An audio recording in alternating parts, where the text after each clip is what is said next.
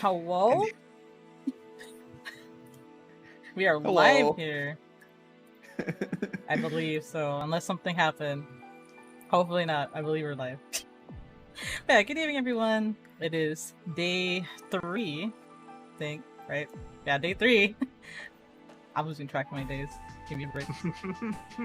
Of the World Serpent Championship. We're our NA PSN EC Pool 1. We're about to start in just a moment. I am here with the very amazing, throwing it to you guys, Cough. Hi y'all, Raph, and I am joined with Bubonic Plague, and we are here again to bring you some more fun action World Serpent Championships with that hot BBCF fun. Who do we have this time? What region we got going on? Bubonic. Yeah, well, you and I are sticking to the same region here. We got the West Coast side, but this time we're doing it on PC instead of the the PSN that we had yesterday. We're doing ECPSN. We're doing ECPSN. This is ECPSN. Dude, I don't know anything anymore. It's okay. You haven't slept. Your days are jumbled up too, like Chickzama's. I am here. I've slept my 8 hours, drank plenty of water, and I got y'all's back.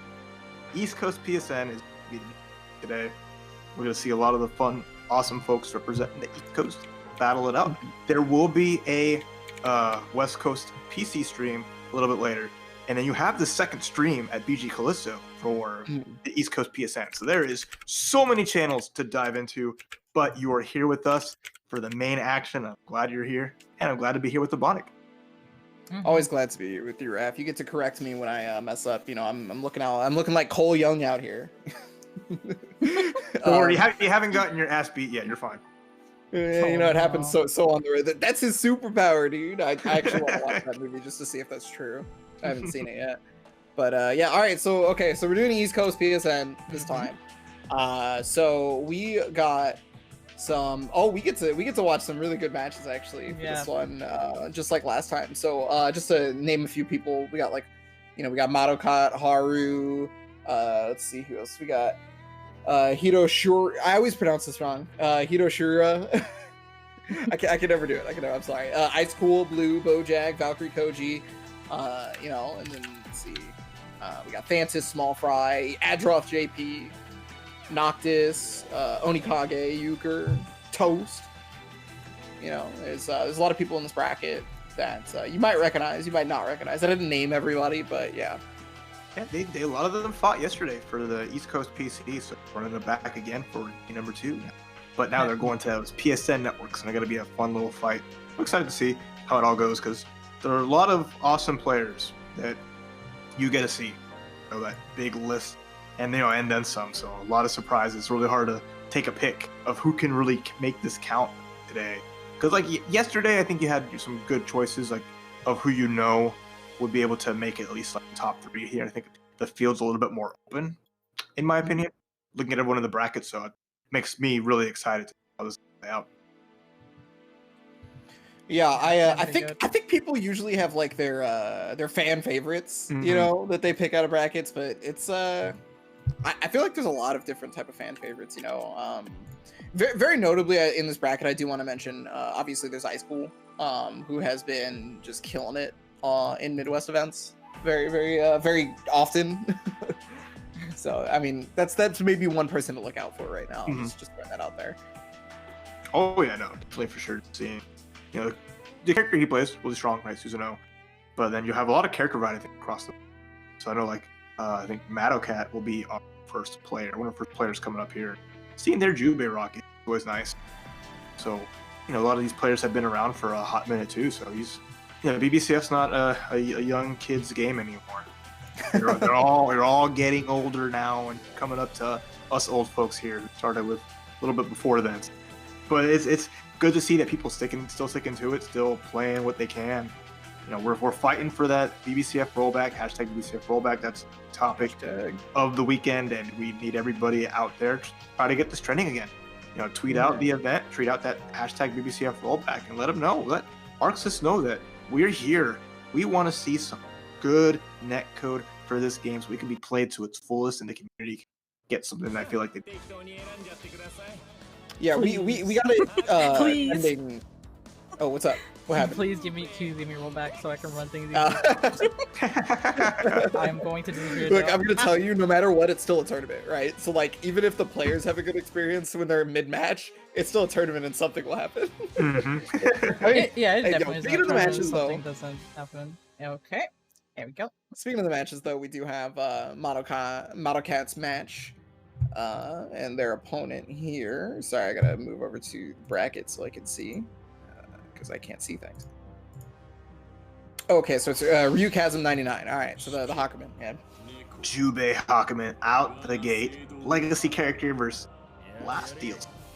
Yeah. So it's always fun to see. So see, cause, you know, Jubei is a character that developed over time where it was like, oh, this character, but then just there's some folks out there stuck with it and really making the character shine. So I'm excited to see what Madocat brings here as he gets first blood. Yeah, this character's super slippery. Really, really hard to catch. Like, super, super difficult, for sure. And I mean, Hakumen, obviously, we know is not a character that is great mobility-wise, but he does have counters, right? So, like, the hit-and-run playstyle that Jubei brings can actually be kind of dealt with because of the counters. If you're just close enough, he'll kind of vacuum you in counters. Yeah, so okay, you already saw that, right? Jubei took the paw out, got sucked in with the counter, and that's going to be how Ryukazm can be like, okay, I can make this count. Oh, the two light attacks immediately bursting off of that. Predictions are available, so make sure we're going this evening with predictions on matches. Who you think will win, so don't forget to put all your challenge for you. Yeah, just put them all in. Don't safe bet. Nobody ever safe bets around here. Except for you, but you're not betting right now. Maybe, you might be, I don't know. Counter, in the air, let's go. Not to kill. So 100 bar here on Mata. Might find an opportunity to activate Kitty install, get powered up. So we how Meow mode. Gotta initiate the Meow mix, right? Yeah, Meow. Okay, Meow mode activated. So we're gonna go. How's it gonna go? It's the low instead. The chase down on the rollback. Get a lot of damage here. No burst available. Doesn't have enough meter to make anything more of it, but the knockdown's nice. Gonna set up a mix up here. Okay, up back. Force the block. There's you Gotta respect Hakumen when he has enough of those little dots, little parts of his bar. Magatama. Little bit, they're bits and boops, all right. They're just little dots on his timeline of pain. Yeah, bips and boops. You know, actually, that's like really important to note in this matchup because like earlier we were talking about the hit and run style of Jubei. Hakumen is cool with you just kind of like doing the hit and run style because he constantly gains meter passively, right? So like he gets his Magatama, he gets his bips and boops as the match goes on, just for doing nothing basically. Yeah, so I can see Madocat like going back and forth, just not wanting to approach in a way that's gonna be a free counter. Finds a hit in the combo here. The knockdown. Really good conversion.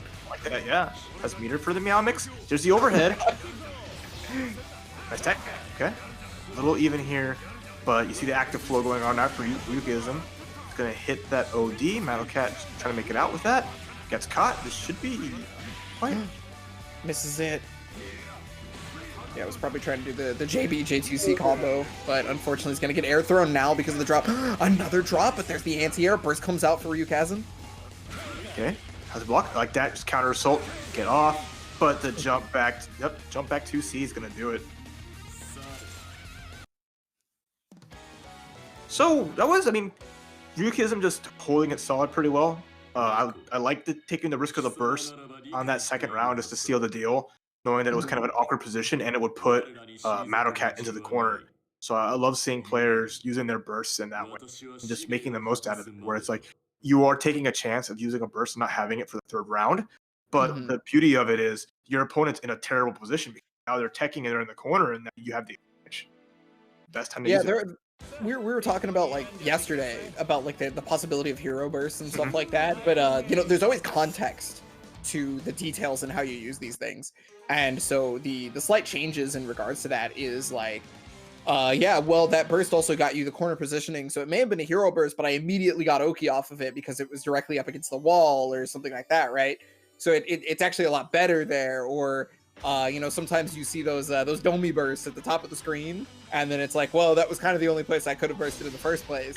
So I tried it. You know, there are little details. Some of them suck, and it's just really unfortunate. But sometimes it makes what would be a weird burst actually work out quite a bit. Yeah. that's always the thing. It's like the timing of it, spacing, knowing, taking advantage of that. But then when you're playing against it, oh my god, just step it on the kitty. Don't do that. Call the HSPCA on you for just handling poor animal this way. That was definitely what I used to call like the spark, because there was a player in PNW named Spark. You know, you may remember him from winning Evolution for BlazBlue. Kind of pretty good at BlazBlue. Yeah, he's pretty good. But yeah, he always used to just bully people with Hakumen 6B. So Gizm gets away. The tech from there. Matacat with no bar and with the life deficit, it's gonna be really rough. Can't really burst here either. Nice tech on the grab. But has to find something. There we go. Just dashing in with the slingshot. Jubei back dashing and dashing forward gets that momentum. I'm really surprised Matacat didn't cancel in a Meow mode as soon as they got that overhead. But I mean, you know, it's not gonna matter. Still getting a full combo here. Okay. Oh, and the counter from that range was so perfectly spaced. Jubei 2B. Jubei 2B is something that we talk about being one of the best like reaching normals in the entire of the game, right? It has like a very small hurt box. But like a really long hitbox. It just does like straight up tons of work on the spacing game. But when that counter vacuums you in, it doesn't matter. That's just literally putting your foot in the door, and Ryukizm taking most of it. Nice punish on the roll forward.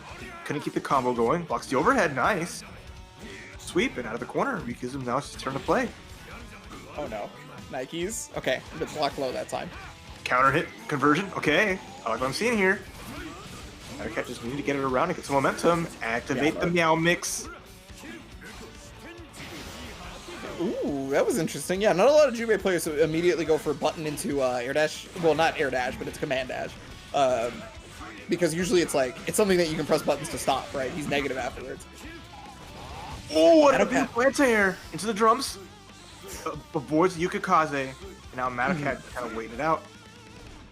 Trying to find the end to get a little something, but there's no Magatamas on Ryukiz's side, so going in at this point, it's not going to be too huge of a risk. Yeah, well, there's also like Matacat has the life, right? So probably doesn't want to just put themselves in a bad position by overextending. Not trying to put themselves into something that nice. What an air to air on that board. That's really solid. Yeah, that was a strong reaction. But you gotta remember, like you mentioned earlier, it's rough just letting Hakumen sit there, getting all that passive bar, who then can make his comeback a little easier. So it's like this, biding your time, but you can't bite it too much. But that was the interesting though, is Ryukizm was kind of just like using the Magatama from full screen anyway. So it didn't really get to stack for nearly as long and you know, make that comeback happen. Speaking of comebacks, Matacat, who was down 3 rounds straight, making some big damage. There's a burst available. Ryukizm's sitting on it. I think he's going to try to save it for the last little bit, because all Matacat needs is one solid hit here to take the second game. Beat the Meow Mix. Let's go. Yeah, overdrive, I love it. Super smart. Yep, having a sparkle super. No, not quite, but getting that caught. Really nice. JB, it has multiple hits. I like what that was a call out there. With the combo drop, scary. Still had resources too, so at least that worked out for Matacat. Had the 50% tension, which would have been pretty useful had he had to use it, but looking good here. Tied up 1-1 our first set of the night. Yeah, hey, look, sometimes people just need a little bit of an adjustment, right? And that's what happened right there for Matacat. Now it's all in on Ryukizm for the adjustments here. Yeah. It's so hard to catch this cat though. Like even if you're getting Magatama for the cat to run away, it's still annoying, right? Like well, I mean, the Jubei doesn't want to be caught. When a cat doesn't want you to hold on to it, you damn know for sure that cat's slinking through. So that was pretty solid for Matacat. I like the adjustments. I want to see Ryukizm not use up Magatamas as much. Try to hold for it for when they get an opportunity, but that's huge. Matacat gets a big start here, putting Ryukizm in the corner. Nice tech. Okay. Matacat showing that he's going for those throws, but Ryukizm knows, showing that he's going for the techs. The delay right there on the attack was able to get around the counter from Ryukizm, and now Matacat just still has him in the corner, but okay. Using that charge part of the counter to move through. I like that. Counter assault, create that space, run out the overdrive, and now Madacat has big opportunity here. Gets the air one more time. Active flow's available for Yukasin, but the combo is coming up for Anakin. Oh, wait, what? Trade? Okay, look like he just belly flopped on him. Wake Up Tsubaki was an interesting choice right there, but Meow Mode activated, and there's the counter to stop it. Nice. Yeah, Jay is not going to do anything, but the overdrive's coming out. EA to stop it, because once you activate that, it's going to do both hits, unless you can cancel it from like block or hit stun, but there's no hit stun if you're completely invincible, right? So, unfortunate right there for Ryukasim, and now Madocat is the one who is on set point. 6 Piso. Some damage. Ryukasim has opportunity because now Madocat, with that OD, not going to have a burst for a good amount of time since there's no active flow. Oh, fully charged 6C. Doesn't quite work out. Yeah, Ryukasim has gone to a ton of fully charged 6Cs to try and catch Madocat, you know, using a forward momentum, anything, not just like movement, but like even attacks. And it hasn't really worked out so far. Every one of them has whiffed, and that was the very first one that got straight out punished. Can't be whiffing. Madocat's waiting for them to come out. Jump D. It's a counter here, getting some damage. Trying to mix it up, but the no tech from Madocat. Here comes the OD trying to build up more Magatama. Gets a hit. Oh. Can he finish to the job here? Yeah, there you go. Tsubaki. Totaru, okay. Alright, there's that. Yeah, I know. No, talk it. Even all the BB tag I've watched and all this I've played and watched. It's one of the few games that I haven't took the time to know every move's name. How come it's not super common? So it's like, do you really know all of them? Like, some people do. I know Demon Leg, Demon Arm, Hotaru, and Tsubaki. Like I think that's it. Oh, this is huge. Ryukasim now. There's no burst available for Madocat. He's the OD, didn't get anything from it. This is kind of scary here. Ryukasim has Thomas on deck. Gonna get OD and a burst available soon, but the jump C is gonna be a counter hit. Now it's all down to this next mix. Yeah, the classic Hakumen mix right there. Tsubaki to knock down and then immediately go for instant air dash air throw. Didn't end up working out. And then forced to burst out. That's crazy. Madocat has opportunity to make a comeback, but Immediate burst. That was really important for Madocat. And now, just not a lot of life left. 50 bar, but got the hit right here. Start has a lot of bar. Gonna need one more after this to cash out to make it happen. What's gonna be the meaty? Other side, nice block, counter assault. Gets a hit, doesn't continue. Gets a hit again. Both down to basically one combo apiece. The charge, the counter, and he gets it. Battle pressed into the tackle and gets slammed for all their troubles. Oh my god. Oh man, yo, okay, so that counter specifically cost Magatama, right? Normally the counters, they give Magatama back, but that one costs it, and it moves Hakumen forward as he's doing it, and it gives him a free, like, real easy 2B extension afterwards.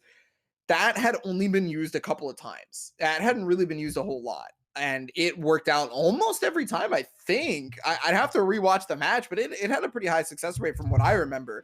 So, you know, really strong right there from Ryukasim to just be able to call that out in the proper spots. We're getting scrambly, right? And what better one to go for like a counter that's just so active and advancing forward, because you just encroach on that space with Jubei. Madocat just happened to press there and just lost it all. Mm-hmm. But that is how it goes when you're both at like just slivers of life, right? Just little bits of health, and it's like the risk you take at that point, because you just know when you know you need one hit to finish the job. Oh, so that's going to be Ryukasim moving on over Madocat. Madocat still has the losers bracket, of course. And then we're going to move on to Bojack versus Koji. Oh, buddy. All right, so Koji, it's either going to be Mai or Izanami. Mm-hmm. Either way, well, I mean, I guess we could see Arakune from Bojack, but I do expect Asriel. Mai and Izanami are not going to be terribly fun for this character. To fight, just straight up. That's like most characters, but definitely Azrael is going to have to feel the hurt from characters that just have this amazing range and play that distance. They dictate all the space of the screen, right? Azrael just kind of has to walk, pray to dash forward. So, like encroaching on either one, like if it gets in, he can make the magic happen. We saw a great match yesterday where Sheep put in a big work with Azrael running over Izanami, showing that it's possible if played well, but that's not always the case. So we're gonna see how this goes once we get our character locked in. Matchup sucks, but it's not unwinnable for sure. But yeah, I'm just more curious what Koji is gonna pick for this in particular, because like it could be a familiarity thing, right? Like Izanami is probably Azrael's worst matchup, but like maybe Koji wants to play Mai. It's just okay, yeah, and then Koji locks in Mai. Okay. Right? And Bojack is hovering over the Arcune, hovering over the Azrael, trying to decide which one. 13 seconds left in this decision here. Oh no, I forgot it's online. They have timers. This is how it is, man. This is arcade style. You kind of lock yourself in. You can't just reset. We can always reset. You can always drop out and try again. Tournament organizer. I picked the wrong character. Hey, sometimes there's no back button on this bus you're riding. So here we go. Bad. Valkyrie Koji versus Bojack. It's gonna be a heck of a match. Get your predictions in. Who you want to see take this one? Which ape, which chimp, which gorilla? All the fun words that Beyblade players love to use describing characters that go in. Let's do it. Well, the king and queen of gorillaness, I guess, are right here for sure. Mai actually has really bad defensive options versus Azrael when Azrael knocks her down, just straight up. Like, because backflip is only low invul on frame 1, right? And most of Azrael's Oki options, if not all of them, are going to be like regular body strikes. Yeah, but now you see here, getting something in, getting some stuff started. And that's Valkyrie Koji blocks the burst. That's huge. It's a tipper here, not over yet, but look how fast, how well Mai can just go in on Azrael. Yeah. For every defensive option that Mai doesn't have versus Azrael, there are very few defensive options for Azrael versus Mai as well. That's just kind of how the matchup is. This character also has a lot of trouble moving, obviously, right? Well, but no matter what. Yeah, 6C moving forward, big damage, getting the mark. For the fake low pressure, Gustav.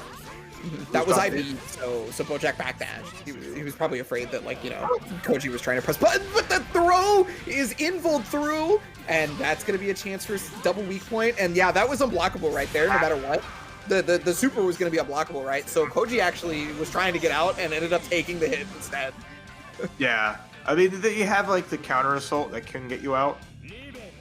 Well, the thing is Koji didn't have the bar by the time it was happening. That's the only reason Bojack went to it. Please, Bojack, do a proper 6C fatal counter combo, please. Both times he didn't do it. Blue beat extension to get all the marks. The cross teching, the double whiff throw.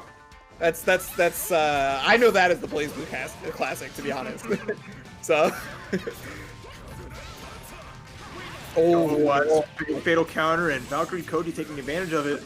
Getting a American reset, litter damage. Now, Sentinel Duck trade. Gone! Absolutely disappearing. Fatal counter forced to burst out. Gustav gets a counter combo. That should be it. Wow. What? He was just out of there. That 5B clash with Behemoth Yuri. Into the RC, into the see you later, folks. That was great.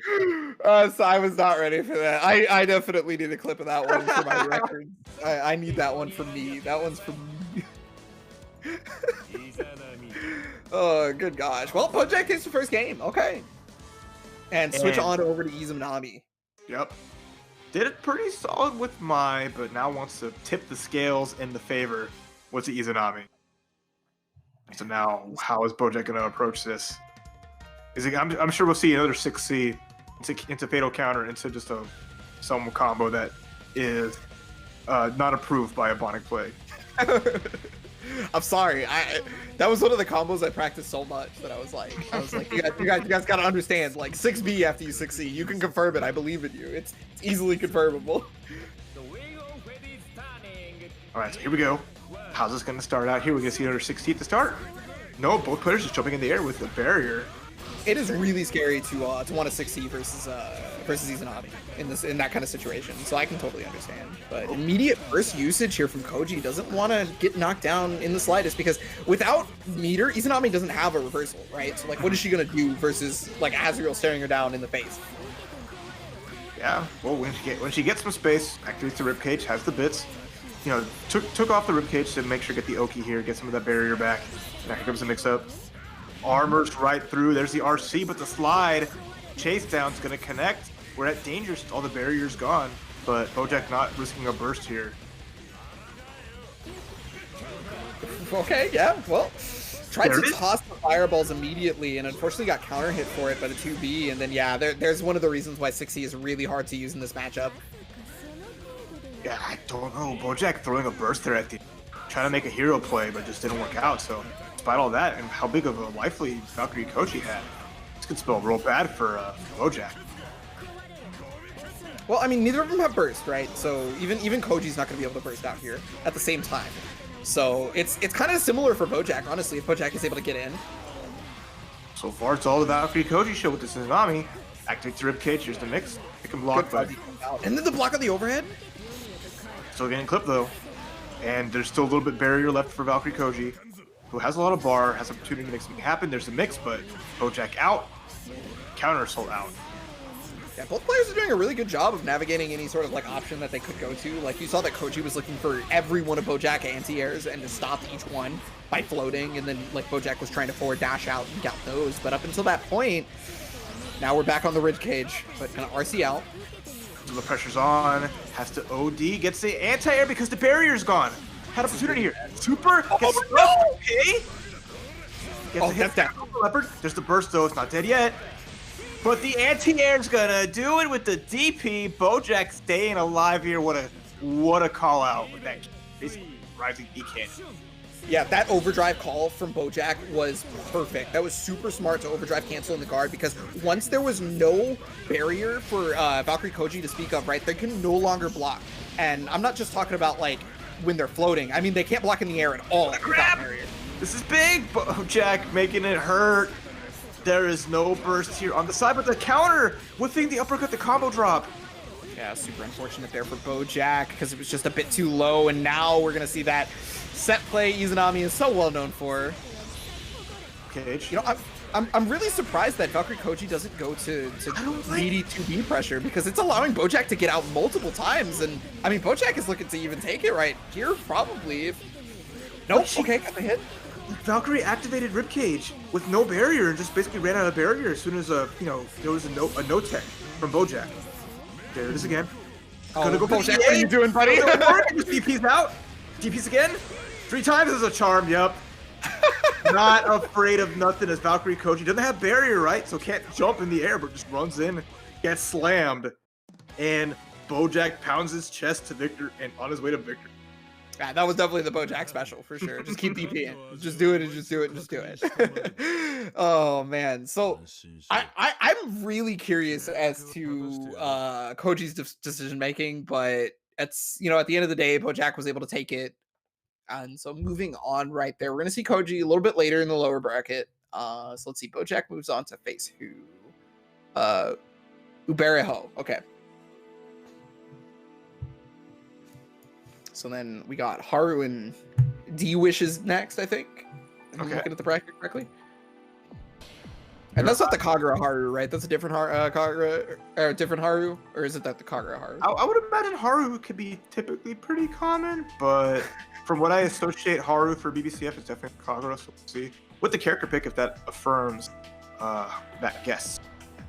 That is a safe bet, so I appreciate you sticking to your guns.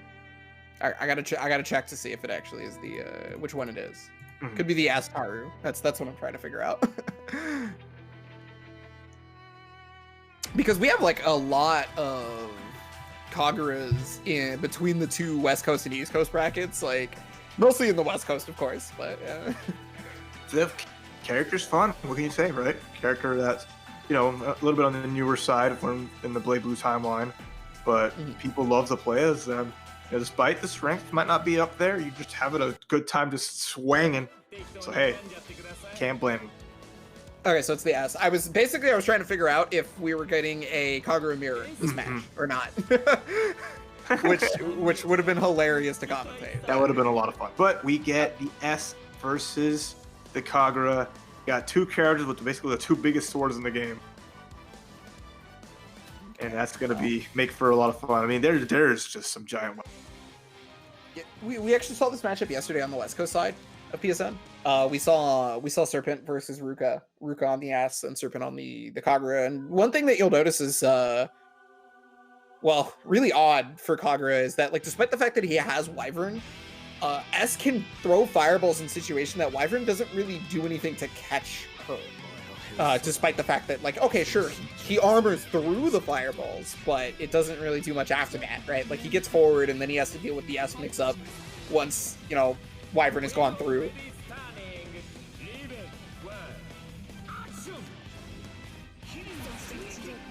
Game one, and already the Wyvern start.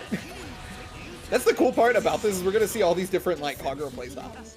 I'm excited to figure out, like, you know, how many of these overheads are gonna hit for sure.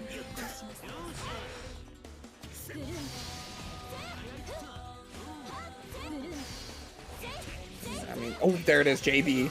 Yeah, we definitely saw a lot of that prior as well. JB may be the best air-to-air in the entire game, for sure, for MS.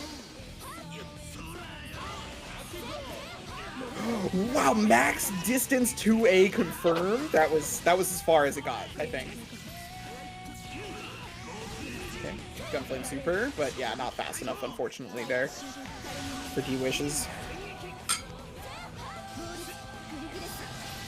Oof, wow, the Crest actually getting rid of the Fireball. That was super, super lucky there from Haru, and yeah, the EA is going to finish it off on the surfboard. All right, nice. Close first round. Good stuff to Haru taking that. So I'd like to see just this back and forth. That's what you want to see. Every match has been just really, really fun.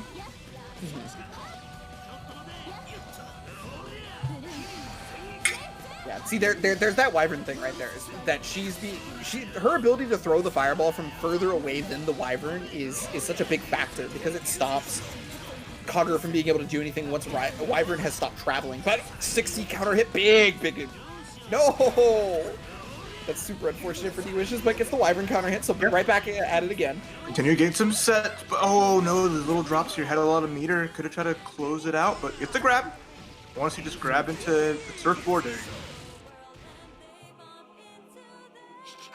So, one round apiece here. That is one of the other nice parts, though, is Kagura is always known to be really strong at the anti-air game, for sure. No way! I caught on the air dash. That move is a low and an anti-air. That's what we call privilege. I don't know if I can ever in my life say that Kagura has privilege, but you know. Hey, when it moves work not as intended, there's always a little something. Everyone has a little something, right? You know, it's not always hopeless. Right. If it was, then no one would play them. Oh, but there it is. Yeah, calling out the Wyvern with the 2C and just being able to make sure that it goes under, because that's one of the weaknesses of Wyvern, right? Is that it's like, if you play 3D games, it functions as a high, and you can kind of duck under it. You can low profile it.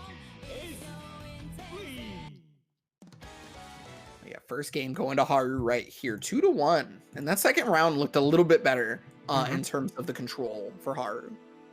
Yeah, once you start putting the pressure on, and you don't really see the Fafnir's come out, that's gonna be like the one like way that Kagura's gonna bust out. So I like seeing the measured offense against it and just taking advantage of the range and having that there, since now you're at like a every hit knockdown will lead to like a distance where it's going to be just a disjointed sword hitboxes come out from S. It makes it really hard for Kagura to really risk any kind of reversal there, so it's just really smart playing that correct spacing. Okay, so I mean, taking a little bit of time here. D-Wish is maybe thinking about it. Just surprising. Okay, there we go. Back into it now. Now Haru doesn't know. That's always the classic. It's like you immediately ready up, and then the opponent's not, because they're like taking a breather, or they're taking a drink of water, and then like you have to ready up. You have to ready up the second time in CF lobbies, So Yeah. you'd been waiting for them so long, you stopped looking at the screen. And it's like it's just trying to pass it to the next person so long, but pass function there. Chickzama just hiding in the corner. I'm not playing, y'all playing. We're waiting here to see. Wait, you're telling me that's not a plushie? That's Chickzama? She's up hanging out back there with frigging Jubei and some white version of Sonic. I don't even know. It's not a white version of Sonic. I know it's not. Come on. The lore in me is burning. But all right, okay. So we're back into it now. So sticking with the Kagura, no changes here. I was wondering if like maybe it was like a character thought process like switch. That's why it took a while, but it's not actually. Probably just getting some water, honestly. Like if you ever play in tournament, please drink your water. Please remember to change your posture. Just throwing that. Yeah, it will help way more than you think.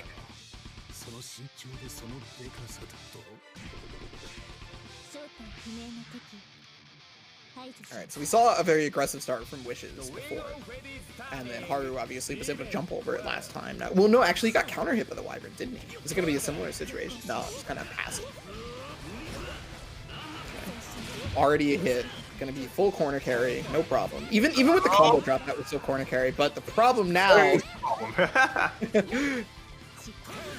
Getting that damage, yeah, letting Haru play, but finally gets a factor at that range to keep that life lead, keep some, bring back the neutral, which is definitely dominated by the end. Like, with the life lead there, you can at least force them to go in on you.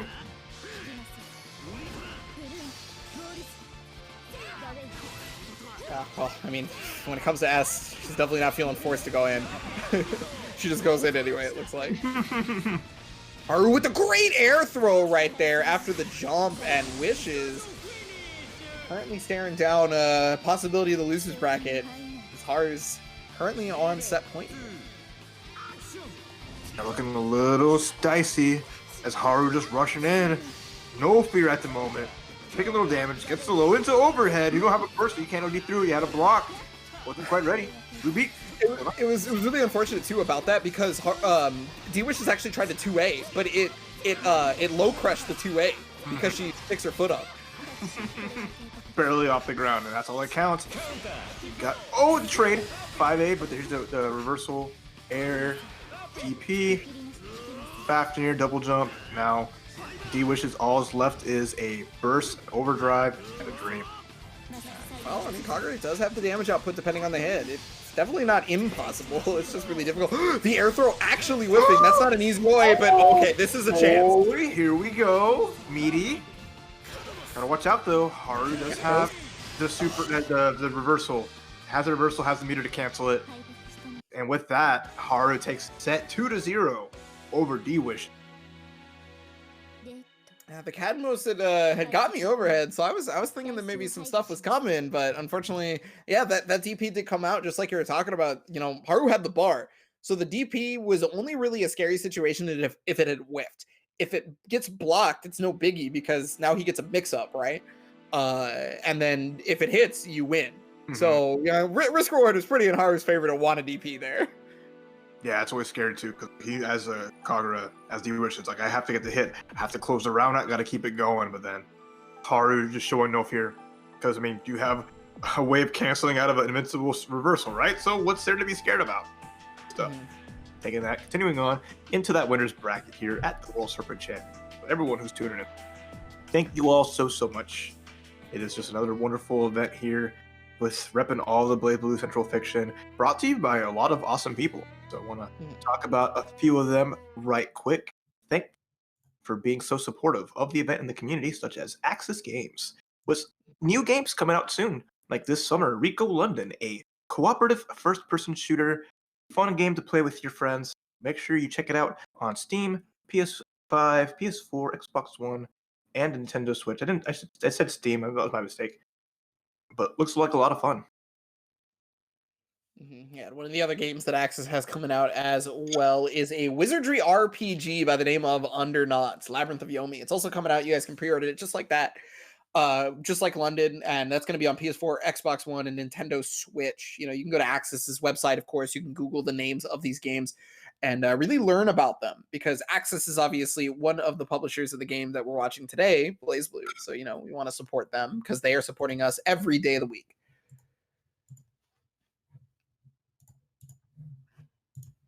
And every day of the week, you want to read some great manga from the awesome folks at Titan Books. So you have some great series from them, like My Dad's the Queen of All VTubers, Welcome to the Outcast Restaurant, and more. Support them because they're supporting the fighting game community, because they have roots in the fighting game community. Always giving to BlazBlue Central Fiction events and supporting the game as much as they can. So give them some love because they're doing it in return. Have some more awesome series there, but check them out, chitinbooks.com. Yo, shout out to Jando.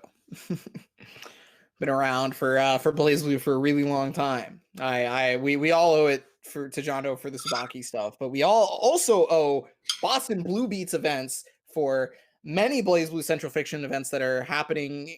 I think it's weekly is Boston Blue Beat normally, but they're going to be having an exhibition, which is going to be Heroes versus Villains, going on May 1st, twitch.tv/Boston Blue Beat. They run a number of games, not just BlazBlue, but obviously today we're talking mostly about BlazBlue. Another game that they're running, though, is going to be the Plus R exhibition that's going to be happening on I think it's the day after, if I remember correctly. Yep, May 2nd right there, 7 p.m. It's going to be the chefs versus the customers. It's going to have some of Plus R's finest for sure. You guys can see the rosters of the team event on both CF and Plus R there for the graphics.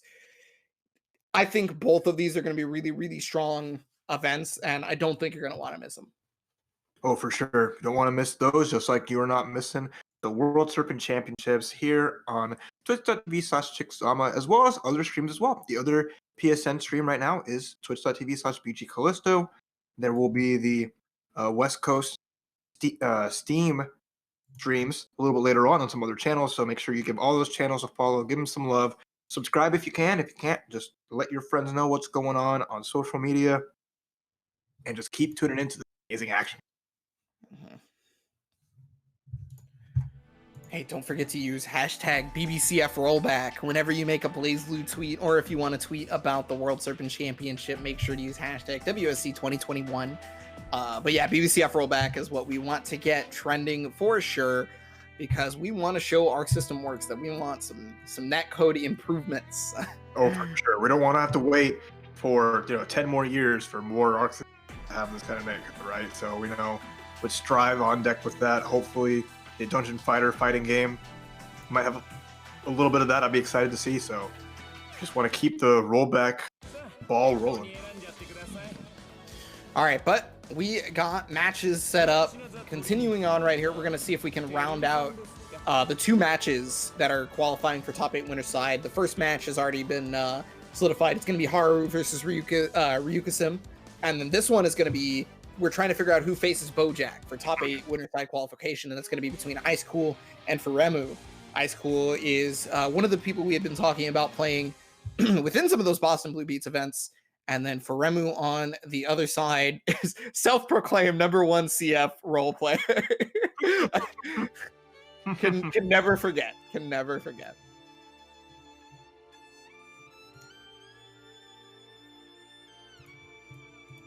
So Plat versus Susanoo, talk to me. Mm-hmm. Yeah, so, well, I mean, all right, so when you talk about Susanoo, you pretty much talk about the offensive force, the damage output, right, that Susanoo can bring to the table after, unlocking some of those specials.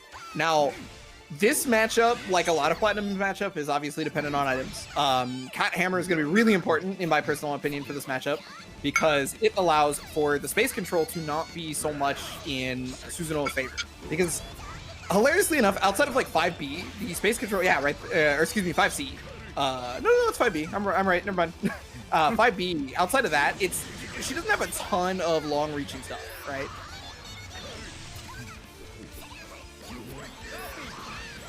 Mommy Circular actually on the low version, on the mix-up. Ice Cool was trying to stand up, and Furemu keeping the pressure going and jumping over the DP. Not a lot of bar here, but I mean, even if this doesn't kill, you're in a terrible situation. Oh, just does it again. Had the meter reverse for the RC Getting some damage, not a lot of unlocks, but I like the counter assault there from Remu, who has still the K stick, ready to thwack this evil monster man. But it's one down. Coming over. Patience here. Remu not overextending. I like it. Oh yeah, tried to use the kitty cat hammer to catch with an air-to-air, but unfortunately it didn't work out. And there's the guard break, and wow. Yeah, no. Unfortunately, no way to get out of that. I think barrier still gets you out if you low block, but I could be wrong. It's a call out there. Just got the hammer and went for it and said screw it. It worked out for him with the first round. Unfortunately, I can't remember exactly every one of the properties of the guard break. I can't remember if it's unique or it works like other guard breaks. We had a platinum in Oregon, but we haven't had that platinum in a long time. So why are you scaring him off, bro? Why is that always the answer when I say something like that? It's like yeah, you just scared everybody off. Overhead gets blocked. Yeah, the defense for a while there for Remu was really, really good. But unfortunately, the Grand Viper getting damage here for Ice Cool. The setup.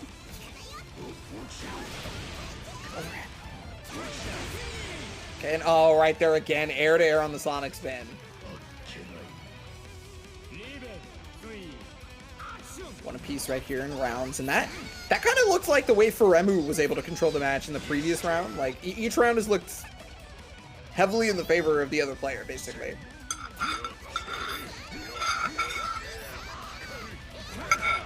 Okay. Oh, the 2C to stop it.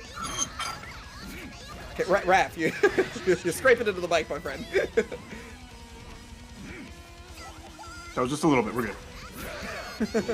2C again, and oh man, yeah, hitting on the opposite side. That is one of the biggest strengths of that 2C, is the fact that it has such a vertically strong hitbox for kind of what it is, you know. Oh, counter hit. Let's go. Getting the pogo and gonna activate. Got the treasure chest out and about. Gotta respect it. Just controlling the neutral. It's gonna try to back it up, keep the pressure going, but fights out. Gonna go right in the super, and hopefully will be enough. Well, I had to go right into super because burst was available for Remu, so even if it hadn't have killed, I feel like that was the right call. Mm-hmm. Hey, cash out, right? You have the big hit, you can make something out of it, so it doesn't kill, you have that corner pressure. So good decision. So Ice Cool taking the first game right there, and that was. I feel like this set was much more close than what we've seen from the previous one for sure. Well, I mean, obviously within the round counter, right? But like it's starting to even out in the third round.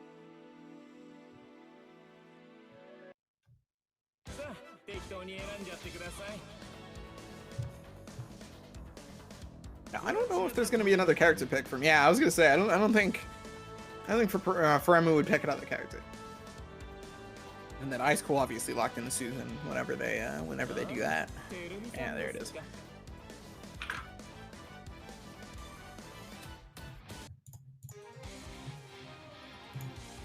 Okay, second game coming in.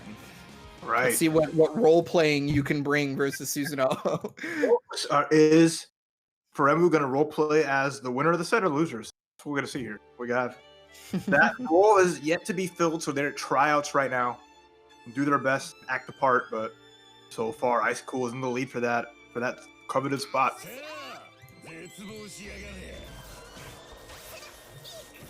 But I think Remu's shown that has the ability, as long as they're on that offense, can make it happen. But it's really scary because Ice Cool just needs a few unlocks. So if Remu can keep that from happening, okay, there's one unlock, already starting to get a little bit available, and now Remu just on the defensive here. Oh, and yeah, last time we saw that overhit get blocked by Remu, but unfortunately not this time. Just not ready for it a second time, looks like.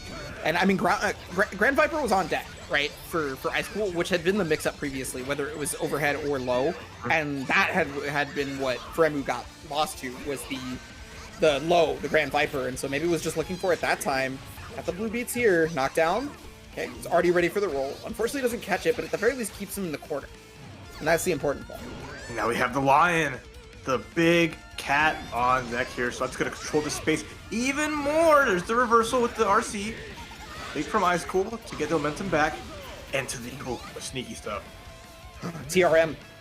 No push-ups, but it still sucks. I think it'd be big damage here.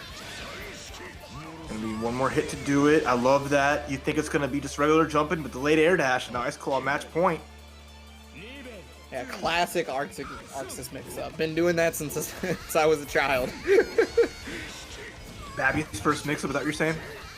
Oh no, it's just that it's just been around for so long. That's what I'll be teaching my kid. Here you jump, but before you land, air dash at them. You'll catch them, wait and roll them up. Oh, mommy circular to get out. No full conversion, but at the very least, out of the corner, right? And now Ice Cool is stuck in the corner, having to fight items. Gets the counter hit, the overhead, but nothing after. Oh, there's a counter. And then beats out the reversal. Ice Cool think it's something was going to happen, but Remu just with a little patience to work out. Bomb. Here's the mix. Another bomb. Nice jump up from Ice Cool. And just leaving. I love the movement decision right there from Remu. Just left, right? Like, didn't try to anti-air, just got out of the corner. And now look, got the bat. Oof. Bat again, okay. Has meter for some super items. There's the full screen, basically guard break hammer, the unblockable quake. Oh no! What a read right there from Ice Cool. Yeah, but there's the overdrive. Not going to be able to do a whole lot, and especially with the bat right there, got in the bubble, and this overdrive may be a really unfortunate choice because now not really going to have too much of the burst for coming into this next round here. Not at all. That overdrive, and nice for Remu just getting the hit, ending it with the Cure Dot Typhoon, and staying alive here. Oh, 2C. That was grounded too, so we get a nice little some damage there. Got the unlock. Oh. That's big. Purple throw. Protect. No push-ups yet. And the KD6 is available. Counter hit 2, getting the extension, going to the corner. No, nice roll forward from Ice Cool. Yeah, basically just doing the unexpected option right there. And Ice Cool picking the right defensive, but yeah, still dealing with this kitty hammer here. That's fine for him, because look at, oh wait, counter hit into the RC. But it's big for Ice Cool, who has so many unlocks so fast. So now that threat of just having this big damage combo. Nice reversal. Reversal again, just blocks the burst. Oh, goodness gracious. Ice Cool's dragon punches had to have been 9 for 10, I think. I legitimately think it was 9 for 10. Like, the calls on each one were phenomenal. Super good. And then after that, even calling the burst at the top of the screen, that's what we were talking about before, actually. That actually harkens back to what we mentioned. Domi burst, it looks like it was bad, but that was one of the only places for them to have gotten out of that situation. And if Ice Cool wasn't very specifically looking for that burst actually would have worked out. That burst would have been fine. But we kind of just walked up and said, hey, that's cool. Nice. And then just got to punish on that huge victory for Ice Cool, making their way through. But at the moment, you know, they'll have a chance, the Platinum will have a chance to keep going. They'll have to role play in the loser's bracket, trying to fight their way through that shark-infested waters. You know, a lot of y'all had Ice Cool, you know, pegged to do some damage here, and there you go. Making it count. Yeah, so that's, it's going to be Haru and Ryukasim up top. And then for this is top 8 winners qualifier. Sorry, Haru and Ryukasim, and then that'll solidify one of the top 8 winners qualifiers from this side of the bracket. Obviously, there's 2 brackets, and then the other one is between Ice Cool and Bojack. I want to that one. I'm excited for. You are ready for. Everyone's ready for. I hope you have all your popcorn. It's gonna be a crazy match. 2 of these just gigantic monstrosities. Just wiling out, and we've already seen the dragon punches, the reversals from both players, right? That's been like a trademark of their sets. So now we're gonna have those 2 like rushing rivers crashing into each other. Dude, what's super interesting is like the 2 DPs from both players are kind of like the polar opposite, right? Ice Cool's DPs were like, they hit a lot. They hit very often, and they were placed in very specific spots. Bojack's were just like, I'm tossing it out, but they're working. And I'm doing it over and over again because they keep working, right? So a little different, but I hope we get to see more of that. Both of them got punished for it. Sometimes that they did it. Oftentimes they just connected, but there was just no fear behind it. And that's going to be that matchup when we get to it. But for now, Rukusim in the lobby, as well as Haru. So we're gonna get Hakumen versus S. Is S going against another longsword user? So this one is, there is absolutely going to be a lot of Magatama for Ryukusim if Haru tries to take the patient approach, which is really strong in the matchup for S to do. S can just take the patient approach because she'll get a crest and she can just sit there and mess up Ryukusim's like whole game because he's a large man with no mobility. That is Hakumen. Like, he can dash forward and he can cut through projectiles, but it's still going to take timing, patience to get through that. Whereas Haru's going to have the freedom to just pretty much maneuver however they want. Let's see if Rika can shut that down. Let's go. Already round start to its easy, but then yeah, command throw was what came out, and unfortunately it got punished. Not punished very hard though, so I think Haru's okay with that. Anything that avoids you having to use an early burst, pretty nice. Haru's putting that pressure on. The Magatama's showing up a little bit over time, so that's at least gonna help out a lot for Rikusin as those develop. I like that. He's using that to get his own projectile right there, Ryukusim. Oh, nice. Goes for under. Low profiles the long attack, and now Haru with a decent life lead. Gotta watch out though. Ryukusim has a lot of meter, and look at this, gonna vert. Didn't quite get it, but didn't use up too much for that, at the very least. Gonna use the meter for this one, but another big drop right there. The spaghetti is all over the floor, unfortunately. Active flow here for both players. So, I mean, extra damage on this for Ryukusim, and oh yeah, that should be enough. Easy conversion. Still had some Magatamas to spare. So good stuff from Ryukusim. That was really nice. It's like bided their time, made those little hits count. It's all grab attempts, so we're seeing that Haru hasn't taken the throw. We'll see if that's going to be data there for Ryukusim if he puts that more into his pressure. I like Ryukusim going to counter there on the on Haru's mix-up because it got around the fact that there was a crescent and overhead. Didn't really get any offensive pressure off it, but now it was gotten offensive pressure because they got out of the situation. So many counter hits. Yeah, just doing over and over. It only costs one stock, and just finding a hit. On the counter hit's going to get more damage off of that, so that's nice. Haru's got the crest here, and there's the anti-air on the 6 speed. Wait, you're grabbing. You reach, I teach, but nothing huge from either player. Overhead, start, and get this version here, almost drop, but the throw, super, no, there's the burst. Oh, tried to. It was just a little bit too slow, though, unfortunately. And wow, reading the crest activation.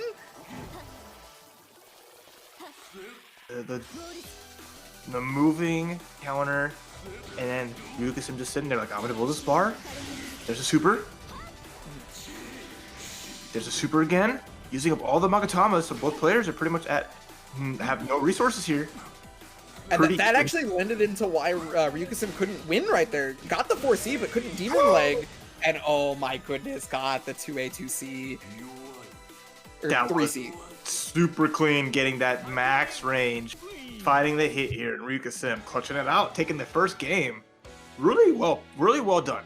I love the patience being exhibited from their Hakumen, not overexerting themselves, even with a life deficit, saying, I'm going to build up this bar to challenge you and have them way to maneuver it, right? So that was all on Haru for really not making the first move. Ryukusim up a game, and this is the first winner's top 8 side qualifier, by the way, if you're just tuning in, trying to figure out who's going to be on winner's side of top 8. Ryukusim poised. Yeah, looking really solid. Holding it down and just playing to their strengths really well. Haru though, funny. I think the combo drops would be the thing that's been hurting the most. They're finding specific hits, but unfortunately, be it net player just spaghetti. It's not fully converting and setting up strong Oki, so it's rough.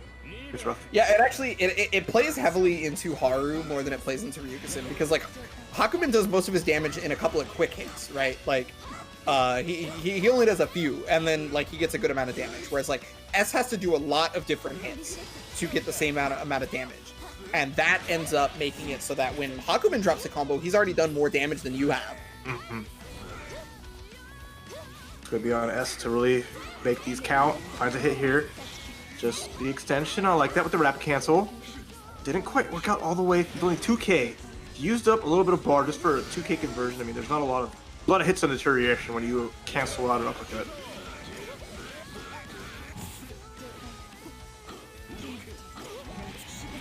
Okay, ooh, got the hit. There's the demon arm. And then, ooh, that was an interest. I think that was a technical error, unfortunately, for Ryuka-sim. But I mean, hey, look, you got that life lead. However, dealing with the mix-up right there, getting the grab for Haru. Overdrive activation, wants to finish it off. Could be a lot of damage, not quite, but the overhead's reset. And the burst right at the last second because the overdrive ended. So now here we go. Again, Ryuka-sim with a little bit of life. Finds the hit. Cancel the... Oh my goodness. So the counter actually connected at the very edge of it, allowing for the cancel. Having enough meter to do it as well. Like, oh my goodness. If Haru was maybe like half a character length back further, that would not have happened. Unfortunately, that wasn't the case. Ryuka-sim just barely eking out these wins. This is huge. Like, no matter how hard Haru is working, ran into their own projectile, basically giving back to them. But at least fighting out. Haru is not shaken, still trying, but that's gonna be okay. The seal made that a little bit better. Super nice part about the crested DP for S is that she gets it's safe without having to deal with RCing. Knockdown, and that was a perfect meaty pressure too. Immediate 6B, immediate burst. Now Ryuka-sim just needs that 6C in the air. Just the snipe was so clean. That classic move from Hakuman. It's that rain. You think you're out of there. You think you're safe, but he just stretches. He just reaches the full distance. That was nice. Ryuka-sim's gonna make top 8 on winner's side. So. Okay, yeah, Ryuka-sim playing their heart out on that one for sure. And so that means because the other bracket had a few people already make it into top 8. I'm gonna go ahead and check this real quick. So Adroth and Onikage are the two winner side bracket 2 players. Okay. And then the only loser side that we have so far are Origard, it looks like. So we're going to be seeing who is going to be playing Ryuka-sim in top 8 winner side. Is it either going to be Ice Cool or is it going to be Bojack? I'm interested to see. We are getting slowly but surely to that top 8 this next match, and then we'll see how the loser side rounds out. I'm excited to see it. I'm just glad that Ryuka-sim gets a chance to kind of chill out and get some water, as everyone else should be enjoying. Relax some, mentally prepare, because either Ice Cool or Bojack, tall order. So Ice Cool and Bojack. Obviously, we talked about the carnage that is possible. Everybody always has been joking very recently because of Godzilla vs. Kong that this is Godzilla vs. Kong. I feel like this is the only time where Kong has a chance to win in Godzilla vs. Kong, though. You're that biased here on the gorillas. You were one of them, but you were against them. I see how to train. Well, I'm just saying that Godzilla always wins versus Kong in Godzilla vs. Kong. There's just no way. Like, I don't understand how even you could possibly think in. But I'm not right though. You are betraying your own kind. That's what it is. That's just fact. Right. I'm not opinionating on it. I'm just saying. I'm just saying in the reference of Blaze Blue Godzilla vs. Kong, this is the time where Kong actually has a chance. Otherwise, there's no way. There's just no way. The other Kongs are watching. Donkey D, you better watch out. They're right outside your house right now, and they're not happy. Get mad. Like, I don't know what else to tell you. Get mad. But yeah, so everybody jokes about this being, Godzilla vs. Kong. But earlier we saw Ice Cool's play. It's not really swinging. He doesn't swing a ton. You swing when you're on offense, obviously. But Godzilla is the more measured of the two, right? It's gonna has the more impactful move set and is gonna be more selective. Whereas Kong is wilding out. Kong is throwing hands, so that's all he's got. He's just got lefty and righty, and gonna try to make it count. And then on the screen right there, you guys can see our top 8 brackets so far. We're still trying to round out the rest of it. It was Well, I mean, I've got it in front of me. It's Ryuka Sim waiting for bracket 1, and we're gonna see who's gonna be playing Ryuka Sim when we get into top 8 between the two.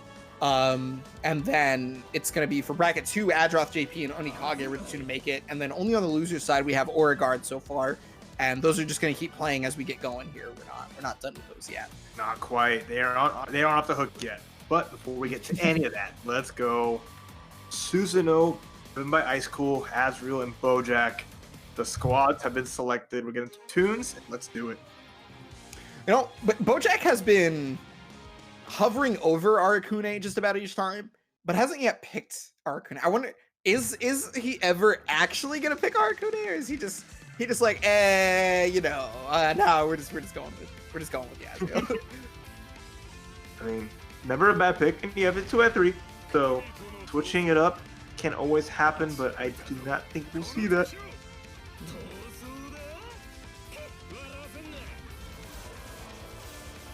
Okay, well, first game, Godzilla versus Kong, right here. Ice Cool, Bojack. Commentator versus player. Alright, so what's gonna be the start? Backs it up. Ice Cool just wants that distance. Maybe get some unlockables. But Gustav counter hit at the start. Kong coming through.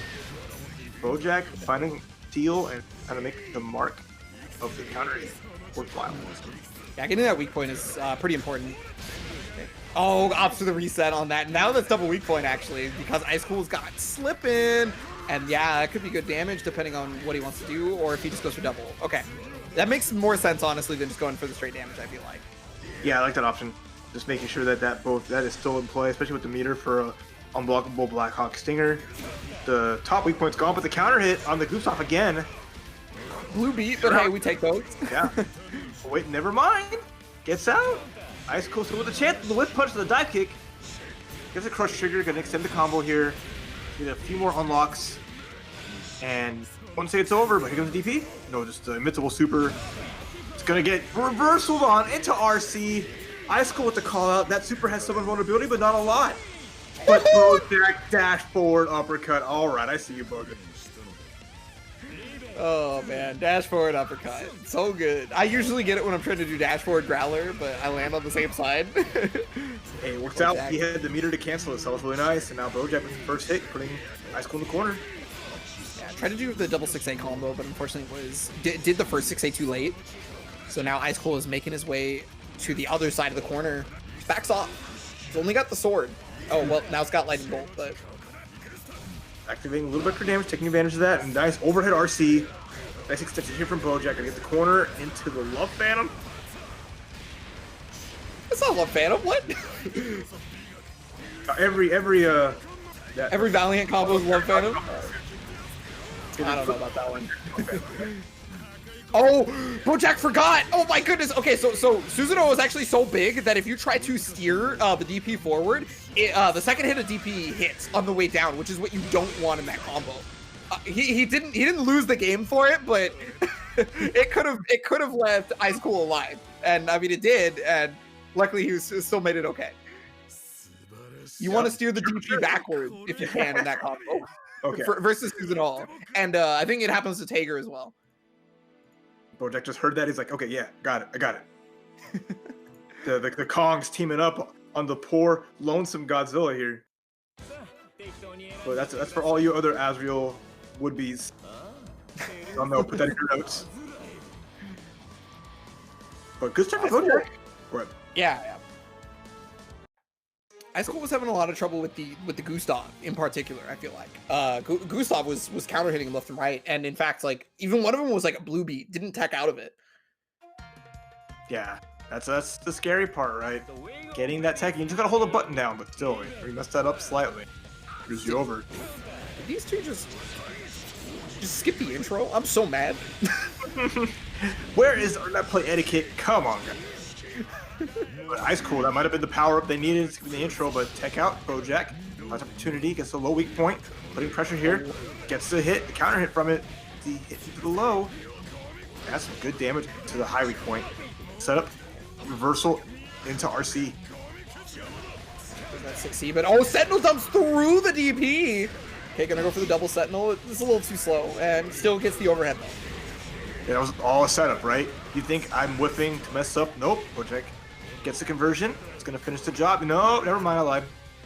Ice Cool still alive again, but guess who flies out? It is Bojack. Here's number 3. Do it again. He's done it every time. There's not been a time where 3 DPs haven't come out. And with that, I think Bojack's pretty much going to cement this set because like, at that point, it's just like that's how you break your opponent. But Ice Cool fighting. Ice Cool rushing in. The backdash here. He's going to get a lot of unlocked tools here. The overhead, yeah. Immediate burst from Bojack. That's interesting, too, because Bojack was up around. But, you know, with Azriel's damage output, I guess coming back is not far-fetched. Not at all, but looks a little dicey. That's going to be it. Wow, and Ice Cool answering back real fast. Didn't even really use all the almost had them all there, and that's maybe just that furious Ice Cool losing a little bit of that cool.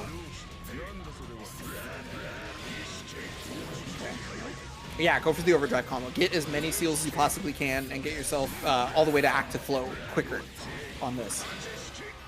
Vision there, 3 unlocks just like that. Gets the grab. It's all Ice Cool here.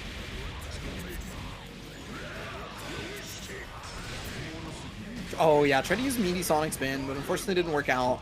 That's gonna be a way for Bojack to get out of this corner, trying to keep the pressure going. Jumps away from the Valiant, takes the burst. Ice Cool should be able to take it on this. Yeah, that's gonna do it. Didn't even have to go all the way down. Didn't even want to use the Astro yet. We've only seen like 1 Astro out of these 2 PSN tournaments so far. But Ice Cool now 1-1, tying it up with that game. That was really strong. Especially with that burst block. Bojack's antics paying off so well early on. Ice Cool has just flipped the script entirely.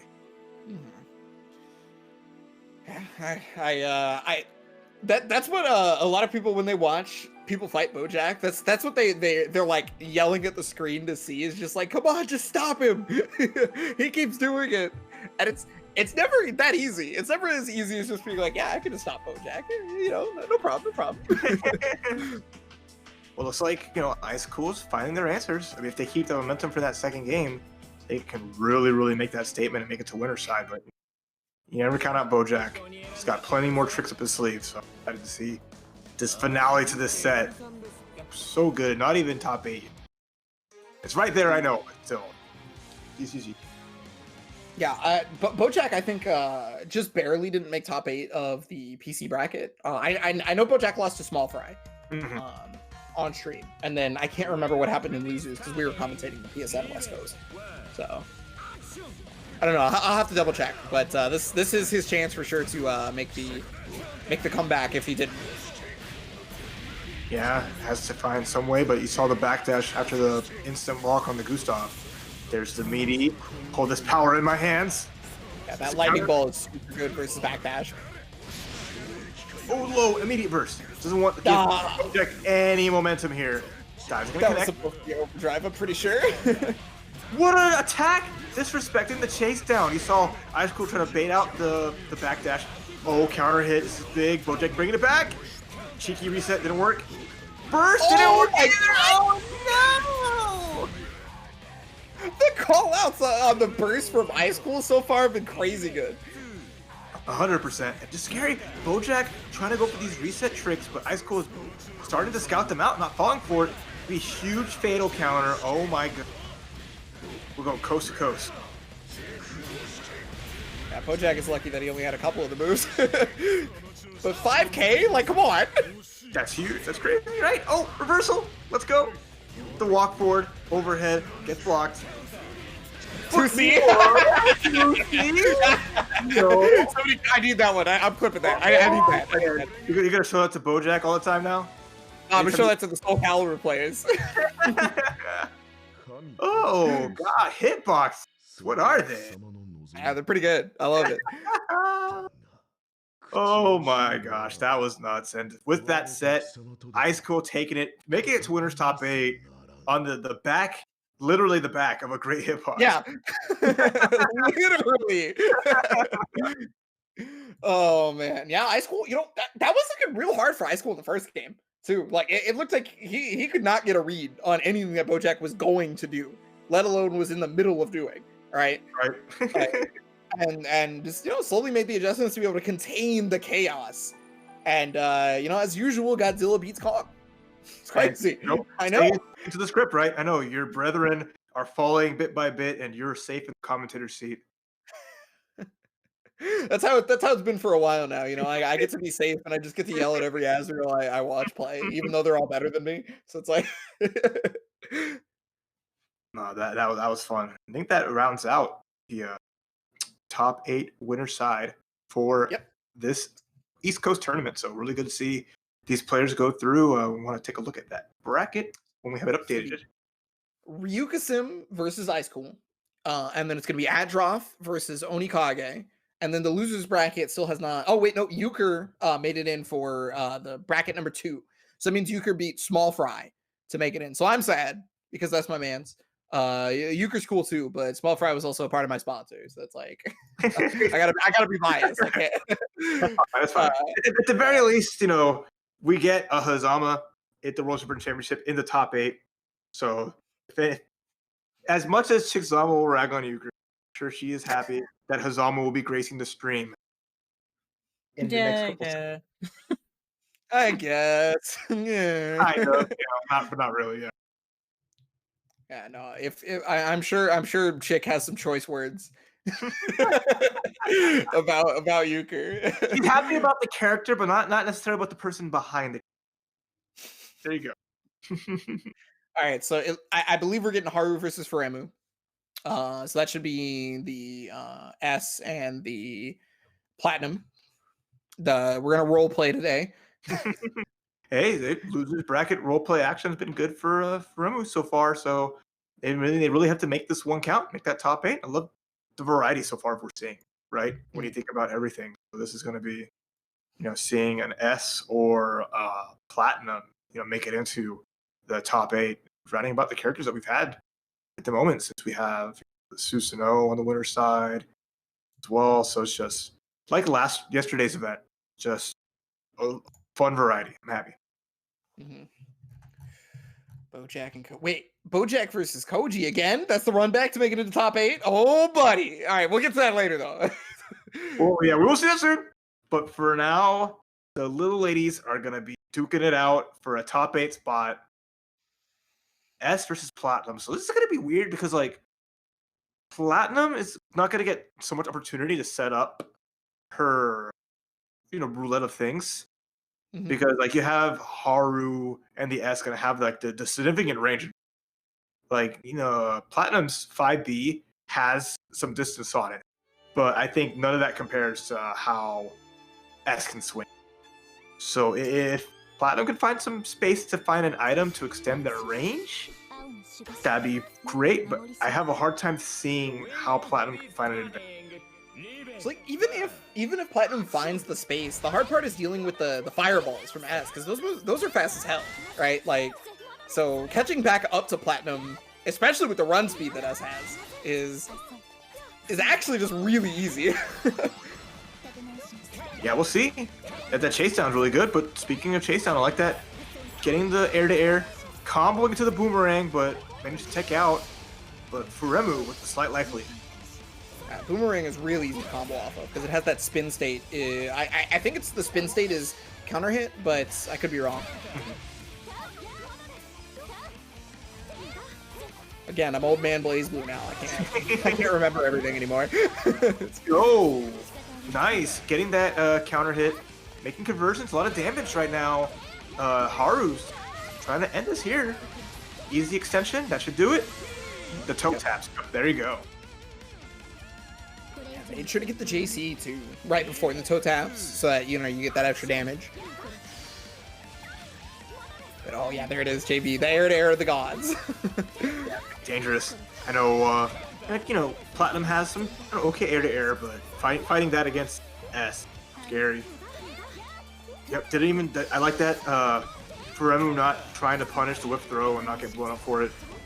Mm-hmm. I also have to commend Furemu's usage of the parry. The counter has been really well used. Obviously, it's very rarely used because it's not amazing, to put it lightly. But Furemu is known where to use it well. And that was a beautiful overdrive cancel. That had to have been scouted out. That was basically the perfect response. That was 100% to the hammer drop. That was just the best way to go through, getting some huge damage here. And basically Haru getting the life lead, taking the burst from Furemu. And we have the frying pan that's out of there. Here's the baseball bat, so we have an invincible move. Gonna throw that out. But maybe the kitty stick might be the answer. He's gonna keep the baseball bat. Nope. Baseball bat's real good. I don't blame you for keeping it. And we've seen it twice already that Haru is just blowing it up. The jump cancel to actually scout out the bat. And this is not gonna. It's gonna be enough. Nice. Good. I think Furemu wanted to get the instant overhead with the bat, but unfortunately it was just so high up that the bat does not have that verticality on it at all. Yeah, and you know, just basically a free punish on the bat right there, and Haru's gonna be able to take that game. It's a good call though, because I mean we've seen that's Furemu's option. Was not shy of using the bat as soon as there was some pressure. So as soon as there was a gap, like that, just that jump forward from Haru and just getting a free punish on that. So just extremely well executed, letting like Furemu get into like comfort zone of just swinging for home runs. Yeah, actually, that makes me think: is Furemu the type of platinum player that is just mashing the bat in block stun, or have they been just like legitimately looking for these moments of like instant overhead and stuff? Because I remember from the Ice Cool set that the bat came out pretty often in the middle of a gap, and it paid off. I don't know if that was mashing it out or Furemu just has the god reads, right? Well, maybe the god read is just to keep pressing, but hey. You know what? You're right. You're right. That's it. End of story. Oh, speaking of pressing, Furemu's pushing forward. Getting first combo here. Some advantage. I like that pressure. Pushing in. There won't be a safe uppercut on a Haru's side. But now Flat getting some action going. Nice cover combo. Has the kitty stick available. With the bubble. You gotta respect the bubble meaty. Okay, the DP is going to be able to hit. That's one of the most horizontal DPs in the entire game. It's actually to the point where Azuriel can't backdash OS it because the backdash gets hit by the DP. What a clean from Furemu, using the cat stick to supreme advantage, finding counter hits, regular hits, and that's where it speaks to having that range that will at least beat out S. You know, that counter on the opposite side, just a little too early on the punish. I think that happened because of S's hurt boxes, actually. I don't think that would have happened to another character who tried to do that. Bats on deck. Let's see if your series is writable. That bat comes out always under pressure. No, just jumps out. And gets a punish on the DP. Okay. Furemu might not be a masher. I'm just saying. But Furemu might be the god.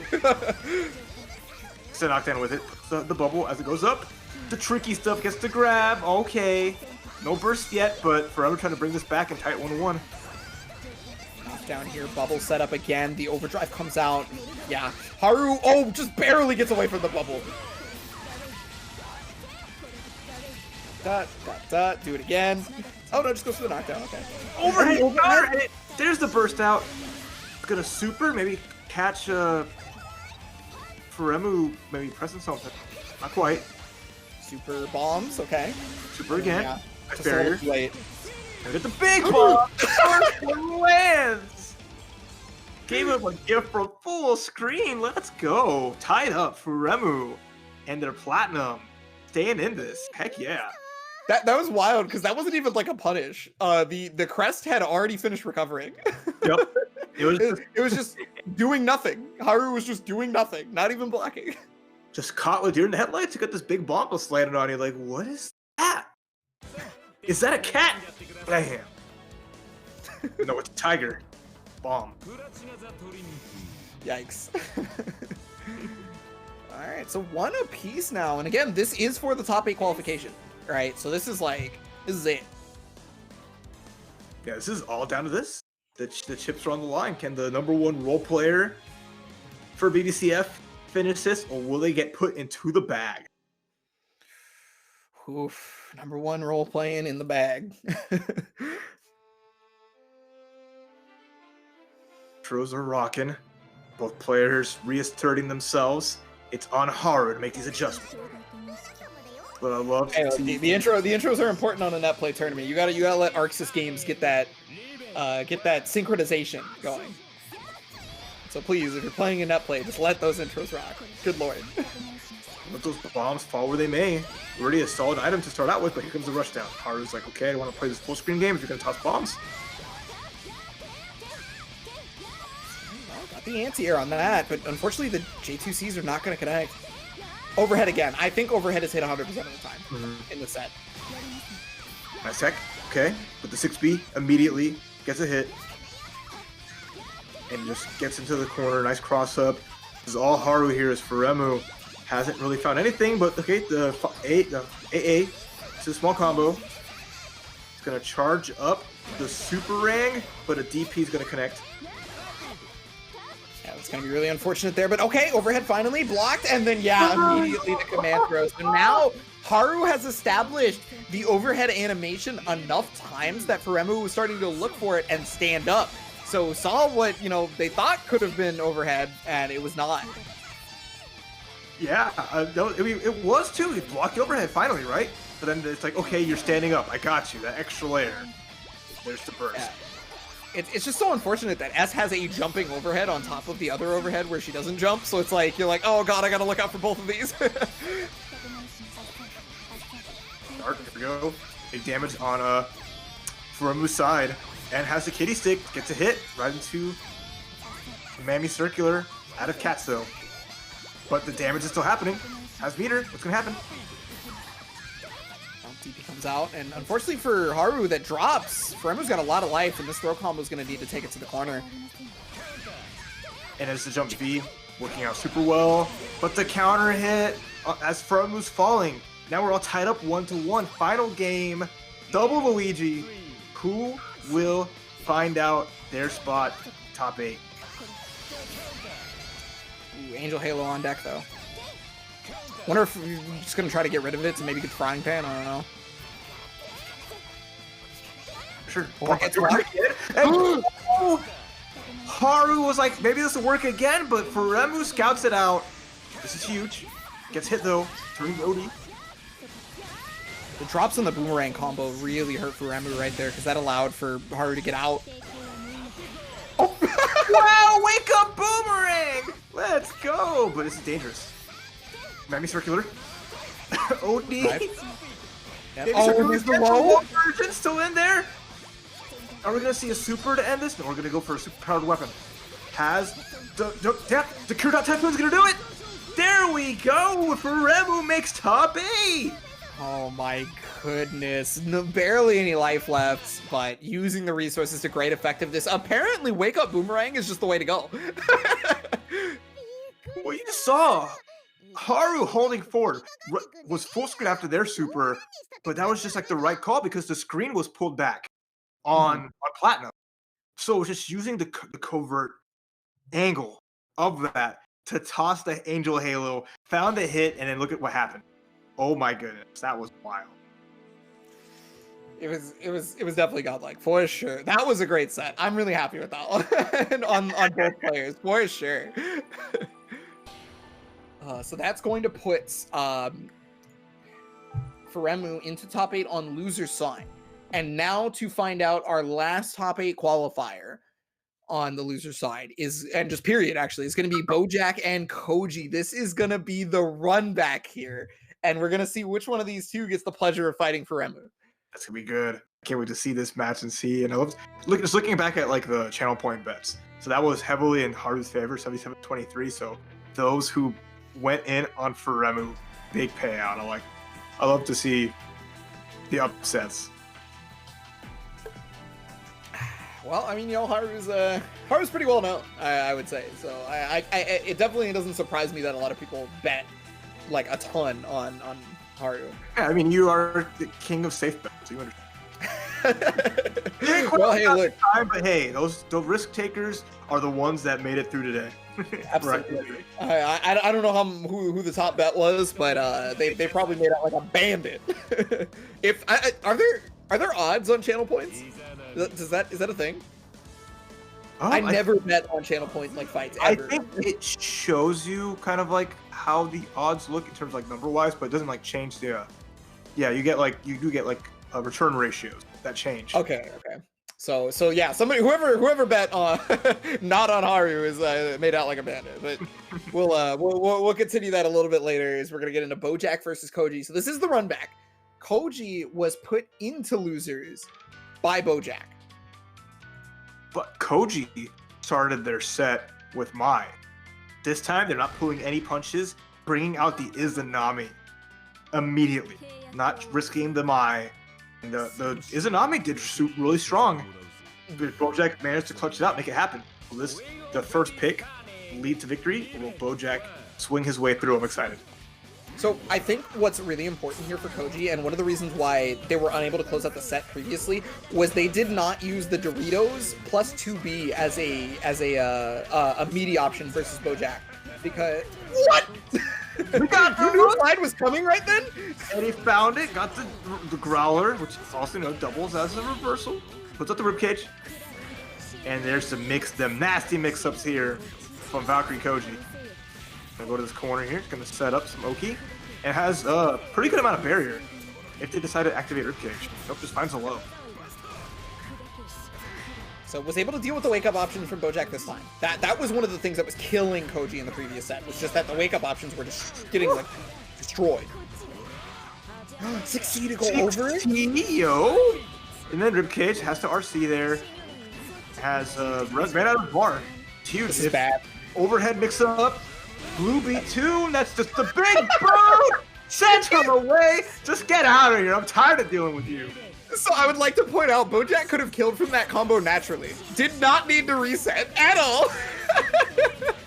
And still did it. That is the Bojack we know and love, for sure. Good ribcage. Big pressure, there's the overhead. Cashing out, some good damage. Ribcage off, so building up a little bit of the barrier back. That is what makes this character a little bit risky if you're not managing that barrier. Find a hit. Yeah, dealing with the wake-up options way better this set, I think. That's huge right now, and it's leading to almost a perfect. We're not there yet, though. I mean, Bojack still has a chance to be able to get out, especially now that you're in danger state. Remember, when you're in danger state, you take more damage. So. Very true. And just, yeah, pure whiff. Nice. Patience there. The big backdash from Valkyrie Koji. Tied up rounds apiece. Like you mentioned before, if you want to really punish those uppercuts, avoid them the initial launching part so they cannot RC it and make it safe. So every character except for Azrael and Tager can low profile Azrael's own DP and punish him while meeting him at the same time. So the DP isn't great. And Izanami is especially good at it because she can set bits at the same time. So she can set up to beat both Sentinel Dump and the DP on Wake Up. Got really well. Look at this pressure. Got this perfect still going on. Ribcage activated. Not going to lose any life for it. Had an RC. The throw gets stuffed. And with that, Valkyrie Koji's going to get a perfect and the first game. Bojack was trying to use the DP to be able to get out of there, not really try to stop the pressure, because he knows that the ribcage has armor. It's not really, that's not the goal there, is the DP RC is to get out of dodge, is to leave the corner. Unfortunately, Izanami just caught up with him. Yeah, she's moving, right? That's really good from that. And you saw like the throw too. Throw is what can also beat ribcage. Ribcage will, absorb everything, but you can still grab it. But it's still a risk you take against a character that can just elevate herself and float, and it's it's something you feel like you can do, but just you see it there not paying off. Yeah, so I mean, Bojack's gonna think about it a little bit. I don't think there will be a switch to Arcane. I think he's just trying to give himself a moment. It's not impossible that the switch to Arcane happens, considering Bojack. That is Bojack's secondary character. Yeah. Yeah. Okay, there it is. Azrael again. And the thing is Azrael has won this set before, for Bojack. It's not like it's just the worst ever for him right now. No, not at all. I mean, like, that last round will shake off. It happens, right? Izanami rounds are gonna occur where she just going against the ribcage. She did take damage. It just didn't matter because ribcage is very fair. But I hear it's good. We'll see if the resources can still get managed on the side of Valkyrie Koji, but when Bojack gets in and gets the party started, just needs to find the end. Here we go. And that had to have been an input error, I feel like. Immediately go to Fireball. Whatever the case is still working. If it wasn't an input error, I really want to know what it was. If it wasn't an input error, I have to know the galaxy brains that occurred there. If it was not, but yeah, Wake Up Growler, super strong option versus a bit Oki with no ribcage. That's actually one of the best options you can do. Speaking of ribcage, though, it came out. Rikoji getting some nice damage here, retaining a lot of the barrier. Ribcage again, trying to find a hit, and there's the try to whip the grab, try to throw the ribcage, but Rikoji not having it. Yeah, in danger state, but basically gonna get a ton of that barrier gauge back right here. And okay, how are you dealing? Okay, yeah, see, Koji baited out the DP option because obviously you noticed that Koji had danger state, right? Yep. They can't block in the air there, and so they jump up, and that's gonna make Bojack want a DP because it's air unblockable. And so Koji's been like, no, I'm gonna go to the teleport slide just to call that exact thing out. It was a hard read, and it was a really good call out from Koji for sure. And honestly, not a bad move to use anyway, right? Because you had the meter to make it safe. Just get that slide, and if it hit, you get the combo either way. So just covering so many options. Very true. That jump A with the ribcage on the float. We get the knockdown here. Now we got the bits mix up, Sentinel dump. At least it makes space, but it's just not looking good for Bojack. Try to EA, gets up, got counter hit again. All that EA. Oh no! This might be another perfect for Valkyrie Koji. Mix up, does the ribcage. Bojack jumps out, trying to find the trade. Wait a minute. Okay, there's the counter assault. Doesn't want to have to deal with any mix up afterwards. The bits are out, and oh, it's overhead. Yeah. The one time that Bojack doesn't go for the double uppercuts, that might have saved his bacon, but in the end, Valkyrie Koji runs the back, avoids the double jeopardy, and takes the set to make top 8, eliminating. Yeah, super good adjustment from the first set from Koji. Remember, we had talked about how Koji was just losing life, just hemorrhaging it on the wake up situation versus Bojack. Pretty much getting either DP'd, Sentinel dump, grabbed, button on wake up from Bojack. Lost a lot of life for that. And so you notice that this second set that they came into, Koji was like, I'm not even going to mess with you on wake up. It's just not happening. I'm just going to let you hang yourself. And it paid off beautifully. There was so much of that just hanging around like monkeys do. And it worked out. Good stuff, Valkyrie Koji routing out that top 8. Incredible play. You know, impressive. Adding an Izanami to that top 8 roster. Dang, we actually got an Izanami in our top 8. That happened. I'm so surprised because that character's not very good, right? So no one expected. Who Izanami to make it? Honestly, it feels like it's a lot of uncommon. Despite there being like godlike Izanami players in North America, that's Koji just not one of them. Yeah, there's just not the representation you see a lot of times in top 8s. It's just you know, over the years, an observation. You'd think this character would be more prevalent, but not really. Which is fine, because like I said, there's such a big list of characters to play. And it's so cool to see everyone just rocking what they like to. It's never just pick a top 2. Most of the time, we believe. I do want to clarify too that I'm not saying that like Koji was got the W because of Izanami. No, absolutely not, because Koji makes top 8s in these events with other characters. So it's definitely Koji. I hope Chad understood that and I understood that, because there was never because it's always a player at the end of the day. Especially in a game like BlazBlue, player skill makes a lot of it, right? That's just how with how much BS you got to deal with from every other character. Yep. So that's all right. So I got to talk about some of our sponsors here. Well, I guess the both of us do, unless Chick wants to do it again. Before we get into this top 8, because we do have the top 8 solidified, and now we can kind of talk about some of those while we get those players ready. And one of the big sponsors of our event is actually the publisher of BlazBlue. It's going to be Access Games. They're coming out with a couple of new games here fairly soon. It's going to be Rico London, which is a co-op FPS. I can't speak. It's coming out on Nintendo Switch, PS5, PS4, and Xbox One summer 2021. You guys can pre-order now. If you want to know more about the game, obviously, again, hit up the Access website, Google the names of the games. But yeah, co-op FPSs are always mad fun for a lot of reasons if you're able to get your homie with you. Yeah, if you want a little bit of a different take on some fun you also have the other awesome game, which is a wizardry RPG, also being published by Axis Games. Underknots, Labyrinth of the Omi. You can pre-order that now. A little bit later than Rico, you have it fall 2021, but available on those consoles you'll see below there. So Axis Games really, stretching, putting out some awesome new titles of different genres. So a little bit something for everybody from the amazing publishers that have brought you BlazBlue. So like he said before, check out their website, give them some love. Yeah, you want to talk about amazing publishers? We got the amazing publishers over at Kite Books. It's going to be bringing you guys mangas left and right. Obviously, one of their flagship titles being My Dad's the Queen of VTubers? Question mark.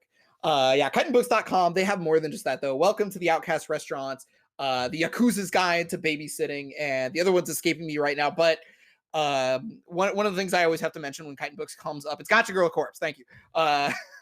One of the things that I always mention about Kite Books is that they are one of the biggest sponsors for the Anime FGC because they have Anime FGC roots. They have been here before, and they will be here for the rest of it. That's for sure. Always supporting the FGC because they're based from people from the FGC. So you love to see that just connectivity working out and just seeing people who are coming from the FGC roots having successful businesses and really bringing it back into the folks that they've been sharing these. Love to see it, as well as you love to see some awesome exhibitions of BlazBlue Central Fiction happening at the Boston Blue Beat. Twitch.tv/Boston Blue Beat with the Overdrive exhibition. 5v5 BBCF exhibition between the heroes and the villain. So rounding out some of the really strong players from North America as they fight it out to see, will good or evil triumph. Yeah, and then Boston Blue Beat also running not just the BBCF exhibition, but we're also going to be seeing the Plus R exhibition. It's going to be the chefs versus the customers over on Overdrive as well. That's going to be the day after the BBCF one. So if you're interested in some Plus R, it's going to have some of the best that Plus R has to offer in the whole of North America. It's going to be on twitch.tv/Boston Blue Beat as well as the CF exhibition. And if exhibitions aren't just your thing, they have weekly tournaments. They're always throwing down in the anime fighting community for events for Plus R as well as BBCF. So give them some love, follow that channel, and of course follow this channel as well for not just bringing you the World Serpent Championships, but also you can catch Chickzama's regular streams as she streams Apex Legends and sometimes other things, but mostly Apex, which is fine because it's a wonderful game. But for now, we are at the World Serpent Championships, and if you're not following the channel, you're messing up. Show some love to the awesome person driving this, as well as the other streams that have been showcasing all of this action. As we also have the PC West Coast tournament coming up a little bit later today on some other channels. Yeah, there's many a bracket going on today and have gone on today. You guys can check out all of the different streams because there is a chat command for that. Yeah, I think, is it !multi or is it !multi stream? I can't remember off the top of my head, but it's something, right? And you guys can get the multi stream for everything so that you don't miss a beat on this BBCF. Because look, if you're in this chat, I already know you want to support some CF, and one of the biggest things that you can do to support CF is not just watch all these streams, but you guys can also use the hashtag BBCF rollback and hashtag WSC 2021. Get them trending, especially BBCF rollback, so we can show Arc System Works that we are still rocking this game to the fullest and that we just want some good netcode, and we will continue playing this until the dawn never comes. It'll always be night here forever in BlazBlue land. But what is sleep coming? BlazBlue? Who needs? But more important than sleep is this top 8. We have arrived to this point here in the East Coast edition of the PSN tournament as our finalists are about ready to compete to see who can make it count. And basically, we had Kyo-chan take the West Coast PSN tournament. Who will be matching them on the East Coast side? We have 8 amazing players who are locked in and ready to go. So you see the bracket there is Ryukasim, Ice Cool will be the first match, followed by Adroth versus Onakage. Then loser side, Furemu and Valkyrie Koji fight against each other. And rounding it out is Euchre and Oregon. Mm-hmm. So one thing I would like to note is specifically that the two winner semis matches is Adroth and Ice Cool. Those two play, and I think every Boston Blue beat in the upper echelons of the bracket. If we see that as a winners finals, not saying it's it's not saying it's going to happen. I'm just saying it'll be the Boston Blue beat special. The Boston Blue beat beatdown. Let's go. I'm happy to see the two players who are consistently playing every week, competing against each other in winners finals. Heck yeah. That's the kind of story you want to see, right? All that hard work paying off. But Ryukasim and Onikage, definitely folks you got to watch out for. So can't write the story before we get started. Absolutely not. No. And then on the losers, there's Furemu and Koji, and then Euchre and Oregard. Koji actually, you just mentioned that Kyo-chan was the person who won the West Coast PSN bracket, which with Mai, by the way, if you missed it. Koji could make it all the way back and win the tournament with Mai, and then there could just be like 2 Mai W's. I don't know. I'm again, can't write the story before it happens, of course, but it's a possibility. You never know. It's gonna be fun to see how this all plays out as we're getting everything set up with the lobby, as our players will be showing up shortly. But get your channel points ready, as we're gonna get some good wagers on who will be making it through each match. Go get yourself a little bit of water, a little bit of snacks. Make sure you get your dinner prep, because we have too much action, and the breaks will be, few and far between. But you do not want to leave your seat for anything. Because how often do you get to see all this great BlazBlue fiction action, right? Yeah, this is definitely one of the great tournaments for it ever since we got stuck in the quarantine, unfortunately. So, shout outs to everybody working on this, Chickzama and the rest of the crew making this happen, because quarantine sucks, and it'll be here for a little while longer, and so we're just gonna have to play Central Fiction off or online for some time. And this is one of the ways to see all those players that we didn't get to see normally, the people who can't travel and whatnot. That's true. Like I said, it opens up the door to a lot of the folks who didn't really get a chance to go to the offline tournaments and majors. And end of the year, everything willing, if we see some stuff change, we get to see some offline come back. I hope I know that the online will still be a big part of it. We've come too far to just abandon the framework we have for online events. So it's going to be, I think, it's be what I'm looking forward to as like the new evolution of the fighting game community, where offline and online are just really working in tandem. Yeah, well, it looks like Ryukasim and Ice Cool are now up in this lobby, so more than likely going to be seeing the Hakumen versus Suzuno. I don't see any reason why we wouldn't, but I would be definitely surprised if we saw something different. Yeah, Hakumen is just trying to fight to get his body back. We have pretty much a twisted mirror match. It'd be fun to see how that's going to go between these two, because we've seen Ryukasim have some nail biter in their matches, but always being able to come out on top. But Ice Cool is not going to give them, like the time of day. Although Ice Cool is not invincible. That's a good point. Actually, is like that. I guess we haven't really brought up a lot. Is that Ryukasim is quite clutch, right? It's always been close, but they've always been able to close it out. Yeah, it's a great trait to have. Being able to win when you're on the precipice of defeat, just a good talent to have. I mean, you want to have like a decisive victory, but if you're gonna be down to the wire, you want to be the one that is the W. Yeah. Let's go. Round 1, top 8. And already the back off, right? Just Ryukasim trying to play it nice and patient, doesn't want to have to deal with that. And that 4C is going to be a real strong tool, because normally a lot of the characters that we saw Ryukasim going up against have the mobility options to get around the 4C. Suzuno is not such a character. 4C becomes a lot stronger. Mm-hmm. Yeah, like that, just using that to space out. Oh, counter hit, nothing huge. Tried to just the falling JD. No dice.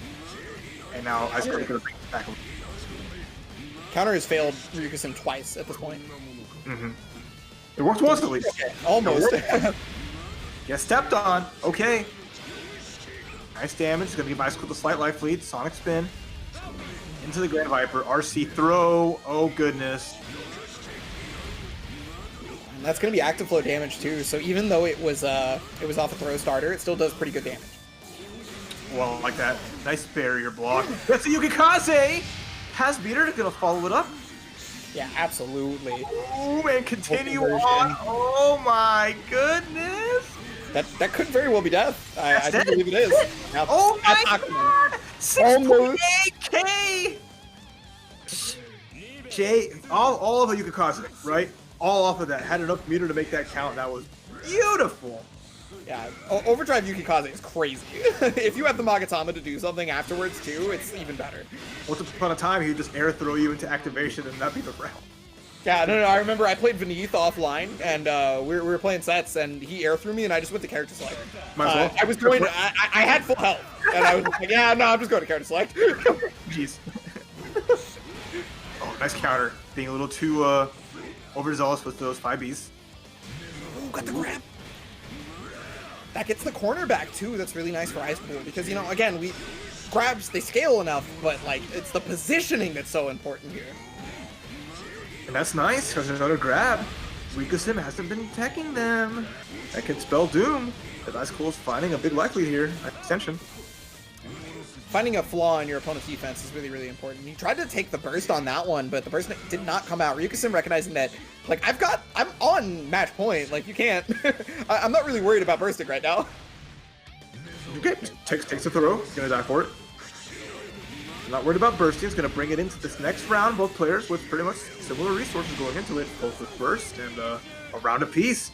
It's getting good for our first game. These are going to be 2 out of 3, except for the winners finals, losers finals, grand final. So hold on to your seats. We're only one. We're not even a full game through, and I already want to see these 2 and a 3 out of 5 side. Honestly, I'll just see both of these just go the distance. Unfortunately, that won't be the case. OD gonna get some unlocks. All right, has a Sonic Spin available. Yeah, I got DP, Sonic Spin, and Grand Viper, but there's the 2C. That anti-air, dude. Oh my god, again! Not gonna work. Nice, I like that. He threw it. Guaranteed combo here. Get me once, shame on you. Twice, not quite. Cashing out some good damage. And just a no-tech. That's actually really smart from Ice Cool because the longer that they no-tech, no way.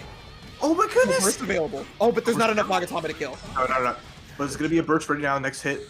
Ice Cool's gonna get a chance to burst, but Ryukasim with a little lead here. Nice block on there. Okay, box a dash, box overhead again. But the overhead blocks, finally the low overtime activated. And that's it. Oh, that was so perfect. Had the OD right the second before.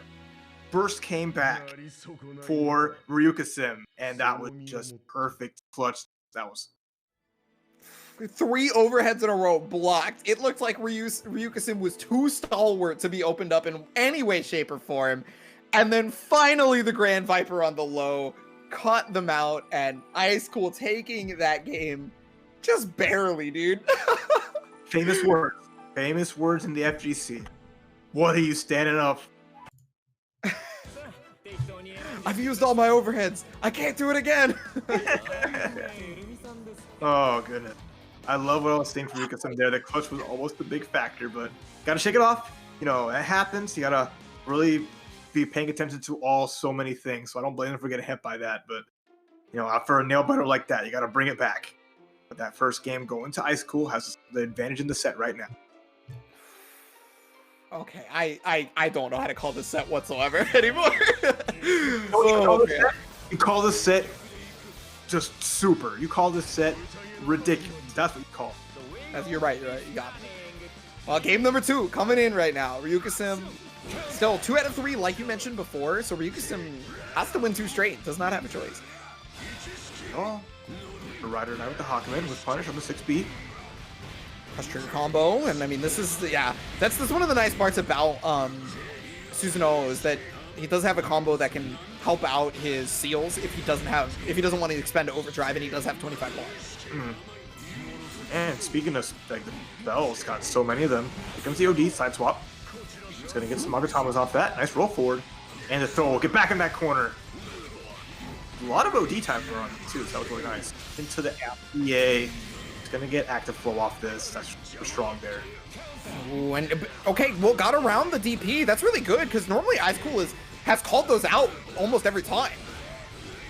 Got enough Magatama for Hotaru, and yeah.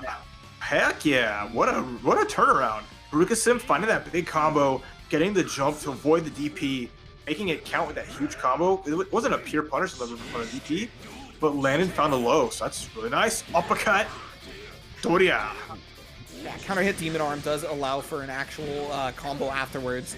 Luckily for Ryuka-sim, it gets around the EA, and while it didn't get punished, that at least gets rid of the overdrive option here for Ice Cool. Oh, overdrives, no overheads coming out and grab. Ice Cool opening up Ryuka-sim's defense. Got level 2 Sonic, so that means it has the pillar attached to it now. The charge. The pressure on, that blocks the low, has to RC to make it safe. What a challenge. Okay, there's the DP. And, oh yeah, wake up, Tsubaki. It is a guard break, son. It's no longer overhead, it's a guard break now. And into the OD, it's gonna get Wildback Tommy here with the knockdown. Extension to grab, nice tech. And then knew that you cannot challenge Hakumen after a throw tech. Hey, the sweet counter hit! Yo, ankles shattered. You beat me with the low? I'm gonna return the favor. Wow, both sets pretty much ending in a similar fashion, but for the other player. That was crazy. Yeah. So we are down to the wire like we were hoping for this set. I mean, you know, it's not a 3 out of 5 one, but it is at least 1-1 here this time. What adjustments from Yukasim. Just finding the opportunities and consolidating a lot of advantage from it, right? Getting huge combos to finish the rounds, popping overdrive in those spots, like never really bursting and putting themselves at a disadvantage where they can make a comeback. Because that overdrive from Hakumen means so much to the character. So I love to see Ryuka-sim really holding on to the overdrive and making it count. Yeah, no, the resource management from both players has been top-notch for the characters that they use, right? Because like resource management isn't just the meter, it's everything else. Mm-hmm. Barrier, both having funky bars, right? So they gotta manage all that. Nice tech. Been a lot of techs, at least now from Ice Cool, or from Ryuka-sim, turning that around. Throw counter, the damage, here we go. Yeah, because you had mentioned before that the throws were basically the bane of the defensive existence for Ryuka-sim, just getting thrown left and right, and now it's not happening. And even on the overhead, you know, a staple of Hakumen players is their defense, and Ryuka-sim is starting to show that. Yeah, he's channeling Spark right now. Not getting cracked open, and as much as possible. Oh, I love these jump. Good work. That's trigger. Got God Press available along with DP and Sonic Spin and Ground Viper, so. Oh, but the gap! Got the counter! That's gonna be the round! Wow! Ryuka-sim calling it out! Perfectly timed counter between the gaps. Yo, goodness gracious. That's another reason right there why the defensive decisions from Hakumen players is so well known, is because like counters get them so much, and so they have to, if they make that right defensive decision. It's a conversion off the counter hit on the trade. This is huge. Look at this lead that Ryuka-sim has. Happy to cash out the Magatamas, get the knockdown. There is no DP, there's no specials. Susanoo has to hold all this. But wow, the 4T. I mean, I guess it does have an extended hurt box, so that was really lucky for Ice Cool. Oh, okay, I got two. That was an empty jump overhead, counter it even. Oh my god. Yeah, it was so slow that Ryuka-sim wanted to press buttons, and that's why they got counter hit right there. The roll gets caught, but no full conversion off of it there for Ice Cool. And, I mean, there's a lot of bar here for Ice Cool. Okay, overhead, RC, pressure situation. The throw gets tacked. Again, no longer the bane is throws. There's a guard break! The big! Gonna have to burst here. Is Ice Cool? When does he do it? He has to find opportunity, gets out. If he gets hit next time, he has to burst. But right now, he can sit on it until he gets a hit. Do here. The patience right there, the knockdown.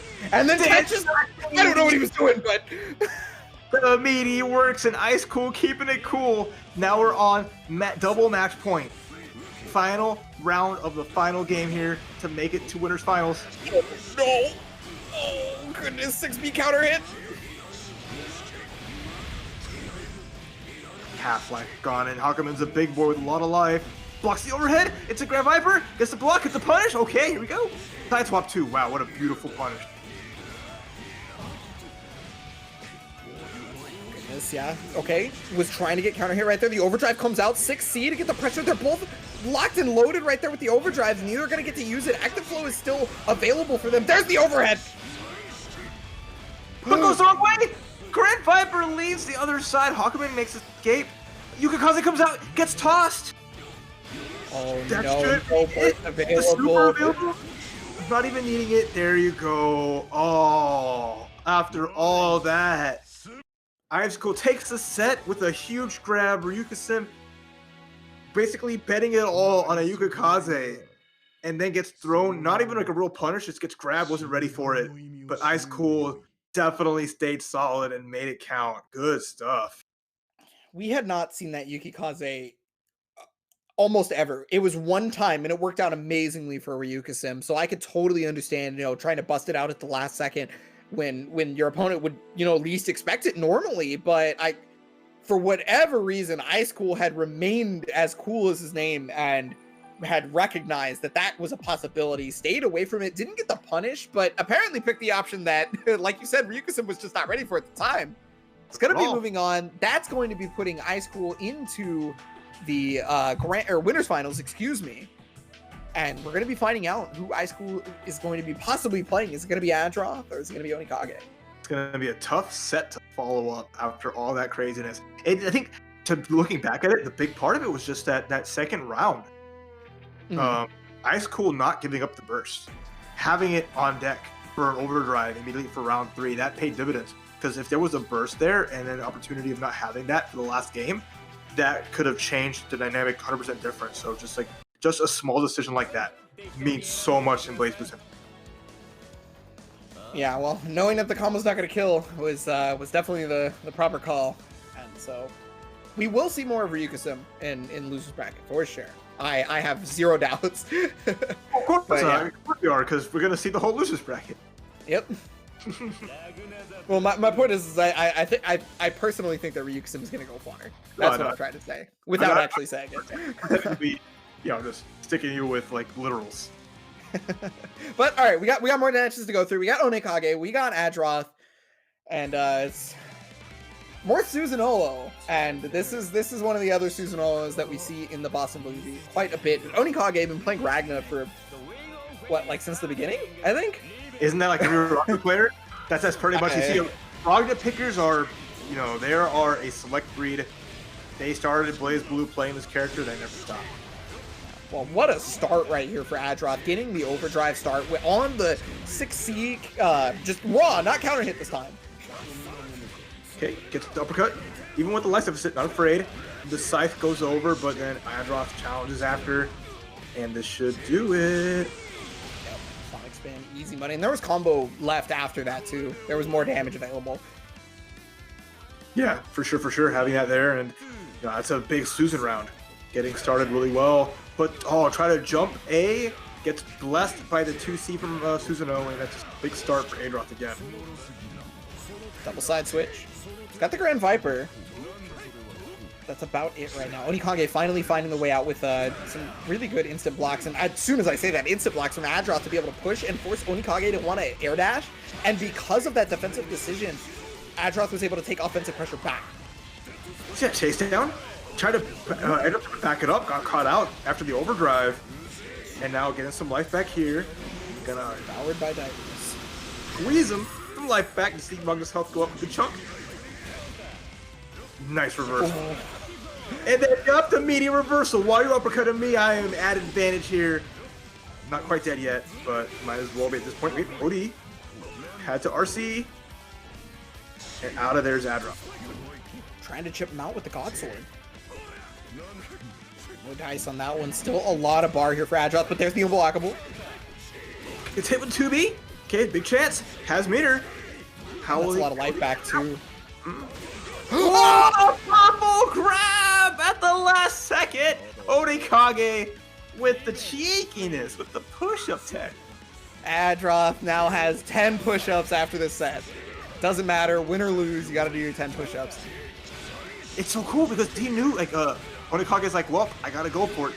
The combo won't kill, but the reset grab will. unfortunate drop right there for Adroth. That's going to allow Onikage to move forward again, and we've already seen what, you know, Ragnar Online can catch you with. And yeah, you try to fuzzy jump, I'm going to catch you. Takedown's real. Knockdown's real. There's only a few spells here. None of them gonna help at the moment. There's no DP online. Has to hold that pressure. There's the unblockable into RC. Oh, he was. Onikage was right about the burst. Knew that the burst was coming, but unfortunately did it too fast. And Adroth actually got overdrive. Still was able to take the set or the game there though. Oh my god. Red Adroth 6 years into the future, it looked like on that one. You know the burst is coming so hard that it just turns out in your opponent's favor, but it doesn't even matter. Onikage got destroyed round 1 and then just like never looked back. Wiped a tear from their eye and full powered went in. That's nuts. I can't believe that was an incredible burst bait. Mm-hmm. Yeah, it's so funny to think that like it was the right choice, just the wrong time. All right, well, second game, and again, remember we're still in 2 out of 3 territory. Yup. Advantage right now though is Okikage's side, and you know I kind of wiped a tear from my eye too, just from the amount of laughing I've been doing for the way these situations have worked out. Well, yeah, pretty aggressive right there. So, ooh, a huge fatal counter, immediate burst, and going in, getting some overhead blockage on here, channeling Ryukasim, playing that neutral, but screw neutral. Gauntlet Hades finds a hit force. Nice conversion too.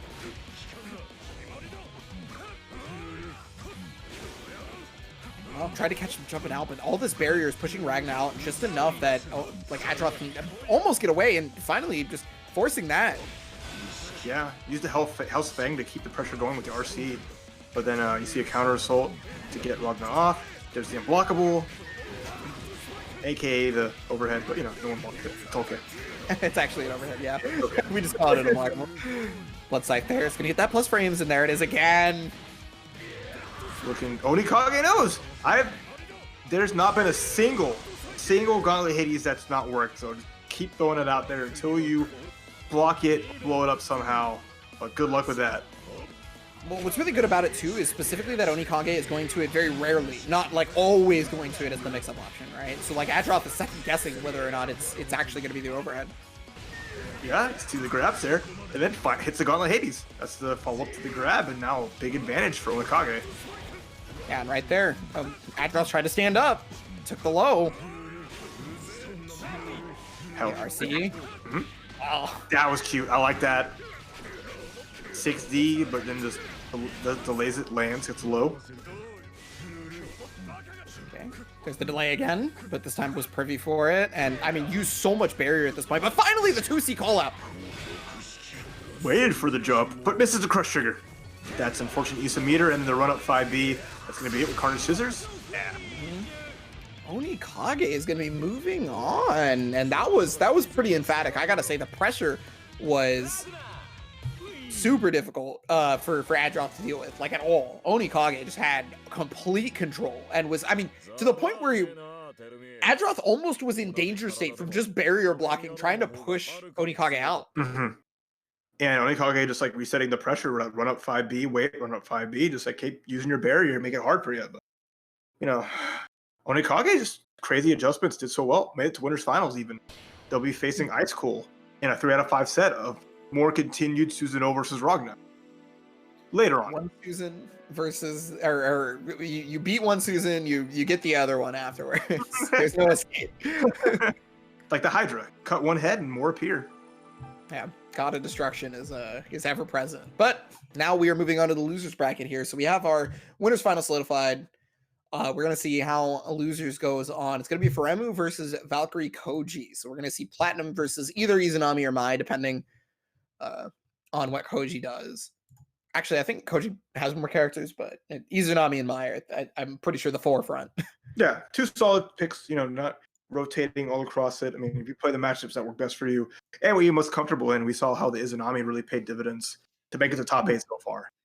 But Furemu's doing really well themselves. They had a great match with Platinum earlier, so I'm excited to see how it will pan out as more lovely ladies having to fight each other to the death.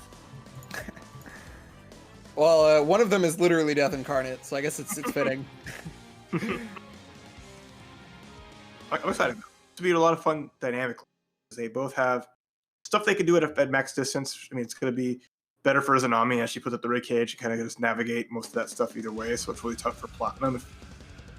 But I think Platinum can maybe run out the rib cage pretty decently if able to. But see, I'm wondering about the float specifically for being able to not only run out rib cage, but also just being able to get around what Izanami wants to do. Because Platinum does have a float, just like Izanami does, right? Mm-hmm. So there is a chance that it might be able to do something, but nice. Furemu's gonna know more than I will. Furemu's first item is the bat, so you got an anti-air with it. Has 2 more bats ready to go, but knowing that Izanami looks like a little mosquito, back and forth. Wow.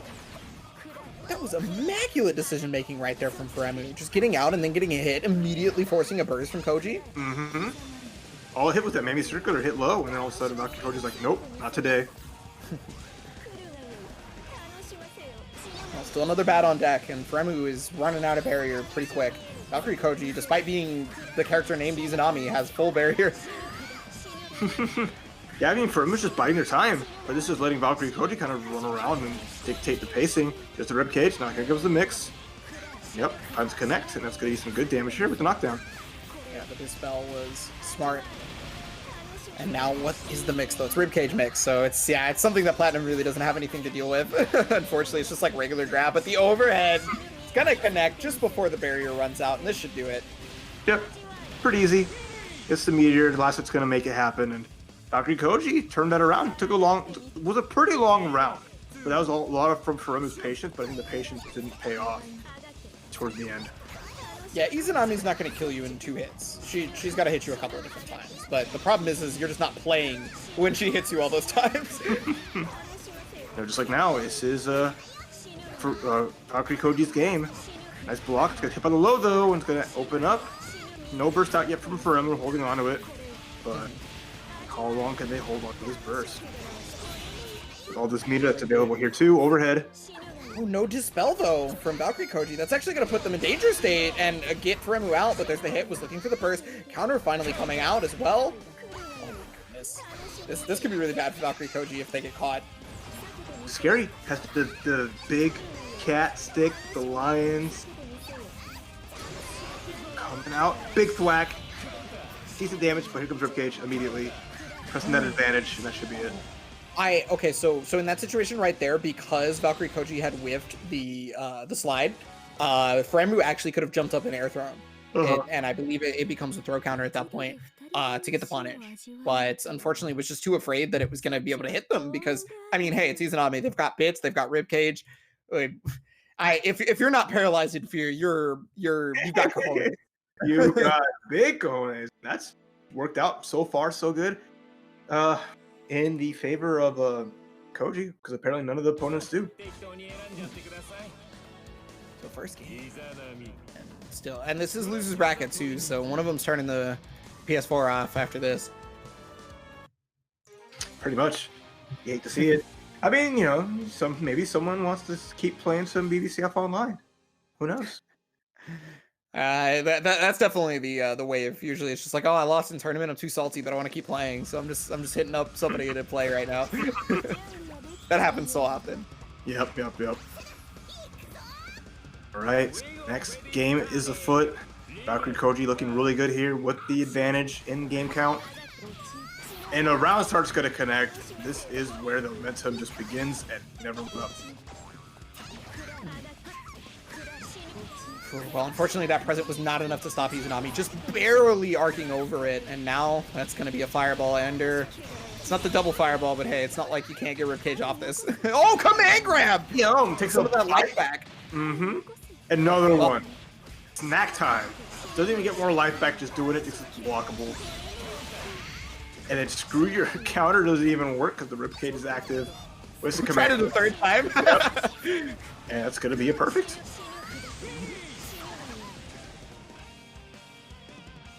Alright, that was a super strong first round for Valkyrie Koji. Just like recognizing immediately that Fremu is paralyzed with fear and not trying to move, because that last round was telling, right? Or the last round of the first game was very telling that Fremu is not gonna try and jump out. And not at all. Just sitting there content on blocking, but then it works out for Koji, taking full advantage of that tendency. Ooh, nice hit. Force the burst out, Valkyrie Koji again. Immediate burst on any chance that Fremu might get momentum. Danger state now. Can no longer air block here. This is actually really, really good for Fremu, and gonna get extra damage from this combo as well. The bubble, but nice backdash. Jumps out. Barrier's almost back. But the hit, the trade though, doesn't quite work out for Fremu, but activates the treasure chest. Immediate counter assault right there. Valkyrie Koji, I think, recognizes how detrimental this kind of situation is, but the treasure chest just not working out because the forward movement from Valkyrie Koji and the pressure is on. There's the burst, okay. A little bit of barrier left, so not in danger state. Works out for Valkyrie Koji. The gift hits. Unfortunate to get anything from that, and the hammer gets anti-aired. Wow, what a again!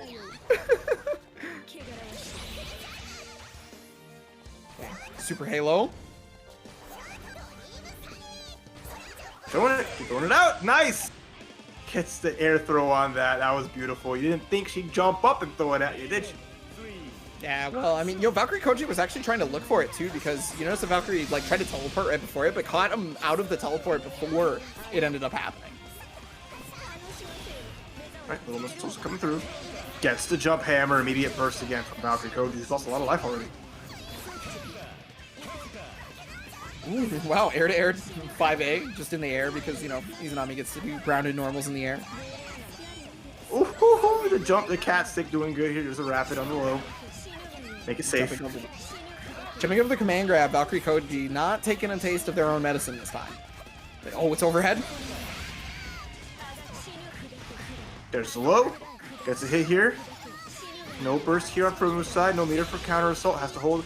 Not that it would help. Command grab RC. There's the burst there from Fremu. It's going to activate more treasure chest. That worked out pretty good last time. Blocks from the overheads right there. The defense, got opened up, but wasn't ready for it. And there it is. Finally the low once more. All right, Valkyrie Koji now. Tournament point. What? Takes the first game. Or no, it's the set. Yeah, that is the set. It was just going crazy. There was so much going on here, and I didn't even think that Izanami had a round up already. But then I saw that windscreen come up like, I wanted more of that. That was so good. Unfortunately, though. Oh, go ahead. No, I was just going to say, Koji's going to be moving on and be fighting Adroth JP. Yep. That'll be fun to see as the Susanoo, who is in losers, got to do some damage. Isano versus Susanami, final bosses chasing off.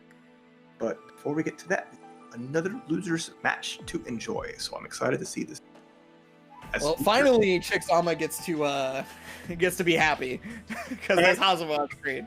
But then she also gets to be indifferent because it's Uger. So the two faces of Chickzama. So, yeah, Euchre's going to be going up against Orgard.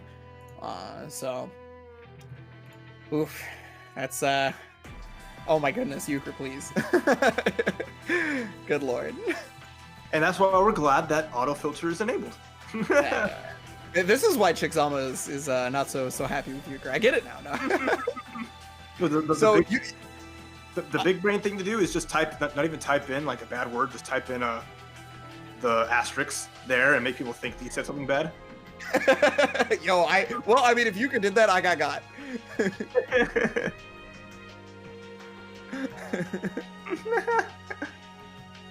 Apparently he loves you though, so you got to fan it in the game. Well, I was just about to mention that this was Euchre's goal, actually, was to get me to commentate one of the matches that he plays on tournaments so that I could talk mess about his play. Because specifically, I think it was CEO Otaku. We were all in a hotel room. There's a bunch of people playing matches, and Euchre got on for their part of the rotation, and I was just dumbfounded by every decision Euchre made, and I was doing nothing but talking shit the whole time. Yo, let's go, Zaya. No one is safe from the wrath of Mr. His girlfriend at the time was there and joining in with me, so I kind of feel bad that we were just double shit talking. No, you don't. Shut up. You were having a fun time, and they, you know, I would believe Uker didn't take it to heart. But he didn't, because this was his goal, is he wanted that to happen on the tournament stage. He didn't want it to happen in his hotel room. Well, here we go. See what Orgard does. If Orgard lets him have a chance to play. You know, Hazama's character with high mobility can navigate the screen, but if anyone could put crap on the screen, it's definitely you. Yeah, we talked about Hazama's anti-zoning capabilities, that you know, he is an anti-zoning zoner. But the weird, interesting part is that if Hazama's not already in the air, New actually has pretty much every way to punish change on the ground calls, right? And so that's kind of what happened at the very beginning, but now you notice what Euchre is doing is not staying so much on the ground and chaining around that airspace to stop Orgard from being able to do anything about it. Mm-hmm. Right in, this is good. This is pressure from Euchre, nice. Finds a hit with the 6C. Bam! Clean route from them, honestly. Euchre not overextended. Just moving their way in, and I mean, what do you gotta talk mess about that? I think that was pretty solid. I want to know what can you pick apart? Because if you can pick apart, then I'm impressed. No, that was really solid. I can't do anything about that. This is what I warned Euchre about too. Is it was like when I'm in a real like tournament set, I'm in esports mode. I can't talk shit. The overhead? Okay. But oh, okay. I thought for some reason Euchre had bar. Ooh, counter hit chain, extend, force the burst out. Euchre got caught teching, but look at this advantage that they. Okay, full conversion here from Orgard. Nice, using the spike chaser there, and okay, well, yeah, I was gonna say gravity's up. Like, where are you gonna go? Trying to go somewhere, didn't work, but it's out of there. What's the likely? And now he's playing a little more freeform. See a little bit more just overt aggression coming out. Overhead, nice counter assault. But oh wow, that was a weird way to convert that combo. But all right, still weird. Yo, that was cool. Look, that was a cool dunk to end it. Okay, you're not pulling any punches. Starting to feel comfortable. So you're seeing a little bit more wildness come out of just kind of flying around the screen a little bit with a little less abandon, but it's not been checked. That was smothering from Euchre. Like, Orgard pretty much never got a chance to make something happen outside of the one knockdown that they got in the gravity well. And once the gravity well was out, Euchre was out too. Euchre left the second that gravity well was gone. I mean, granted, Euchre tried to leave the second the gravity well was up, so, you know, I mean, that sure was a decision, but...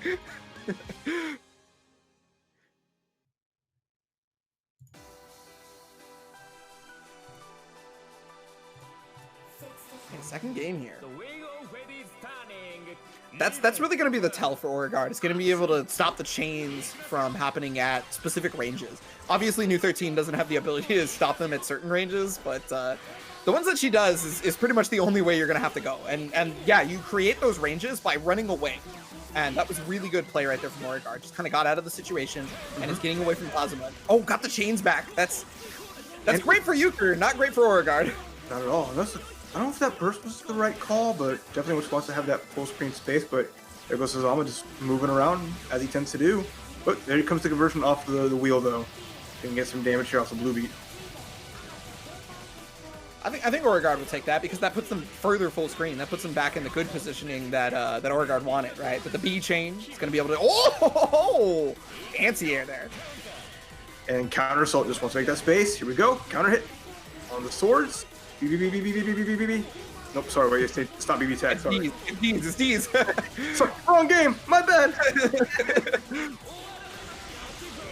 Overdrive and hello? Talk it, say it. I know you want to, you have all the right at that point. Well, hold on, if Orgard was still doing drives right there, that actually would have worked out. So like, I don't know if I can talk that. Chick's got the question marks on deck though, so don't worry about it. Yeah, you're right. it didn't even look like that Beauregard had to block the super. It looked like it just didn't work. Maybe I'm wrong. Maybe I'm tripping. I'm gonna have to go check the replay. Jumpy gets the 2C2. Now get some action going. Oh, counter hit extension. Oh, nice combo conversion. Big drop though. Still get the throw on this one though. It's gonna be full conversion here possibly. Okay, Euchre, what are you? Now I can talk shit. Oh, well, got the hit here. Not gonna be able to kill because, I mean, Husband doesn't... Well, I mean, I guess you could do RC into down chain. That's kind of the only way, but... Oh, push backdash. That's actually big for Beauregard. He's gonna get some nice damage in the corner here. Has a lot of bars too, and has OD, so one hit into OD can make it count. Yep. Oh, not even invincible. Wake up, Potengen. Still doing it here in the year of 2021. let's get your exclamation point Euchres in chat. Doing non-invincible wake up reversals. Chickzama taking notes right now. I'm joking. Taking notes of what not to do, but anyway. Yeah, exactly. Euchre on match point. Okay, so Oregon's got him positioned well in the corner. This is actually really important because now also with the overhead and another setup here thanks to the spike chase. Oh, the fake overhead. It goes for the run up grab. Nice tech from Euchre. Gets a chain. Maybe looks like to avoid the burst, but nice firm. A little bit of damage here from Beauregard who gets full screen again. There it is. Mizuchi just threw any button press basically from full screen. I love Beauregard to say, I'm going to keep running back and forth. If you want to keep flying around, that's fine. EA did the teleport whiffing, and unfortunately no conversion from Euchre on top of that. But, oh, yeah, that's gonna... No? Okay, I lied. Burst thirst, man. It's the burst thirst. Here it comes. Oh, goodness. Yeah, I was gonna... Finally comes out. Okay, what do you got? Wake up 2A. Oh, the bar. Yeah, emergency tech 2A is something that a lot of people aren't expecting because of how much faster you get up and are able to act than a regular tech. So that was exactly what happened right there. Beauregard was just not ready for the emergency tech 2A, and well, I mean, Euchre just picked the right option basically. Yeah, I mean that's big on like Beauregard running full screen because like I don't want to commit to a swords. I don't want to commit to like a super where I can get caught out by Hazama's super, so I'm gonna go in and try to put pressure, but then you got too close without actually having anything out at advantage. Perfect spot. Great decision, honestly, that it worked out so well because just calculating that, all right, you're not committing, you maybe think I'm gonna backdash, but not quite. Yeah, so Euchre's gonna be moving on. Still, Beauregard made it all the way to top 8 in the first place. Congrats to them. You know, new 13. Everybody's always talking about how this character is the struggle, and regardless of that fact, Beauregard made it happen anyway. So, you know, congrats to them. Euchre's going to be fading Ryukasim for their match, but of course, you know, we gotta go to the other losers bracket match first. It's going to be Adroth versus Valkyrie Koji.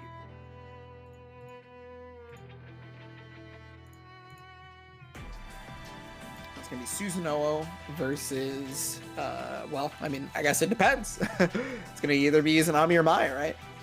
Well, I mean, either one strong choice. The pressure's on. I mean, the biggest thing is like those two characters can dictate the pace from round start, and if you can keep Susanoo from being able to unlock anything, then that's the dream. If without any kind of special moves available, it's super limited.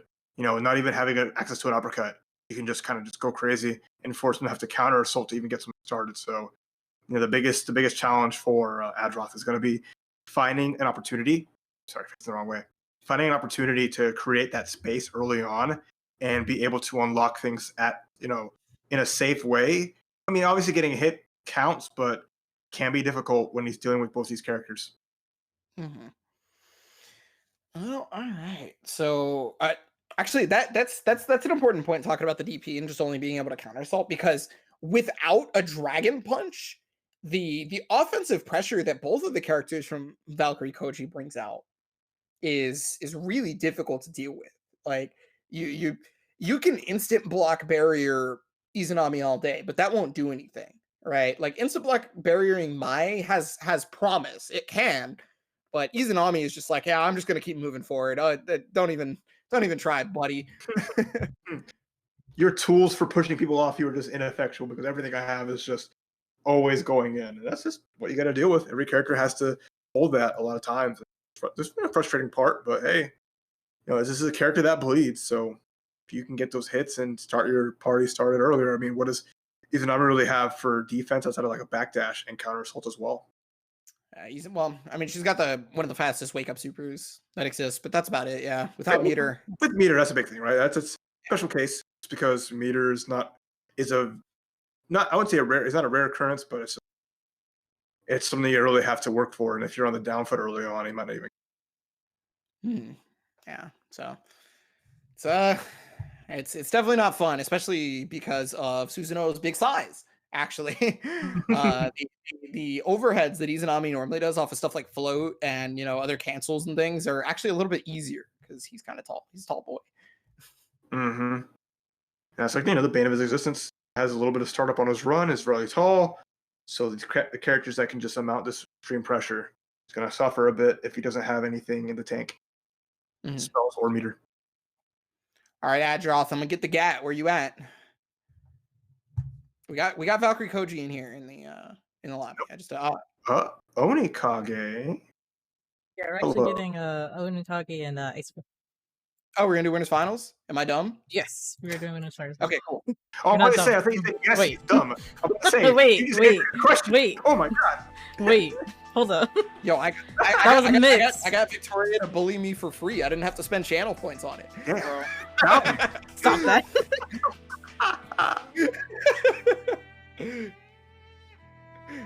You've lost, Victoria. My channel points are safe. It's on Twitch. There's evidence there, right? She's not gonna delete. Victoria Chickzama is not gonna delete the VOD. So it's I'm gonna clip that right now and make it my channel. Actually. Am I dumb? Yes. And that's it. You don't even get the rest of the answer. Yes. Oh, actually, no, I want that. No. Okay, hold on. Because like anytime I make a dumb decision on stream, I can just play that. Am I dumb? Oh. Okay. Ice Cool is saying he needs a moment, so we're gonna go ahead and send Adroth and Koji then. So we'll do Adroth, Koji, Ryuki-san, Euchre, then we'll go over to winners finals. Okay, so we're keeping the script. The script is staying to what it is. We're gonna get that more losers matches through as Ice Cool takes care of some. Whew. Hold on, I'm trying to clip this.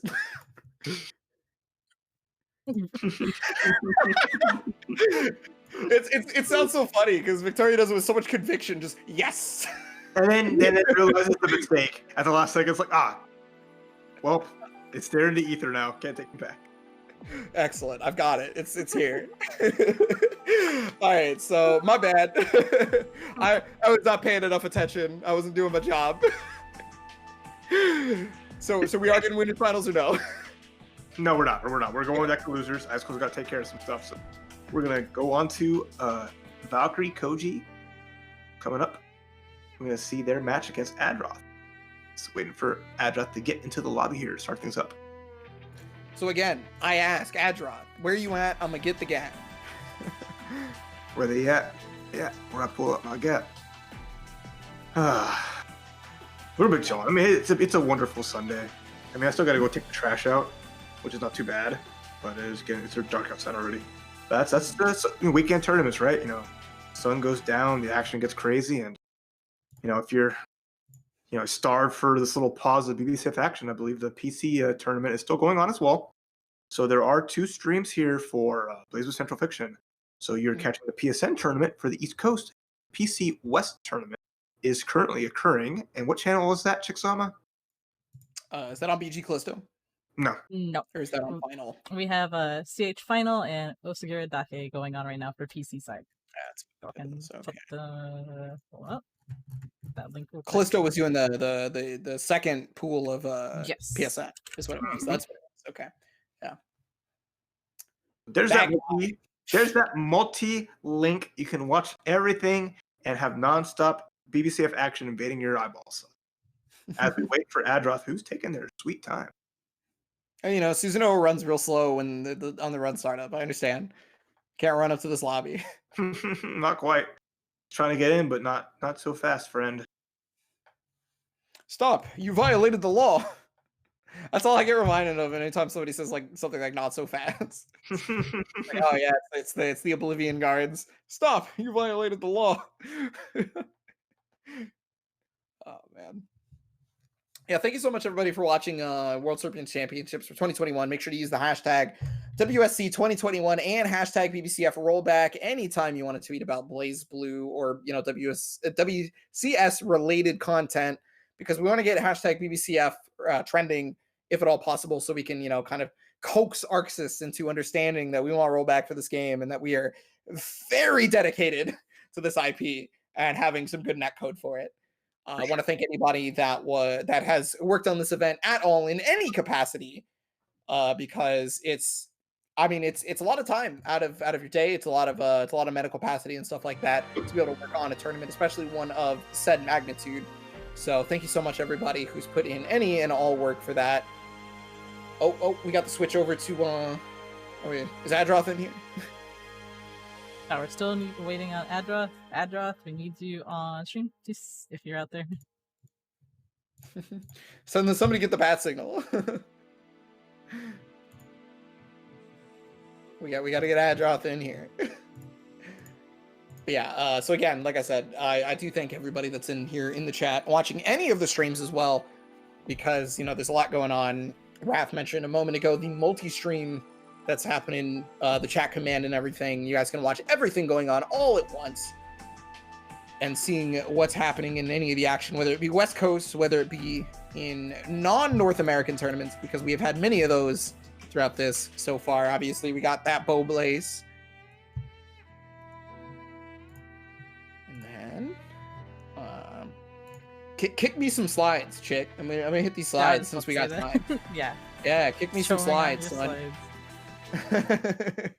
But yeah, so obviously we've got sponsors for the event, and I want to thank the publisher of Blaze Blue, just period, coming out with more games right now. We got the co-op shooter Rico London. You guys can pre-order for summer 2021. It's going to be coming out on Nintendo Switch, PS5, PS4, and Xbox One.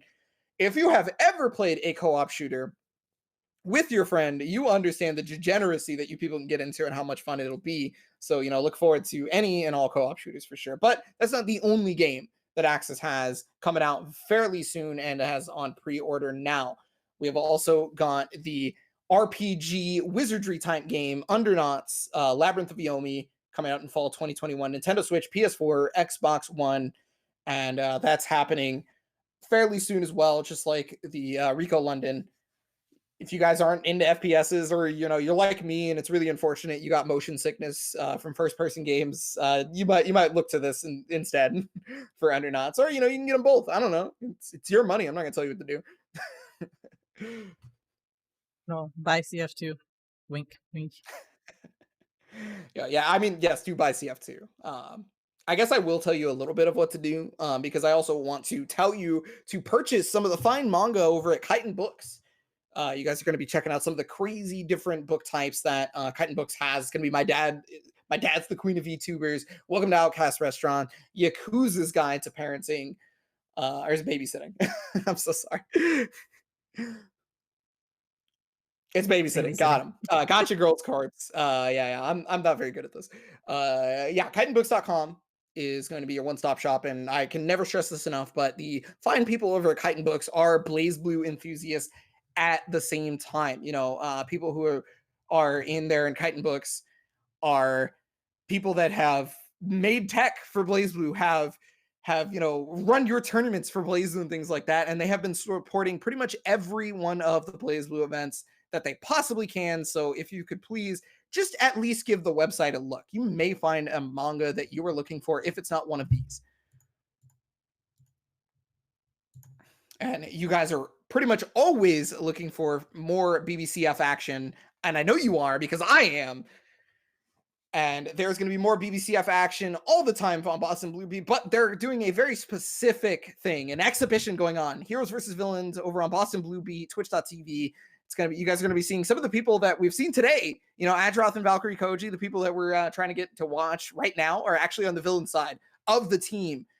for the BBCF exhibition. So make sure to tune in that on May 1st, 2 p.m. And then the very next day, Boston Blue Beat kicking off to you with even more content, more games. It's going to be Plus R exhibition for the Overdrive. It's going to be the chefs versus the customers. Elvin Shadow, Rayquan, Digital Watches, Undertow, Skeleton Minion, Thello, Nitro Noodle, Jace, Nuclear, and Furrock.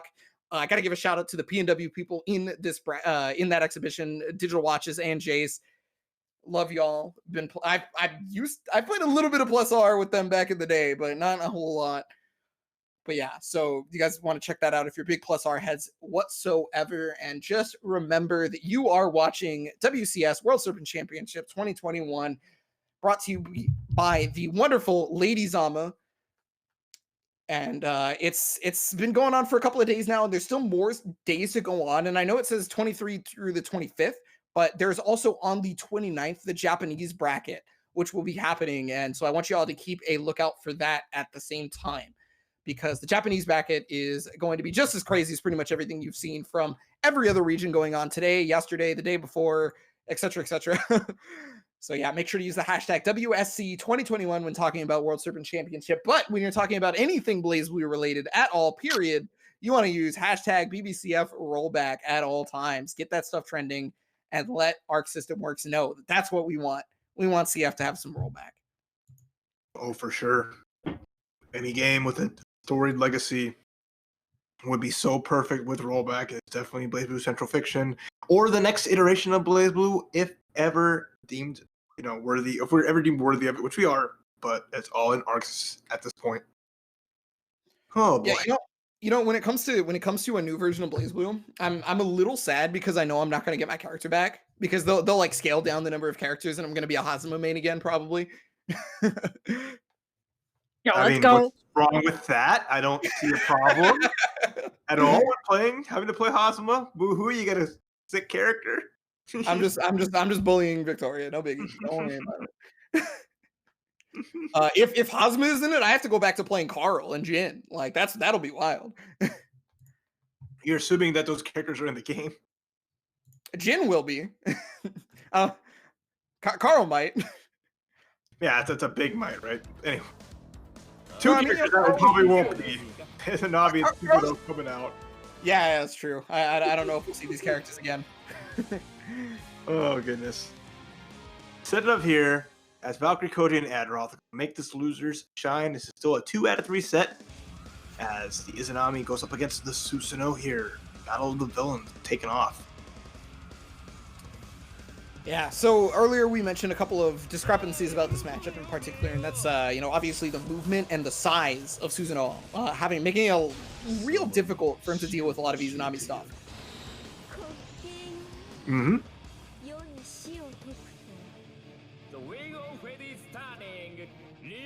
God, I love Izanami's intros and win poses. They're so good. I'm a big fan. Not about fighting her, but if you can just watch her, there you go. Yeah, no, it's great when it's not happening to me. All right, so it's a good start. Not that pressure, right? This is not letting Susanoo get a chance to really unlock. Overhead, even immediate burst, just so Susan doesn't get anything going. But 5 to hit, this is big. Gonna get an unlock off this. And some good damage, too. Sonic spin, but there's the low. It's max distance. So you saw Adroth trying to walk back, but goes much further than it looks. Oh, beats a 2C out with the slide cancel from the air. And gets a reset with the 2C from Izanami. Looks like Cody trying to bring this back little by little. Has not pitched yet. Wow, what a slide RC. I was gonna say I like that Adroth was just using that moment to unlock whichever move that was available at the time. It ended up being DP, so it was perfect. Because at the very least he has that now. So when Ribcage runs out, he has access to that. Oh, what a cross up! That was clean. That's gonna be the round. As Valkyrie Koji takes the first round really well. Like I like the cross up there. Like I think it went far enough that maybe a DP would have whiffed if done under pressure. But whatever happens, it was just a clean mix-up, and it worked out good. Absolutely. First round there to Koji. Still looking a little difficult for Adroth to even move. Super unfortunate, but I mean that's just the strength of Koji's decisions right here. Yeah, that's just the matchup. Big old character's gonna have to make some big old blocks.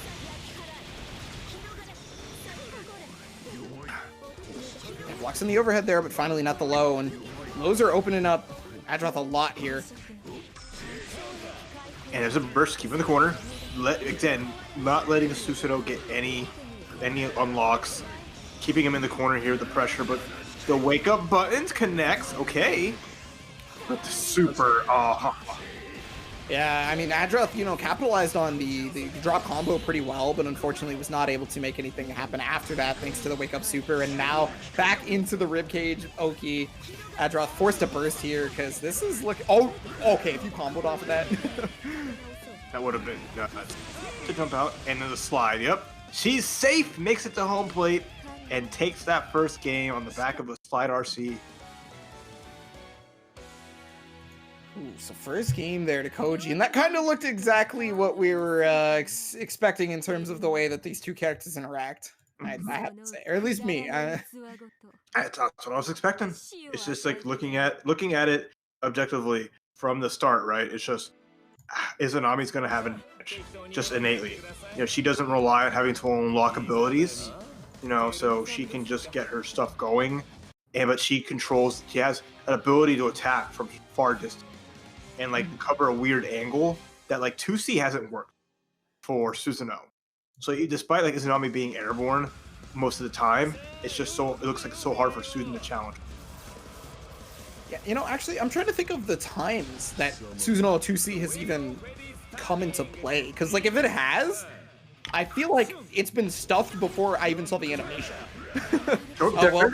We just started. Hey, you got to see what connected. Okay, I'm put my foot in my mouth, but at the very least, it hasn't worked a lot of times beforehand. Bits are already up, but moving just fast enough that Adroth doesn't have to deal with them. And now already stuck in the corner. Super unfortunate here. Valkyrie Koji is going to take that to the bank.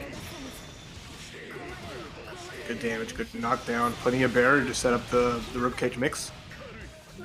Putting a down payment on a house with that. Just hovering, not even ribcage. Finds the wake up. I mean, again, what's the fear, right? There's no DP in play. Exactly. Yeah, that's all Valkyrie Koji has to worry about. And if there's no DP in play, you don't have to use the ribcage. You know, they used it there, but they also got the combo because of it. They also did it because there's a counter assault available. Oh, and ineffectual. Yeah. It covers so many options, and there's the slide low, Valkyrie Koji match point. Yeah, looking real good here. But, okay, trying to get the anti-air. Not going to be able to fully convert off that, unfortunately. But, yeah, the bits were there to save Valkyrie Koji. Oh, I guess she's caught, though. This is big for Adroth. It finally gets a clean hit. Finally gets unlocked, and there's no burst available for Koji, so it's going to hold all this. Has no meter for reversal, overhead, and this is going to be huge damage, and I think the round. Yeah, it should be. Swear to God, finish it off.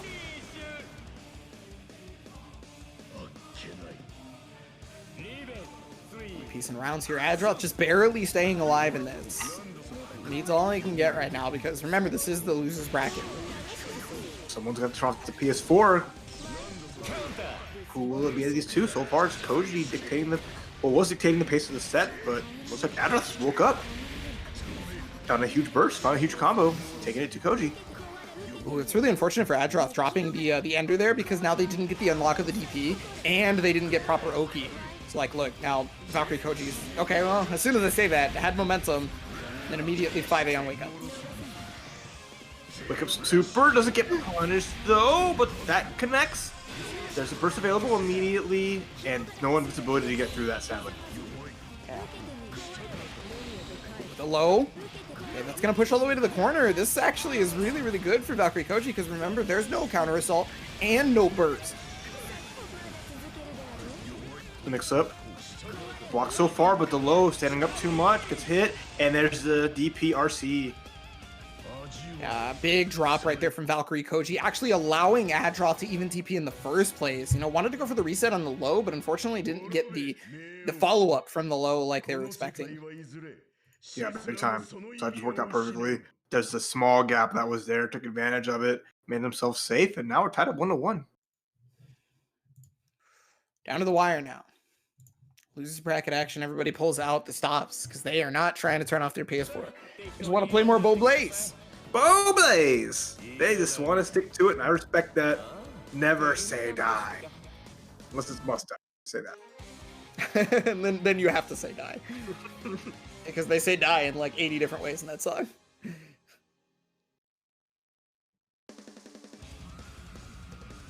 Right. Oh, you know, I mean, Valkyrie Koji has the song advantage now. It's Izanami's theme was picked. Yep. A little bit of advantage there, but we're not gonna Adroth's not gonna let that get to them. So we're gonna have some fun here.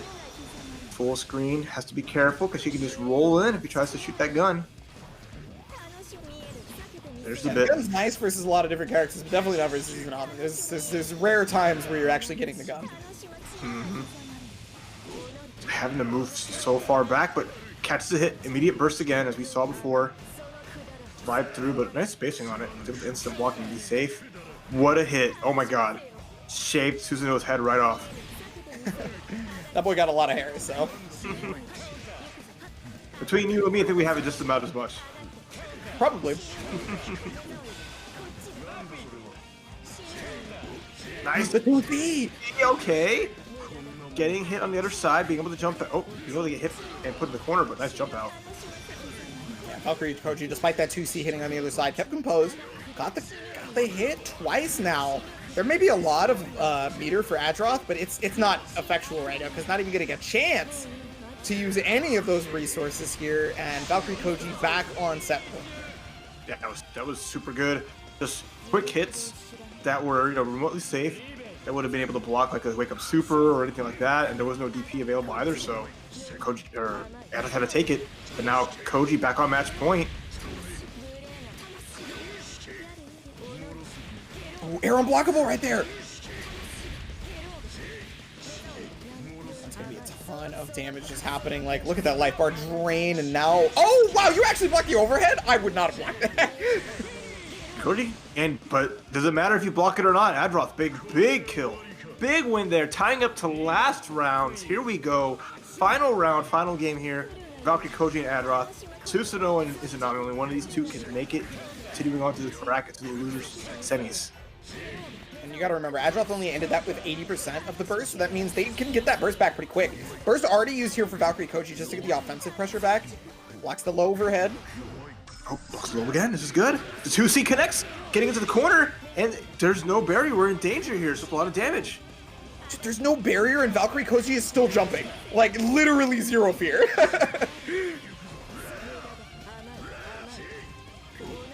Red. Hit. Oh my god. Barrier's back, though. Big for Valkyrie Koji. Make the mix happen. Cage. On the corner. Big. This is a momentum shifter. Got the 2C again. And doesn't have Sonic Spin, so that's about the most that they can do for a combo right there, unfortunately, in the air. Gonna get the counter hit, but no full conversion. The counter assault comes out from Valkyrie Koji, and I mean, it's pretty much on ribcage because that life deficit is real detrimental right now. Nice block of the mix. It's low, though. That's a big hit. Forced to burst out. Anybody's game with a double gun! 2 bullets! I got more than one in the chamber, friend, and that was insane to do it. You thought it was your chance, but it was 2 quick ones. Blah, blah, blah, blah, blah, blah, with my cat. Get shot. Get shot. Oh, damn. Adroth busting out the 6A when it matters the most. Did you see how few times that entire set 6A came into play ever? And then it won the set? There were only 2 in the chamber, okay? There was just 2 bullets left in that last game, and had to save it for that occasion. Holy crap. Definitely good job saving it at that point because, oh man. Okay, and we're not even wasting any time. It is time. Oh, we're back in here already? Versus Ryukasim. We are not stopping for nothing. This Blaze Blue train is keeping on going. I'm happy about that. Let's go. More Blaze Blue action is good Blaze Blue action. We got Euchre and Ryukasim. Now, well, we're gonna have to find out whether or not I talk shit about Euchre or if it's gonna be all on Ryukasim for for shutting it down. Euchre, if you lose, I'm banning you from Hasbord. Oh my god. The stakes now. The stakes are raised. You were gonna ban him from Hascord anyway. I mean, yeah, but reasons. But reason. Nice grab. Don't counter because trying to go for the counter in the air. Got thrown up for it. Now Euchre getting some big damage. Started out. Put Hakumen in the corner. The pressure's unfortunately not going to work out because Hakumen was just outside of 2D range. Back in there though, Euchre. Doesn't go for the dash 5B combo. Because I'm just waiting it out, trying to get some hits. You know, let Euchre use those chains, move around. What a quick cross up. That was clean. Gets a hit, but nothing huge from it. Wow, backdash on the 2C is going to be able to get conversion here. And the overdrive, that's going to be enough to be able to punish the whiff throw, which means big situation here for Ryuka-sim. Ow. Damage reset. That jump out. Counter is ineffectual. Oh. I guess tried dash B because they got 6B. That's really unfortunate, but I mean, hey, still got the round for it. Yeah, got sliding the hit of that. Able to get the follow up, and Euchre taking game 1 on the back of Ryuka-sim using a burst, but still, because that was an OD, he'll get that back pretty quick. Pretty surprised. Euchre must have taken Chickzama's advice. You know, about not wanting to get banned. Change away on the backside and then full conversion? Ryuka-sim, you're gone. Doesn't matter. Euchre with the backdash. Immediately, even in the corner, it's like, I don't care. I'm not trying to block. He is just fighting a way to start his offense, and Euchre will always just kind of pressure afterwards, look like. Nice conversion. Here we go. It's a knockdown. Is it going to be a setup here? No. 5C. Yep. 5C. Is a burst available for Ryuka-sim, but now all you can need is one hit or a grab. Yukikaze! And here comes the extension. Going into super after all that, and still going. 6K, huge damage. Has another super, and you can't escape from that, friend. Called out the stance. I really gotta wonder why Euchre was dancing for full screen. Personally, I just don't understand. You saw him trying to leave it, and he's like, oh, crap. Well, no, Euchre had to backdash, because backdash is what came out. Yeah. So, yeah, whatever the case may be right now. Oh, what? I can't even talk shit about it because that was so wild. I don't know what to say. That was like, I know this is up here. I'm gonna get hit anyway, and then just blap. Oh my god, that's 6C. Fear of God. That was amazing. You can't put Fear of God as you. But the air grab. The air grab, big damage. And now one more grab and the conversion. Ryuka-sim's conversions are actually wild, like super strong. And then eventually the Nikes stepping on the hat. And those are some messed up feet too. He got little claws on the edge of like his toes. Like that would not be fun to get stepped by. It's just not at all. Metallic metal, like half part man, soul, robot, armor, dude. I don't know. It's a lot to describe Hakumen with what he's been through. You'll get it, buddy. Wow. Okay. All right. I need to breathe. I need to breathe. I was not ready for that game. But like for real, like Ryuka-sim's conversions and that air throw at basically the top of the screen, having to super jump, double jump just to be able to catch him. Like, come on, that was godlike. That was so crazy. And thank you, ZFGC, for the big raid. Boblaze in chat. Shout out to the Googling community coming through as always with the Boblaze. Oh, that means grand finals ended. Dang it, I gotta watch it later. But for now, we get this awesome set as Ryuka-sim is going ham, doing his thing, and just being again super clutch. What a counter! Don't press 5A on me like that. Oh goodness, this is all the Ryuka-sim show. Yeah, Ryuka-sim has such a life lead at this point. He's basically just zoning out the chains, like picking all the right all the right options versus chains, but maybe not all the right options when Euchre is in his face. Oh, but that was a good option there. The 2A connects in the combo. Blat, blat, drop him down. Mix up, grab, nice tech. J2A, big stop sign. Yeah, you know, okay, so real talk, J2A has been the stop sign versus Hazama in this matchup since CS. So I feel like Ryuka-sim is just yeah, well, I'm just gonna do the thing that's existed since Hazuma's existed, so J2A, J2A. Literally put out that French fry and say, nope, cannot pass. Ooh, next block coming overhead. And the counter. I mean, it's colored like a French fry because of this color, right? So, you know what? You're right. You got me. But there was always to be like the McDonald's Hakumen. It was like red with the yellow sword. Does that still exist? No, that was original. I don't remember seeing that ever since. I could be wrong. But I just remember one of the original Hakumen colors was literally just French fry box Hakumen. Okay, full anti-air conversion with the 5A. And actually ending in a knockdown this time. Ooh, dashes out nice on the activation of that. But not again. Okay, Mizuchi, that was super good. That was actually really, really good.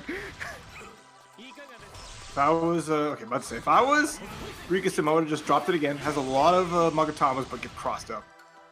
The rare second hit of JB actually working the way it's supposed to. JB has 2 hits, but only one of them hits if you hit one of them. So, okay, really weird move. Please speak English at this point, but anyway. It's a really weird move. Like I don't know how to explain it otherwise. It has 2 hits, but if only the first hit hits, the second one doesn't come out. It's like super odd. Okay, here we go. Nice, gets low, and that's a combo conversion as Euchre has to find the will to keep on fighting. They are almost down and out here, but Ryuka-sim, still a little bit of life left, has plenty of Magatamas here, but gets caught pressing. Gets caught trying to counter through special activation. Yeah, you talked about the burst thirst earlier. Euchre just has it. This is the most thirsty I've seen Euchre for a burst in a hot minute. Wait, air chain? That was clean. Goes back, gets the anti-air. That should do it. No, wait, I lied. For 5B instead of 5C, wanted to try and go the easy route by 5Bing because it's faster than 5C, and unfortunately that was actually the decision that made it worse. There it is. Simple chain there, not overextending or being on the ground. Euchre tying it up 1-1. Yeah, J6D's got a real nice angle, and I mean Euchre used it to some good effectiveness. 1-1 indeed. A little dicey there for a second for sure, but oh yeah, turn it up. Like I said, lost that first round, and then had to muster all this strength and got these good hits. Didn't fall for any cheesy stuff. Didn't let the chains get turned against them. So Euchre really did good stuff, just moving around, and even the reaction to the super from Hakumen was super. I like seeing that. So, as instills confidence to fight on. It felt like Euchre had taken the previous time that Ryuka-sim did that and baited it, and wanted Ryuka-sim to try it again, right? And so we saw one stance from about half screen, so Ryuka-sim didn't go to it because the reaction's a little bit harder. And then the second that Euchre went to the full screen, it happened a second time. No, what? Yo! All right, hell yeah! Oh boy! The year is 2021, and I get to commentate Tao Kaka?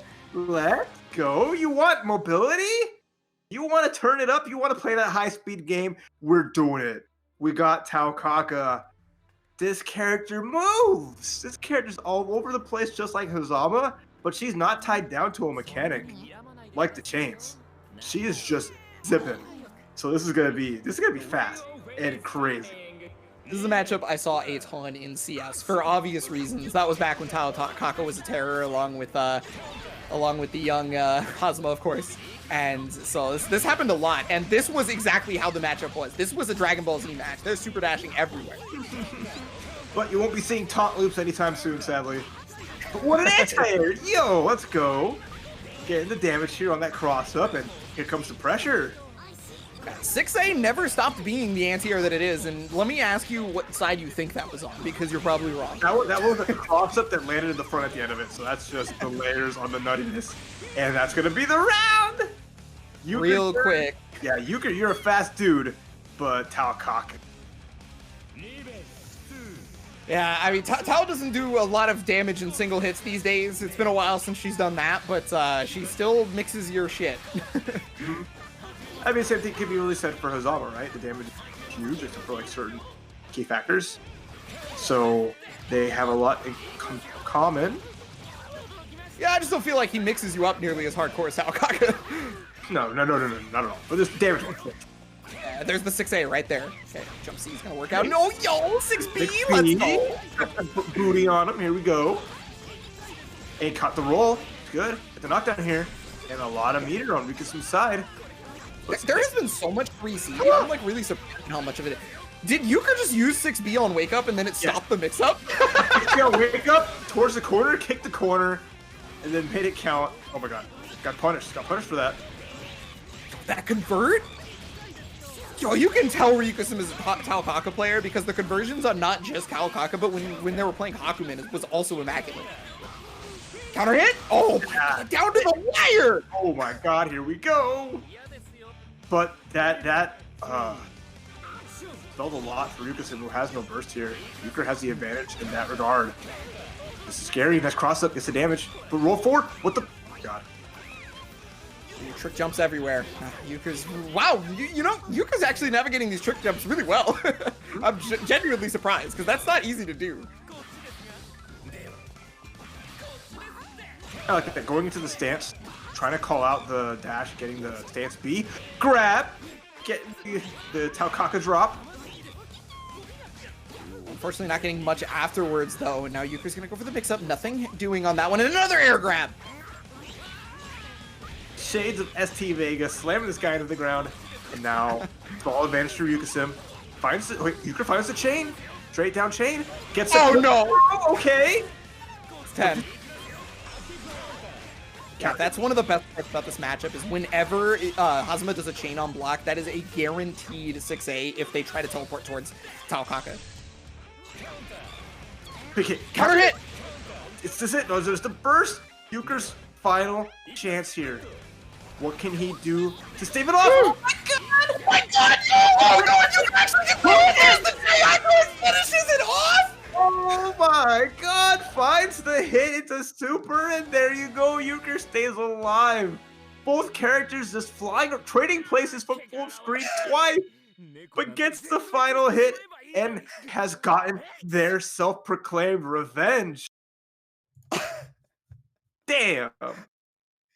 Oh my god, yo, Euchre using C-Chain to get out of dodge the second he recognized that he was like, the chain had ended up whiffing and that Ryukusim was on the backside. Wild! All of that whole sequence there. So much happened in fast time, but Euchre took advantage of it. Whew. Now Euchre has to get out of the lobby because their turn is over. God, that was sick. That set was awesome. Oh, well, unfortunately, all that. Go ahead. Yeah, unfortunately, Ryukusim's that was their last game because that was losers bracket. But Ryukusim put on a hell of a show for the entire tournament, busting out that Taokaka at the last second. Oh my god, yo, congrats to them for making it as far. But Euchre, that was the pocket pick almost worked out so well. Just scrambles with the best of them. That was great stuff. So now they are going to be, taking a little break. They will be having to fight. Excuse me, itching up. But they will be fighting Koji a little bit after this. But we had to go through our winners finals first. As Onikage, as Onikage versus Ice Cool will be our first set and our first 3 out of 5 set of the evening here for winners finals.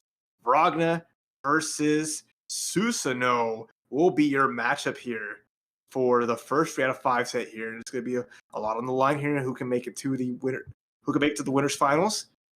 Will it be the king of the villains, or will it be the protagonist supreme? This is another Midwest special, actually. It's Onikage versus Ice Cool. So I'm another thing that we get to see quite often, I feel like. But I mean, for good reason. We actually, you mentioned it at the very beginning of this top 8, was that you love to see the people who put in as much work as possible make it as far into the bracket as possible, because you really get to see that work that they've been putting in for really long. And always playing, when other people are like, oh, I don't know if I want to play or whatever because it's online. These These people, they consistently put in the work, and they absolutely deserve to be here. 100% for sure. Everyone's here stuck to the games, grinding in and out, playing online, in a game that doesn't quite yet have rollback netcode, #BBCF rollback. So they're just, the love of the game reigns supreme, and they're making a show of it. So that's what you love to see. So here we are, winners finals. This is going to be a 3 out of 5 set. We are finally up into that point. And, well, going the distance is definitely something that can happen here. Oh, for sure. I'm excited to see what all goes down throughout this, as I think Ice Cool with like the slight advantage in terms of people rooting for, and as like the consistency stake, I think will usually take most events online that they're part of. But Onikage has shown that he's ready for Susanoo, but is he ready for Ice Cool Susanoo? Let's go. Get your bets in right now, as Ice Cool already starting out with the pressure, got close to the corner. And okay, so remember, Onikage had to put Atroth into losers to get here. There was already one Susan that they felt. Yep, but now they're off to the final boss of the Susanoos, and I'm not talking about no Fame 96. Hey, if Fame is not playing, like how can you even argue it, right? Like, I'm just saying, the only way you can defend yourself is by proving it, and so Fame has to prove it again. That's all. Okay. Right, off the reset. That was kind of cute. There's the counter assault, creating that distance here, but Onikage with some bar, but gets crossed up. Wow. I didn't see that cross up coming, but found the hit. Ice Cool. Made it count. Yeah, that's one of the interesting parts about Susanoo JA is it actually does have two like hitboxes, one in the front, one behind, because he actually sticks both of his hands out. You only really see the one from the front, but the other hand is back there. You just barely see it because it's hair. Oh, there's the hand. Oh man, we got a lot of push-ups today for a lot of different people. But net play. What can you do? What you can do in net play is just purple throw. You probably have a good chance of them not breaking it. Oh wow! On the corner here, and not gonna have enough meter to kill. It looks like, yeah. Assault. Still looking good for Onikage, who's working on an actual perfect, not a Ragna perfect, and the Hell's Fang's gonna hit. So true perfect Ragna. That's an Achievo right there. Was that a true perfect? I should have been watching the help a little more closely. Oh, but that confirmed though. That was probably maxed verticality for the JA to be able to convert, but yeah, damage here.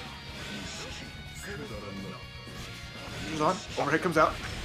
Nice hit on him. Overheads for days right now. I think Ice Cool has discerned a weakness in the defensive game plan.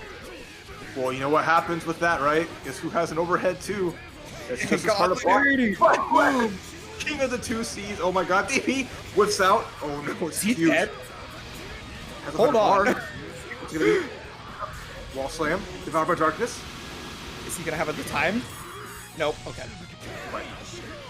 What? Heck? The counter assault.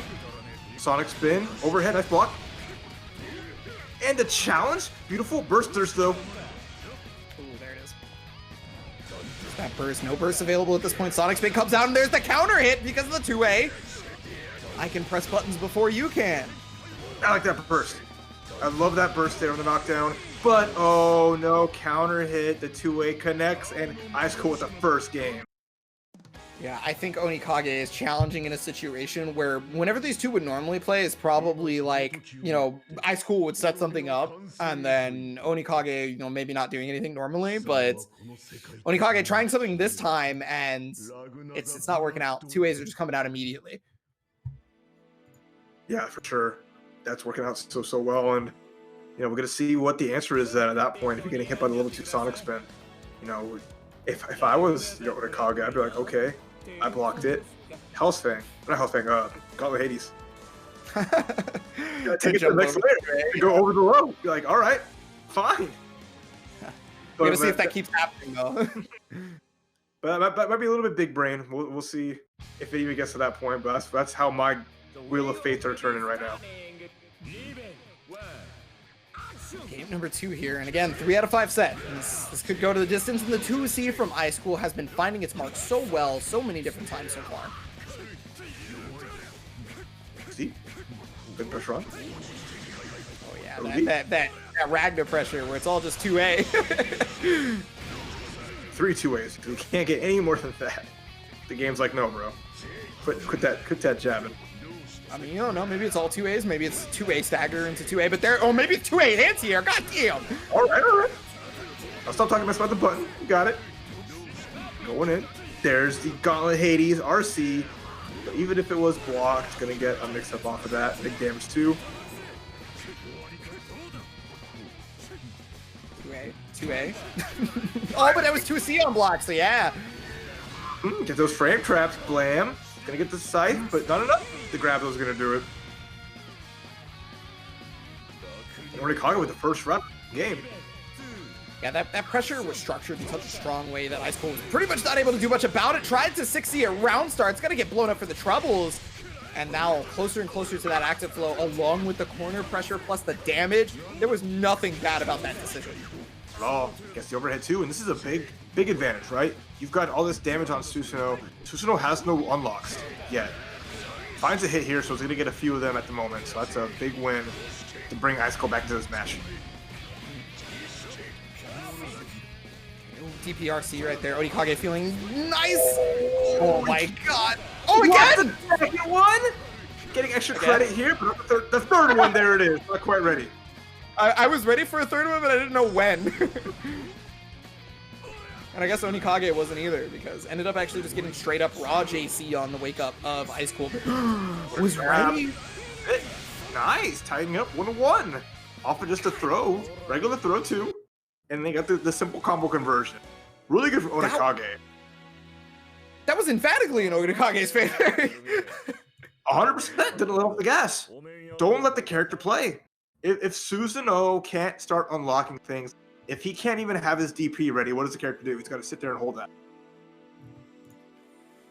Well, yeah, no, super good callouts right there. And I mean, now it's all on the table of Ice Cold. Like, how do you deal with that? I mean, all you can do is just try to find a start in the beginning of the round. Try to find a way to get past Ragna's buttons, and you got to get those spells. You have to get those unlocks. You got to unlock your full potential. Yeah, well, I mean, Ragnar at his absolute best doesn't skip intros, but but for real though, Ragnar at his absolute best is a really strong footsie character, and really good at stagger pressure. Those are the strengths of the character for sure. The overhead gets an unlock. It's immediate overdrive. Woohoo! No full conversion because the JD actually didn't whiff like they wanted, and now. Speaking of whiffs, big drop. Hellsfang whiffed. It's a counter assault. Back in though. It's on. Block on the overhead, and wow, that's actually gonna get a punish. 2A's gonna connect. Gonna get some damage on here. Has the meter. Goes for the cross up. DP RC, but pressed afterwards and got bodied for it. Hey, so Ice Cold remaining composed, catching those whiff punishes. That was a lot of the damage. There was the whiff punish game. Oh yeah, big time. Even like that Hellsfang that whiff punish mid screen, the damage from it. So that was a good start for Ice Cold, but getting opened up here. Onikage finding some damage. And you got to note the meter that these players. Oh no!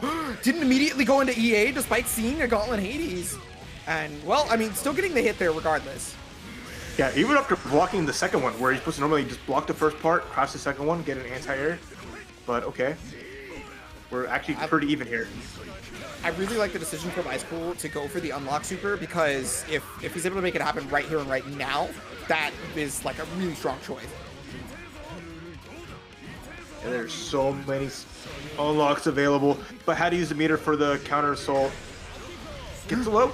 Okay. Oh no, that's terrible because that's gonna be. Oh, no free punish on this, but I mean, still gets the throw. But that doesn't seem great for Onikage because now they no longer have the burst coming into it. Yeah, they used it up on the Grand Viper that had no meter to cancel it. But okay, Ice Cold on the first hit. Good pressure here. Nice blocks there from Onikage with the IBs too. And counter hit. That's gonna be some damage as we go into the corner. IBs have been crazy for these two, actually. They've been IBing a lot. That's why they have so much meter all the time. One of the strongest things you can do here on defense. Get that free bar. But with the overdrive, Icicle's getting some damage in. Gonna go for this again. Full unlock. Everything's available here. IB's right there, just trying to push out. Oh, the God Press came out immediately. Onikage was ready for it. It is a really slow command throw, but it felt like Onikage scouted it out like immediately. Throw it immediately going to Cooper so that it's not burstable. Ice Cool going for the thing that'll get him the W, and it definitely got him the W. Going full unburstable. You might get that back. Nope. This is like how many times have we seen that, right? Where the round finish, right before your burst returns, combo into grab, into unburstable. That's just been like a common occurrence to seal the deal, and no one has been ready for it. No one. Not a single person. Oh my goodness. We have seen so many purple throws this tournament. It's so good in that situation though, because it's just so it always works out so well. They have that air combo. The burst is just like milliseconds away from coming, and then they're like, yeah, okay. If they tech, we got to keep playing. But if I kept going for the combo, they wouldn't have died. So, it's out. Well, like, so another thing too is when a lot of people are in that situation, they're usually looking at their burst to see when it comes back, so that they can kind of like get it back. So they're not really looking at the purple throw, and by the time they've checked, it's too late. 100%. Oh man, oh man. So now Ice Cool with this advantage in the set 2-1. Needs one more to get to winners finals. Overhead. All right. Activate OD. But still back in the pressure. Dirt kick available too, so the plus frames can happen. And Onikage just decided to wait it out. Being patient here. Crush trigger. I like that. I like this combo a lot. That's really nice. Yeah, the guard break. Good. It's guaranteed off a guard break is the throw, so you can't tech those. Goes mix up. Okay. So the reversal. Ice Cool just gonna run in. Hasn't meter yet, and just Sonic spin defense shit. Yeah, really good cancel there on the 6E. It's just basically just like, yeah, I'm not gonna go for the whole string here. I'm just gonna actually do the first hit only. And then Gauntlet Hades after the counter hits. That's a true combo. It was not a mix-up. Well, that was the most corner carry, but the 2C again. That hitbox on that, showing why it's the MVP. Only busting out. OD. Tried to go for the air throw. Maybe was looking for Blood Scythe. But whatever the case, got the crowd hit. Was looking for burst. No dice on this one. Overdrive comes out, and there's the RC. That was amazing by Ice Cool. And this is amazing. Ready with the 2C. It connects. Has more unlocks. Big punish, and that should be it. Easy every time. And in winners finals is the Susanoo Ice Cool 1999. The god, the final Susanoo, the boss. Oh man, yeah, and I mean, Ice Cool showing it tournament after tournament that he's just the god Susanoo. Like, I felt like Ice Cool really ran away with that after the second game. Kind of like Onikage seemed to get maybe a bit too worried about defensive situations, because we saw a lot less instant blocking and a lot more trying to get out by other meat, like buttons or DPs. And because of that, you know, there was a lot of counter hits. Ice Cool just kept getting all the damage. Was just like, yeah. I'll take that. Oh, I get all those hits. You want to whiff DP? I'll get the damage there. You want to press on it if it, you know, if situations where I'm plus, where I'm just going to literally go for the fastest option I have on those plus frames, winning out. So Ice Cool with just every little small situation, cashing some nice damage and keeping that momentum up. Super good from them. So they are slated to be in the grand finals here, and they await the winners of the last few matches of that. But congrats to everyone who put their Chickzama channel point bets on Ice. So you guys are taking a look at the bracket right here. This is what has been going on. We're trying to figure out who's going to fight Onikage between Adroth and Euchre. So we're going to see more Susanoo here in a second. But we also get Chickzama's favorite character, the Hazama. Yep. So 3 villains and 1 protagonist. Ragna in the losers finals standing strong for all that is right and good, but honestly, he has no place here. Twitch.tv/Chickzama. Damn, it's like no place for pro tags. That's one thing you all will learn. That's true. It is Chickzama's channel. So, I again, this is another one of those matchups. I know I say it a lot, but this is another one of those matchups where Susanoo's size is funny because the chains have a much easier time finding their mark on how big the character can be. Yeah. He's got to catch up to the character, but once he does, it's really hard for Hazama to get out. You know, he doesn't really have that invincible get out. He didn't have a reversal.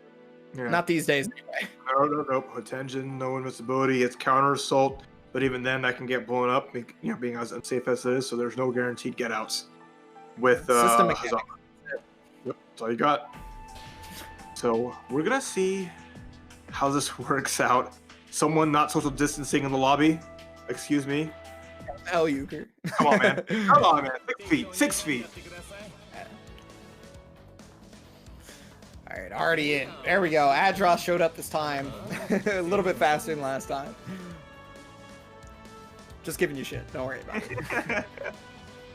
Yeah, Snake. The Snake Ender. We have 3 out of 4 snakes in top 4 for Hazama, for Chickzama's viewing pleasure, I guess you will.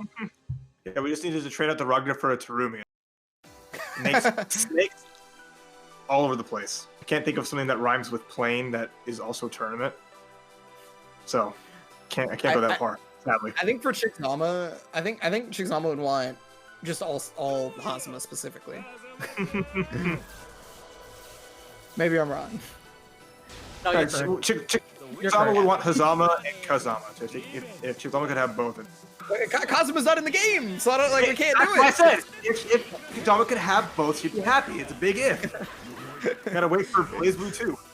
Oh, you know what? No. In BlazBlue 2, there's also gonna be Ripper, so it's gonna be Kazuma, Hazama, and Ripper, and Victoria's just gonna lose it. Yo, let's go. But for real though, already starting out real strong for Euchre. This is exactly it. Like, Adroth, as Susanoo, wants to move around, but when you move around, you actually open yourself up to the stop sign of the chains a lot of the time. It's when Euchre has 0 change that it's finally time for Adroth to be able to move safely. What a cancel, keep that stuff safe. The pressure's still on. Big damage there. Keep the corner. Has the bar, a little bit of a drop, but the pressure's still there as Adroth has stuck in the corner here versus this Hazama. An interesting chain when you have 0 chains there, Euchre. But okay, J2C, and that should finish it off with the Hotenjin into full conversion here. Anything crazy, right? The charge off the stance, hitting that 6C after. Look at the time. I'm not one for fighting. Oh, wow, converting off that to counter hit. Heel kick, it's the grab. Okay, Euchre looking real good here. This is still a 2-out-of-3 set, mind y'all. So yeah, we're back to that. The final 2-out-of-3 set of the evening here for the East Coast PlayStation Tournament. Okay, well, it catches the hit again off the chain, and it just feels like Adroth can't move. But finally having the offensive trance. Dirt kick. This is the big chance they have here. Has some unlocks, has some pressure, but you could just rolling out, counter assault, put him in the corner. No 2C for you. I like that. Just the down chain to catch a normal. And the purple throw. Yep.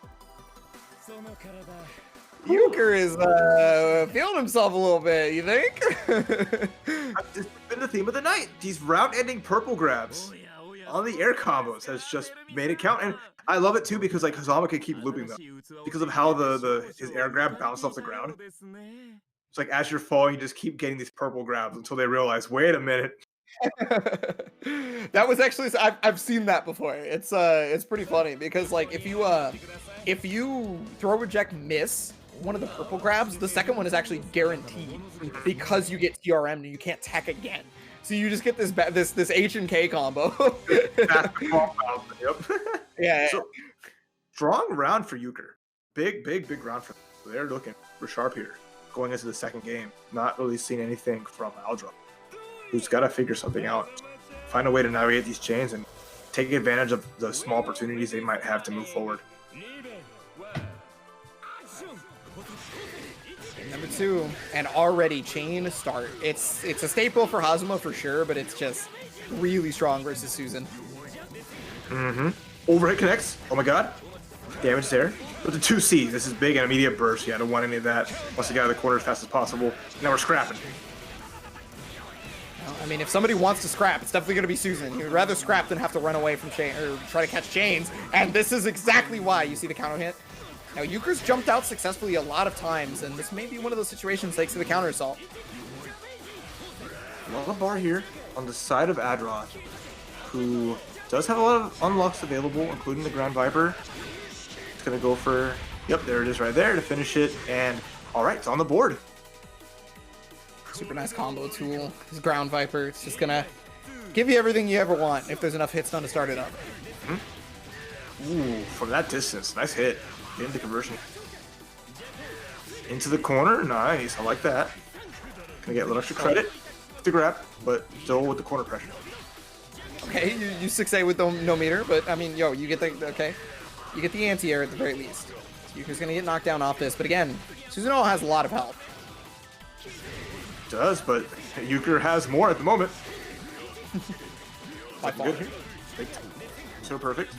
Block, I like the fuzzy jump. That's a really good way of beating those mix-ups from Hazama. Up back in with barrier. I don't think he has a way to stop you from fuzzy jumping when you've already done the first part of that, right? Like you just kind of like go into stance and you wait if you think they're gonna fuzzy jump and that's it. Yep, that's right. But okay, forces the burst out from Euchre, catching the backdash in the corner. That's a big hit. Counter hit too, with the Sonic spin available. Has 100 bar. One more hit here can do it. And it's counter.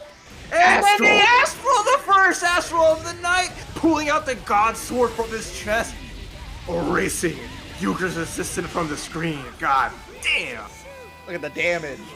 It's maximized. It's optimal. It is optimal. It instantly kills the opponent. So we saw counter hits on those wake ups, and I can only imagine that maybe like counter hit, like Hatenjin, the non-invincible super might have been coming out or something, but Euchre challenging, getting blown up. Adroth with big W there. That was one of the few times that Euchre has actually not gotten away with the wake up non-invincible situation, right? Like Euchre's actually gotten away with it quite a bit, and so that's why, you know, obviously Euchre was feeling pretty okay with doing it, and then nope, your boy's got Astral on deck. And that's our first Astral of the night, and what a huge one. That's, you know, Adroth needed that big time. See that connect there and just happen. So now we're going to see how this final game goes between these two, because it is, again, a first 2 out of 3 set, both with 1 win. So now it's all down to this. Adroth stays alive, too, with that, because that was Euchre's game for taking the set. Here we go. Final game. Who is going to have the absolute pleasure of fighting Onikage right here? All right, so far, Euchre's making a case for that. First blood, first combo. And then here's the pressure, but nice fuzzy jump. Oh, wow. Walk on the cross up there. And makes her escape from the corner here. Ooh, again, finding that kick, getting the knockdown from it and the extension. Okay, not getting the full combo off that, but I mean, you know, it's not like you could. And what a counter hit. Gets the conversion. This is big for Adroth. And that was a blue beat. First the blue beat combo. That has happened, I think, 4 total times so far, is that Euchre has refused to tech there and gotten hit by the 6C afterwards, and then, you know, Adroth gets something out of it, so finally Euchre starts to burst instead. But, oh, counter is what gets bodied! What a safe pressure there. Just lights into small hits, saw that come out, was so far away, got a block, and this should be it. With the super, show those what all you've unlocked. Show me the fruits of your training. Spit some game. Oh, the big meme, Monster Hunter style. When did they put in Susanoo and Monster? I'm ready. I don't think the hunters can contain Susanoo. You would be surprised. You guys fight gods in Monster Hunter? Of course, we fight multiple gods at the same time. Monster Hunter's no joke. There's no monsters. There's just gods. They're monster gods. Yeah, okay. Well, I mean, this dude's just like a god, so. That's just Yo, that hit on the backside because Susan's so fat? Are you serious? That man, his thighs are thick. Nice convert. This is great. Euchre just looking too good. Well, except for the combo drop right there. I mean, that's going to give Adroth a chance, and I feel like Adroth's probably okay with losing this round because at this point, the health deficit is a lot, right? So using the burst, even on overdrive, might be a little weird. Double chain, and there's no chains available for Euchre now. You just kind of got to be able to navigate it, but the 4D. Little hits, a little bit more to make it count, not overcommitting. What you want to see. Oh, no, but no punish right there. The 2A is actually going to happen. The RC comes out, so Euchre tries to get that advantage and runs up with the 6A. It's huge. And now we're down to the final round of this game. Euchre or Adroth, who will make it through to get to the losers finals? First hit, immediate burst from Euchre. Nice block still on the cross up. Oh no, but no punish. Still gets the JC though. Set, shout, Euchre barriers out. Makes it a skip, gets a conversion. And the grab again, that's huge. Gonna get the side swap into the corner. And now the game is afoot as Euchre's making us run for it. What was that triple Jabaki combo? What? Was that? Yeah, I'm not gonna ask questions anymore. All I know is 2C whiffed, and Susanoo got a big hit off that, and now the backdash, that was nice. A nice block still from Adroth, who gets hit though. Back and forth is huge. Jumps out, nice fuzzy jump. On the stance. A counter hit. Euchre's not gonna get the burst back. He's gonna die here. That's a wrap. Yeah, there it is. Alright, show me all you've learned. Say it with your chest. Ah! Adroth takes that 2-1. Showing the Shin Godzilla out here with the laser toss, taking the soul, finishing it off. Adroth moving on to get the run back now. But congrats to Euchre for making 4th place. Strong run, really strong run for sure. But yeah, this is the run back. Onikage was the one who put Adroth into losers from the first round of top 8.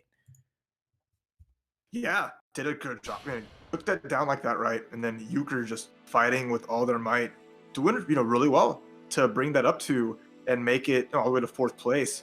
But couldn't quite cut it against the Boston Blue Bee Online boys. But now we have that BBO top 3, as we're gonna see some matches. If you watch the BBO tournaments, you will see some familiar faces going at it as they always do. But from here on out, it's all 3 out of 5. That's one more possible chance for Adroth to be able to adjust to the set, because of last time was it was really difficult. Onikage had found a set of pressure structures that Adroth just didn't seem to figure out how to get around, right? It's obviously a lot of just 2A and 2C, but the way you utilize those 2As and 2Cs is the big deal for Onikage, the big deal for Ragnar players. And I mean, Onikage did it phenomenally the last set, so probably it's all on Adroth really to take a look at that and be like, okay, I can't let that happen ever again. No, that's right. So we'll see if they can make the adjustments from that first game. I mean, it's always nice because you can carry a little bit of momentum from winning the loser semis into the losers finals. You're a little bit warmer too, so it's going to be, out of the gate. I feel like Adroth will have like the slight advantage from that, but at the same time, when Kage beat him before, he can do it again. So I think we were waiting on Euchre to leave the lobby. I'm willing to bet. I don't actually know. I'm just.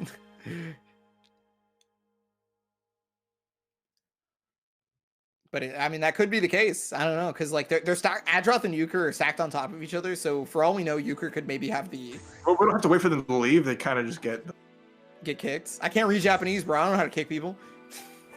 Now you learned. I hope you're paying attention. Oh no, Adroth left too. What happened? I think it might have glitched. Sometimes okay. It happens. Right. Adroth's trying to rejoin you. Okay. Waiting for Adroth to join back in, but good here. They're going to be facing. We're gonna have the rest of the tournament can be either it's going to be Ragnar versus Susanoo, and then maybe another Ragnar Susanoo, or just Susanoo. So you're getting some wild matches. Some definitely wild matches with players.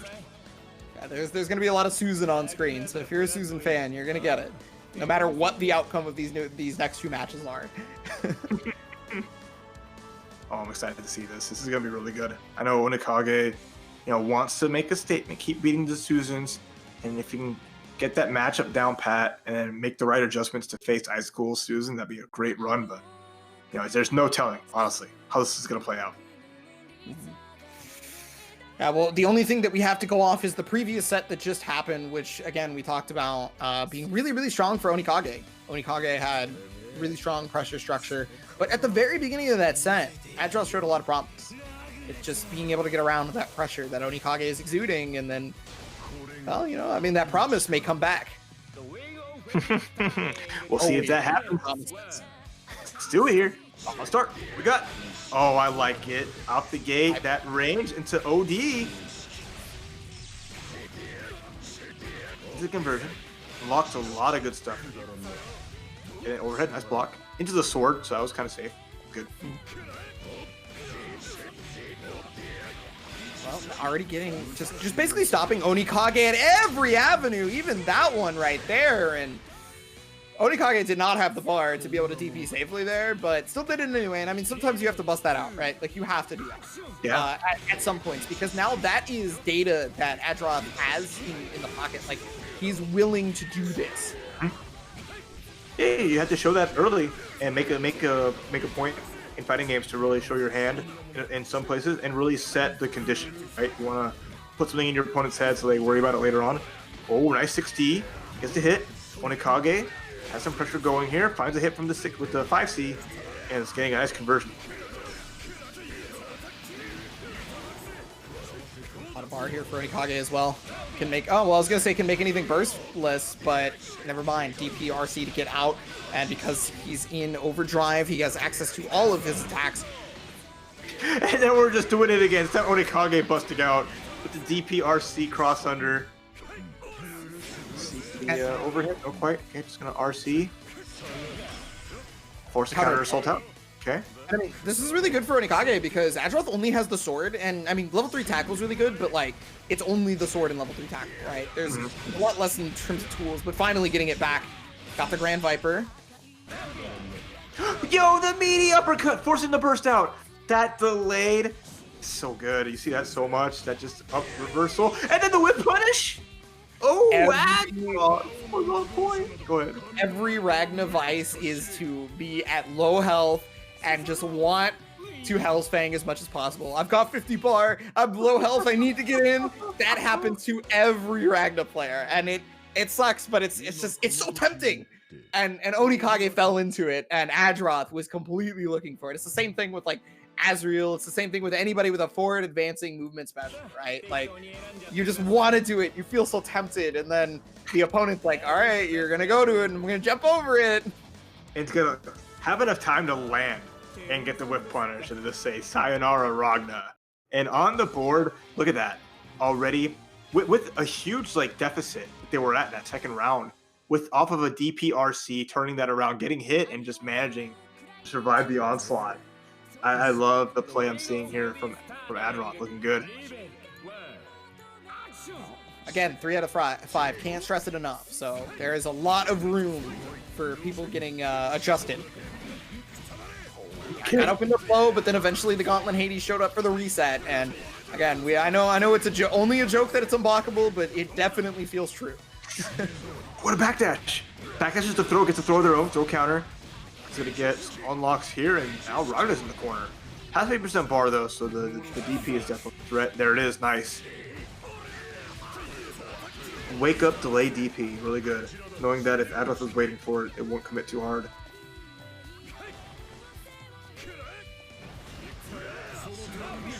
He's getting in with that. He's just going to be able to use the RC to get pressure. Got the overhead because of it, and that's going to get a lot of buttons, back in the hands of Adroth as he unlocks several seals. Yeah, and looks like Onikage is going to take that 3.4k. Not going to risk a hero burst there. Sorry, 3k.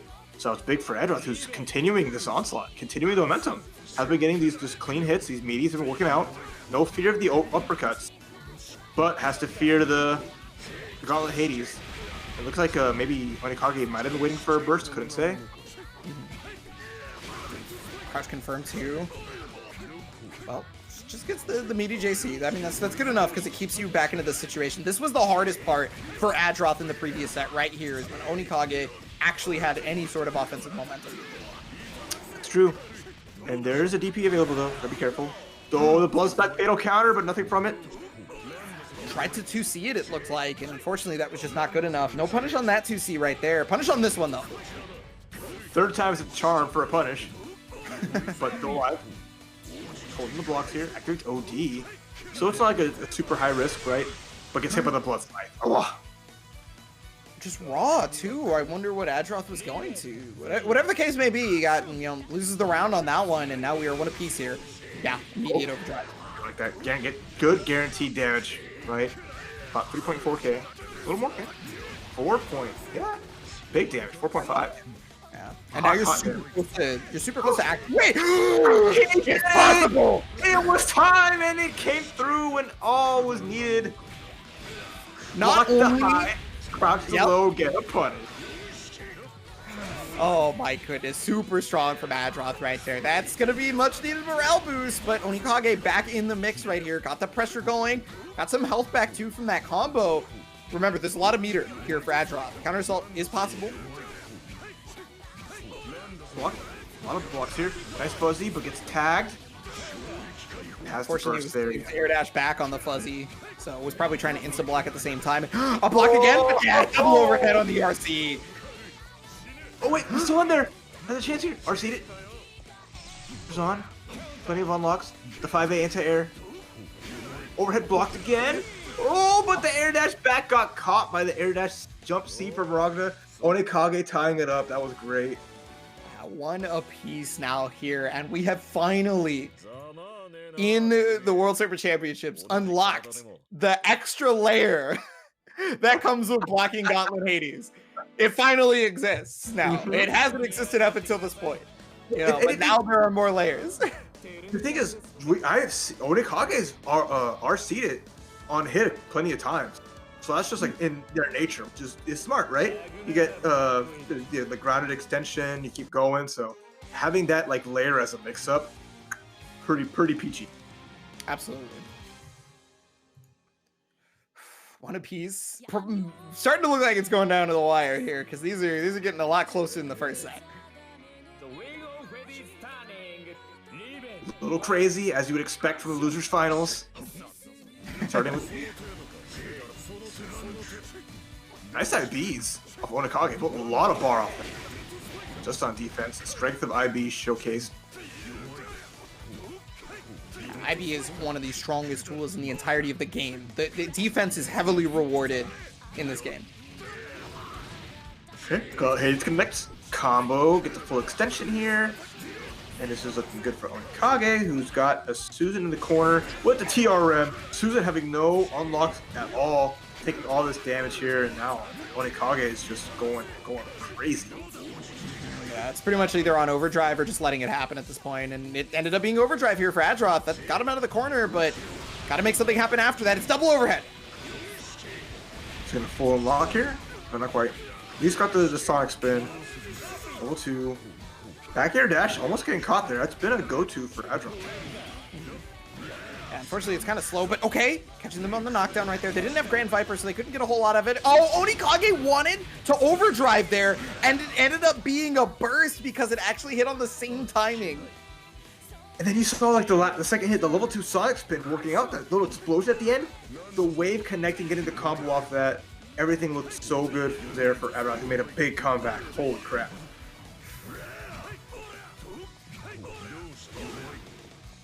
Well, now, I mean, we're back in the home. Oh, well, as soon as I say that, I was going to say we're back in the home of Adroth, but there's the 2C on the back end. Again, one of the biggest strengths about that anti-air is the fact that if you know somebody's trying to cross up, that button is immaculate at stopping you. Mm-hmm. So much damage off that. Getting the overhead into the Sonic spin overhead. Meaty DP into overhead again, OD. That's a wrap. Yo, my goodness. The offense was nuts. The anti... Sorry, go ahead. You're one of y'all. Go ahead, go for it. Got the overhead with impunity. Like, the overhead was how many times? How many? The best part was, it's like literally, you want to wake up uppercut, I see you. So I'm going to uppercut your wake up, and if you get hit by it, I RC get a combo. And then if you block it, I'm doing this overhead, which would have comboed on the RC. So it was just like, whatever I'm doing, it's gonna be a mix-up or a combo, and it worked out so well. Holy moly.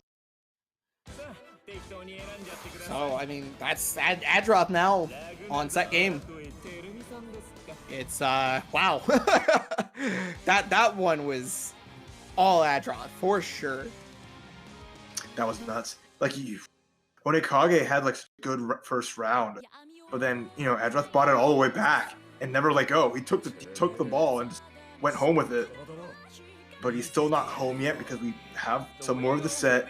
Onikage has to find the inner strength to surpass the villainy, to keep the protagonists and keep the good in the fight.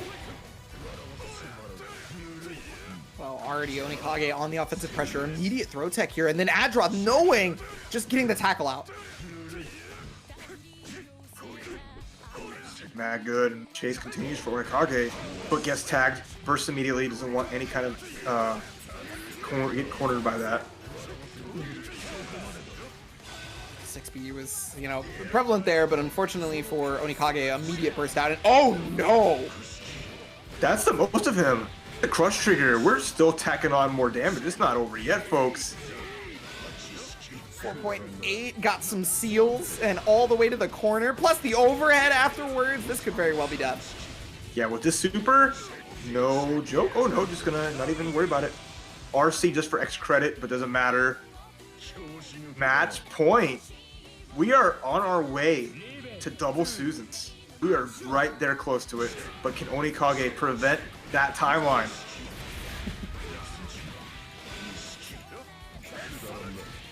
DP on wake up, that time with 0 resources, just no fear.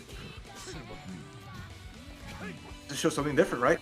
Has to make something count here. Despite the DPs getting punished at times, has to really show that I am not down and out yet. So Onikage getting blessed those is not good. Could he use the overdrive for that? But there's the DPRC, just trying to regular jump out, but the TRM, that's really good because you get some health back from this. That's kind of like the big thing, is getting all this health back plus the Oki into the corner carry. Like,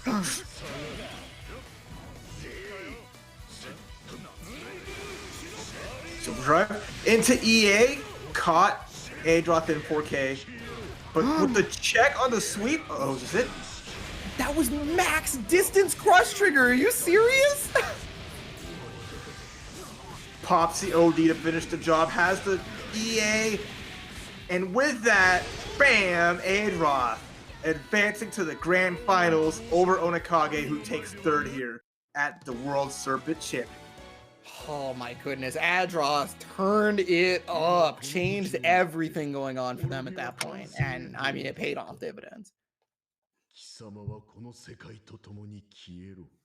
that is, yeah, just like you said, gonna be third place finish here for Onikage. Super strong showing. Gave Ice Cool the hardest fight so far that we've seen from them, and now we are going to see a match that we have yet to see today in this bracket. We are going to be seeing Ice Cool and Adroth. The big Godzillas are gonna face off, right? We saw Godzilla versus Kong earlier, so now we're here to see the Lizards take over in a grand finals, which I'm sure these two have faced off countless times in this kind of situation. But we're gonna run it back and see who is the Lizard Supreme. Kaiju battles coming in. We have no one to stop them. It's literally like the Godzilla gift where it's let them fight. I mean, who else is better to beat a Godzilla than another Godzilla? So as long as they're not unleashed on the populace, that's the best we got. But oh my god, this is gonna be nuts. So on the winner side though, is Ice Cool, has to lose a set to get dragged down into the depths, into losers, and that makes it so Adroth has to win 2 sets. It's going to be a tall order, but not impossible. Yeah, 2 sets is not fun to have to go through a lot of the time. But that's the advantage of Ice Cool not being in losers at all. Not having anybody be able to take him down. Yep. And, oof. I'm just salivating with anticipation here. We're gonna get to see a bloodbath. We're gonna get to see carnage that we talked about a little bit earlier when we were talking about like BoJack versus, I think it was BoJack versus Adroth. Let me check. I gotta double check. It was Ice Cool. No. We saw BoJack versus Ice Cool. That's what I was talking about. Yeah. Seeing the gorillas that just fight each other. And we're gonna keep that up, man. We're gonna keep all that mayhem as like both all these characters knows how to fight. They just know how to go in. They know how to bring the brawl. So it's gonna be really fun to see this. I said Monster Hunter earlier, so this is two Rajanks having a turf war, just going at it and just making a mess of everything. Hunters beware. Not one quest you want to go. I'm bringing my protective goggles for all this nastiness as I'm about to see. These eyes must be protected from the violence. Well, you can protect your eyes from the violence by checking out the new Axis games. I'm sorry. You made the best out of what you got. Rico London. Yeah, see, I was trying to get us into the ad. Sorry. Rico London right there, because it is a co-op FPS, and there is going to be violence in that game right there. Rico London, pre-order it now, summer 2021, and Nintendo Switch, PS5, PS4, Xbox One. Axis Games is one of the publishers, of BBCF. So we want to support them in any way, shape, or form because they support us every day. Not just Rico London, though. They have another game also on pre-order right now. It is one of their wizardry RPGs. If maybe you can't really deal with the FPS stuff, you're into that slower methodical play. Undernauts Labyrinth of the Omi. It's going to be on Nintendo Switch, PS4, and Xbox One. Also coming out, but this time in the fall, not the summer, 2021 here. And, check out Axis Games website just to be able to, learn more about that if you're interested. Check them out, order, and let Axis know you love them. They've been supporting us. You got to keep supporting them. What's up? And speaking of supporting us, and who you should support is Chitin Books, the awesome folks back there who are bringing excellent mangas out and about, which will show you a few of them, like My Dad's the Queen of All VTubers, ? Exclamation point, as well as Welcome to the Outcast Restaurant. Check them out at www.chitinbooks.com. Make orders from some excellent literature. And like I mentioned, these folks support the FGC because they're born from the FGC. Some awesome people driving behind that and supporting anime fighting community as much as possible. So you can get your books like Gotcha Girl Corpse and the Yakuza's Guide to Babysitting. Give them a little love because they are always in the background showing all of you some. And you want to show a little bit of love over to the Boston Blue Beat exhibition, which is going to be happening fairly soon, May 1st. It's going to be Heroes versus Villains, like we keep talking about. You see some of the players that you have watched today are in this exhibition right there on the list. It's going to be happening again May 1st, twitch.tv/Boston Blue Beat. But that's not the only thing that Boston Blue Beat is throwing off. On the day after, it's going to be the Plus R tournament for another exhibition. It's going to be the chefs versus the customers. You guys see some of Plus R's finest in that event. And Boston Blue Beat has been putting on events for CF and Plus R for the longest time at this point throughout quarantine. And so it's not going to stop here. And they want to showcase the finest for each game. May 2nd, twitch.tv/Boston Blue Beat if you're into Plus R. Which I hope you are just as much as you are into BBCF. You got to keep supporting our brothers in different games. The anime fighting community relies on everybody. And just like World Serpent Championship also relies on y'all. Keep us going. Having these amazing tournaments year in year are all for y'all. And y'all keep all of us, motivated to keep it moving. But, we need your help. This is a call to arms. We want to make online a better place for BlazBlue Central Fiction. And what better way than using the hashtag BBCF rollback? Use it, tweet it out, let Arc Systems know we are here and we are hungry for some rollback netcode so we can take BlazBlue to the next level, take online tournaments to the next level, and people can play in peace while we're still playing from home. Yeah, I mean, we're obviously in love with the game because we're playing it through the current hardships of the netcode as of right now, as you see in this tournament. But we will get to play it in good netcode and extend that to the other people who are very interested in the game if we can, maybe get Arc System Works to really see what we want out of this game. So please let us get some BBCF rollback, hashtag BBCF rollback at pretty much any tweet that you can give it. We got to get it trending, and we want people to know. For sure, for sure. That is going to be all we have for slides. We are now all set for World Serpent Championships East Coast PSN Grand Finals. Well, I mean, we're gonna, I think, take a quick water break, real quick before we get into the grand finals. It's a big I know. I'm sorry. I thought the ads were the water break like yesterday. Oh no. This time, Chick very specifically said ads then water break. So I was, I'm just guessing. Yeah, I have to click the button for slides. Like, but no, we need to slow down a little bit. Chickzama needs a break, so just give us a second, y'all, and we will be right back here with the grand finals between Adroth and Ice Cool, the Susanoo Godzilla Kaiju Mirror.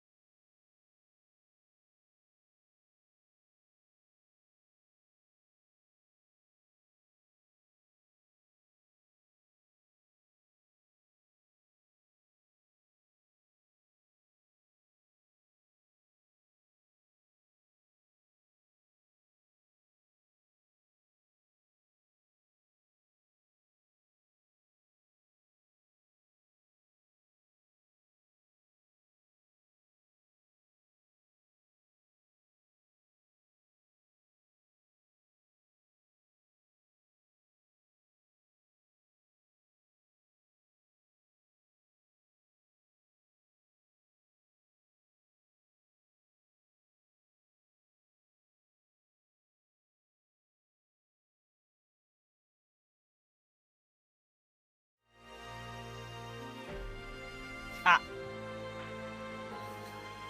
Real life. I'm back.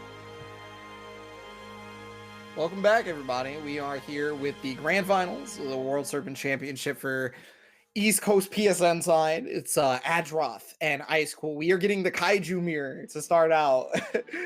And, well, I think everybody's excited to watch some carnage for sure. Oh, 100%. In the winner side is Ice Cool, who led the charge of the Susan army, making it that far. But Adroth has had a great run and is here on the loser side. It's going to be 3 out of 5 sets. We got 2 sets potentially, but if Ice Cool can clean it up before then we might get a chance to enjoy the rest of it. But what would a Sunday be without BBC? Excited to see this go to distance potentially. It's no Sunday of mine without BBCF. I'm just saying. No Sunday of mine at all. And okay, maybe I could do without the Susan O mirrors. I don't know, but I'm a Gorilla fan. You're a Kong. I understand. You don't have a horse in this race though, so only in this game. Only in this game. I'm not a Kong outside of BBCF. I'm not a Kong outside of BBC. Because there's no way Kong could beat Godzilla. It just doesn't make any sense. Right. Players are set. Your wagers are in. The final set here, and only one Zilla can be supreme. I'm excited to see who it will be.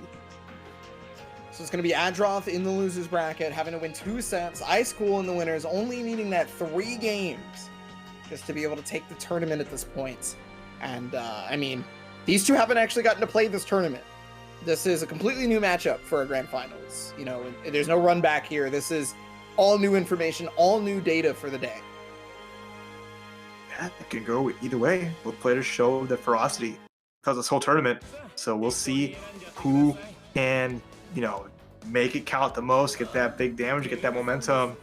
Because, I mean, really, it's the character suffers on defense, but the offense is so good. So it's one of those mirror matches that it's just going to be overwhelmingly on one side potentially. Yeah, I actually don't know what Susan O does versus Susan O when there's no DP.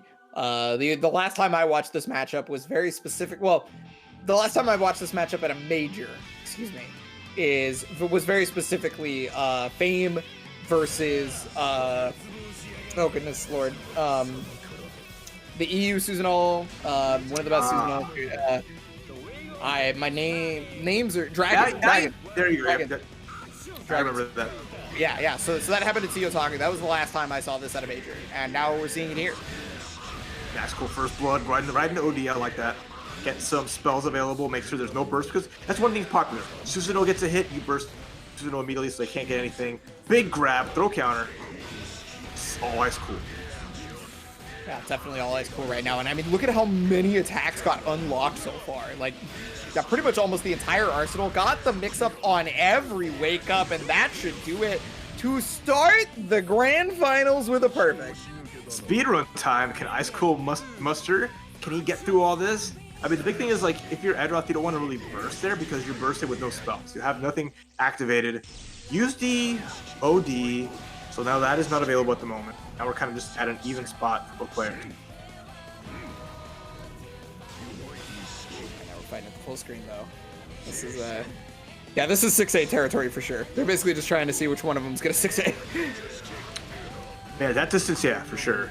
But now, Adroth with the momentum, the danger. There is a DP available, though, for Ice Cool, so he managed to get out as Adroth. Looks like you respected that a little bit. And then back again. There's the juicy right there. Adroth, okay, gets out.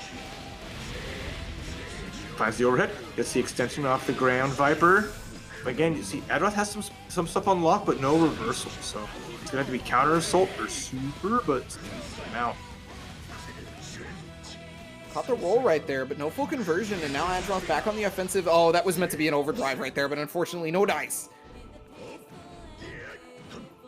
Hard to say this back and forth. Finds us a jumping, gets the hit, forces the burst off Adroth, and then just a lightning ball, stopping go in his path, and then ground Viper with the meter behind it. Yeah.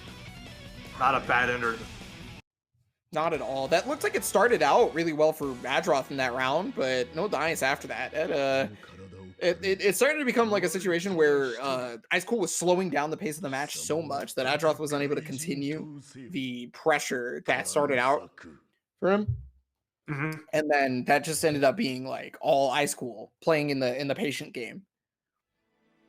That first round though, that was oh. that was just a Ice Cool just saying, don't forget who's King Zilla around here. You wanna take the crown, you gotta take me down. There's a lot on the line here. Not just the big W, not just the #1 slot here at WSC, but the title of tonight's best Susanoo. Yeah. That's only the first game, too. It is 3 out of 5, and it's not just 3 out of 5, but there's 2 sets sitting on this one. You see a lot of gorillas swanging. Gotta be a lot of Zillas, okay, man? These aren't the ape kind. They're cold-blooded killers, quite literally. Backdash started out. The mirror match truly is a mirror, but wow. Okay, double 6A. I like that because it was just like, I got 2, I have a DP unlocked, let me get that ready to go so I don't lose that tool here because I'm gonna need it. Yeah, a lot of Susanoo's will just do 6A and then immediately try to unlock, which gives them level 2 tackle rather than like anything else. And instead, Ice Cool went to double 6A and then finally unlocked. Guard break. Nice damage on that guard break. Ooh, oh, the drop though. How's a hit? Okay, it's good for Adroth, who has some spells unlocked himself. Had been looking for the DP. No dice. Oh my goodness, the counter hit overhead. Gonna get full conversion off of this one. We've seen that DP RC overhead work in so many different capacities. I'm not surprised that it continues to really have a good function here. And now Ice Cool getting a taste of his own medicine on it. So. Yo. JD. Oh my goodness. He has meter. Is he gonna go for the super here before there's burst available? No, it's gonna be one more hit. Blocks the uppercut. J. Oh, but there is lots of JD on that. Ice Cool coming all the way back. It's the sneaky stuff. Not overextending. Knowing that Adroth was going to be willing to spend the bar on the reversals to try to escape. Baited it, blocked it out, found the cross-up, and now real good here.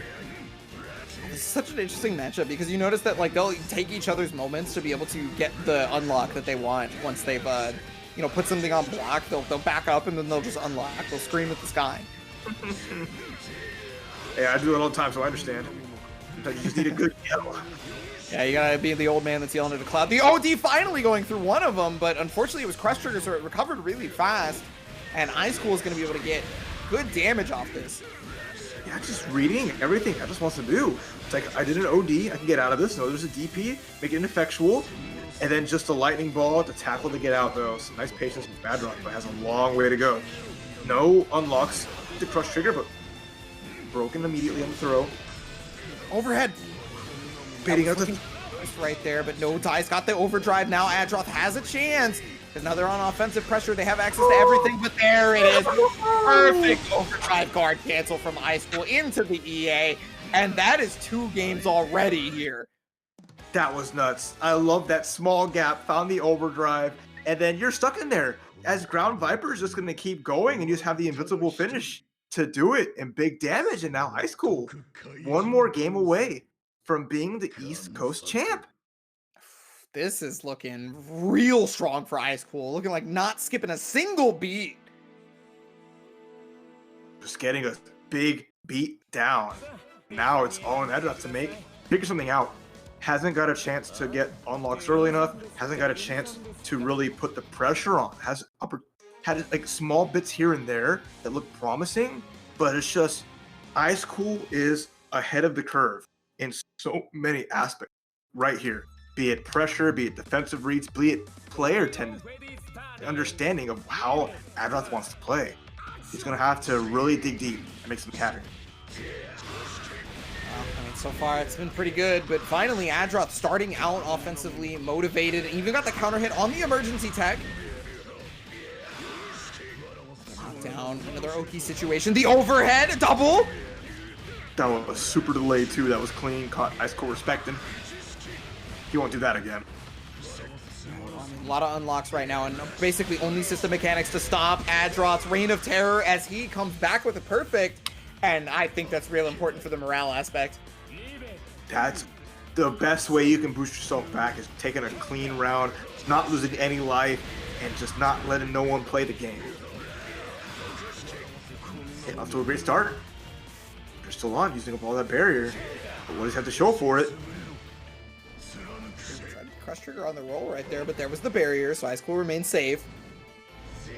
And this is where we seen Ice Cool like make the offensive pressure come back to his positioning, right? Is once he finally was able to. Oh no, that was TRM. This doesn't count for push-ups. Doesn't count. Still a big TRM. That's gonna be good damage and some unlocks here. But the level 2 Sonic Spin, that's so dangerous.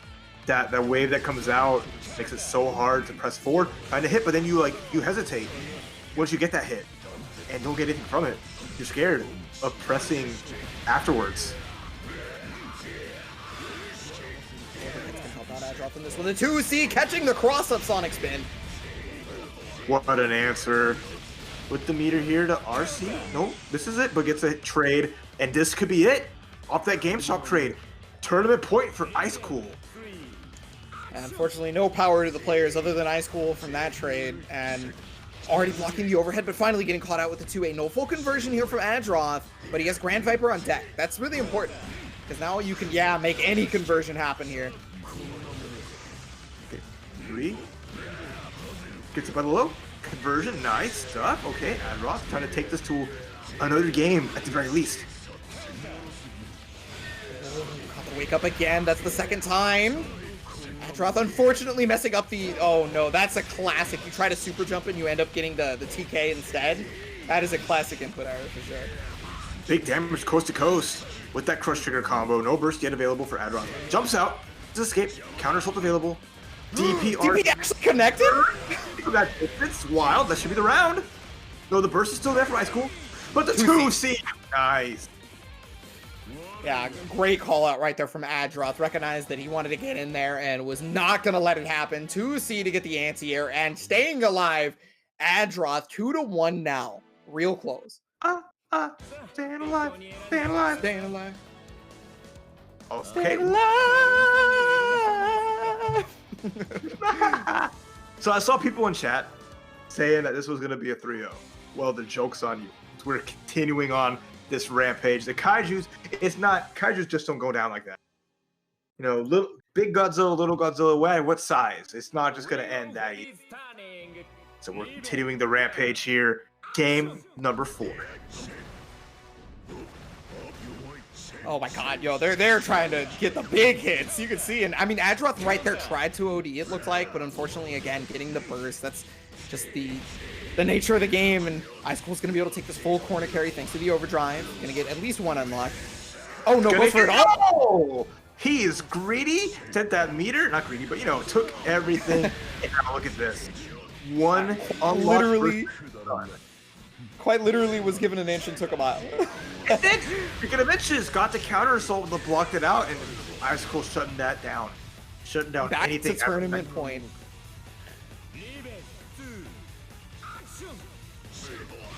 All on Adroth right here, and already the 5B to start out. Blocks on the overhead though, so that's really good. But now Ice Cool has the DP on deck. Again, blocks on the overhead. Sonic spin for a second overhead. He had just unlocked that, literally right then. Great usage of it. And this is big. He's gonna get the knockdown here. Not quite. Jump down, Adroth landing in the corner, still not trying to get out, but finds a hit. Going the distance with the crush trigger, trying to go to coast as well. The same space goes as the BBCF. Dual unlocks. Grand Viper got the Sword of God, got the DP, and there's the burst, but oh, God, the burst! Yeah, there's overdrive, and there's Astral on deck here for Ice Cool. Yeah, this is Astral. It's the only way. OD, it's gonna hit! Oh, it's not the bar. We don't get the Astral finish, but we're gonna get a finish. Wait a minute. No. Wait a minute. Still alive? Look at the overhead. And Ice Cool with the homing attack duo. Gonna take the tournament right there. Ice Cool is your World Serpent champion, PSN East Coast champion. The game, we talk about the Wheel of Fate is turning. Well, there you go, Susanoo spinning along right with it. Oh, that was, how do you mess with that, right? How do you figure that last mix-up out when he's just bouncing along? That was so tight. Didn't, you know, hype us all up with an Astral to end the tournament, but at the very least, what we saw was just super fun and made it a good show. Good stuff. Yeah, there was that 50-50 on deck because of the RC. So, I mean, Ice Cool could have went to anything at that point. It could have been overhead. It could have been low. It could have been a grab. But none of that ended up happening. It was all just the overhead on the double sonic spin, homing attack for days. And big ups. Adroth taking second place after all is said and done. Had a hard run through that loser's bracket. Made it all the way up to Ice Edge. And in third, we also had Onikage. So that was a really fun top three. There's the BBBO boys making a show Boston for Bruins. everybody. Mm-hmm. Yeah, and I mean, look at that top 8 right there. I mean, that was all Ice Cool all day. Lost one game from pretty much everybody in top 8, but never really was out of control, it looked like. And it's well deserved. Ice Cool played out of his mind, and that's gonna be a first place for Ice Cool. Second place is gonna be that Adroth.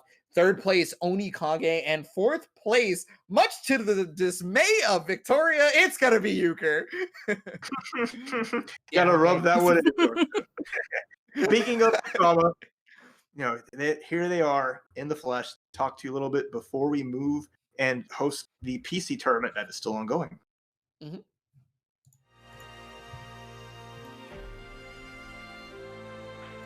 Victoria. Wait, okay, we did it. We're here. I definitely have the mic mute button on. Okay, this is not it though. We have PC going on the other stream. We're gonna grade them in just a moment. We're gonna do a little bit of shill before we go over there. Actually got like some really cool images by Blue for all the winners so far, so we can check those out as well after that.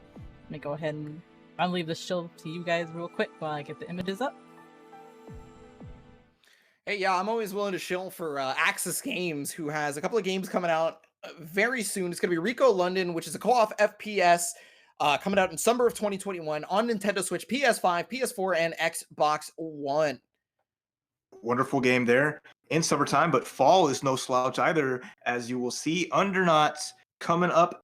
That is a wizardry style RPG. It's a little bit different from Rico London, but shows you the depth of the catalog that Axis Games is bringing to you. Please check them out at axis.com and see what awesome stuff they have in store for you. Get some pre-orders on or learn more about these games, see if they're up your alley, and pick them up to support the folks who've been supporting the FGC for such a long time. Axis. Some of the folks that have been supporting the Anime FGC for a long time is the people at Boston Blue Beat. Oh, wait, no, excuse me. Handsome Kite and Books. I forgot. Sorry. My dad's the queen of VTubers. Welcome to the Outcast Restaurant. It was a great segue, but a terrible person to do it. Kite and Books has been supporting the Anime FGC forever. And, well, I mean, since their inception anyway, because they are some people with FGC backgrounds.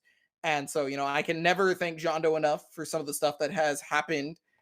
And, well, I mean, they're doing even more. They are basically giving every CF event as much as they possibly can. So go ahead and check out kitenbooks.com for more of that manga stuff. Definitely support them as they've been supporting us, just as you will be supporting Boston Blue Beat, who have an excellent exhibition coming up, very, very soon. Starting on May 1st, we have some more BBCF. It's a 5v5. The heroes versus the villains compete, and you can honestly see some of the folks you've seen today, like Valkyrie, Koji, and Adroth, who are all a part of that. Make sure you set your calendars for that amazing event, but that is not all they have in store. They also have their Guilty Gear Accent Core Plus R exhibition featuring a 5v5 between the chefs and the customers, heralded by some of the greatest players of North American Accent Core Plus R, such as Alvin Shadow, Raekwon, Digital Watches, Skeleton Minion, and more. So that's May 2nd at 7 p.m. Give them a follow, twitch.tv/Boston Blue Beat. Yeah, so if you guys are into the Plus R, if you guys are into the BBCF, those are two of the events going on. But I know you're into BBCF because you were here watching the World Serpent Championships, and it is hosted by Chickzama and the rest of the crew behind the scenes. Got to thank them because I can literally not thank them enough for putting in all this work.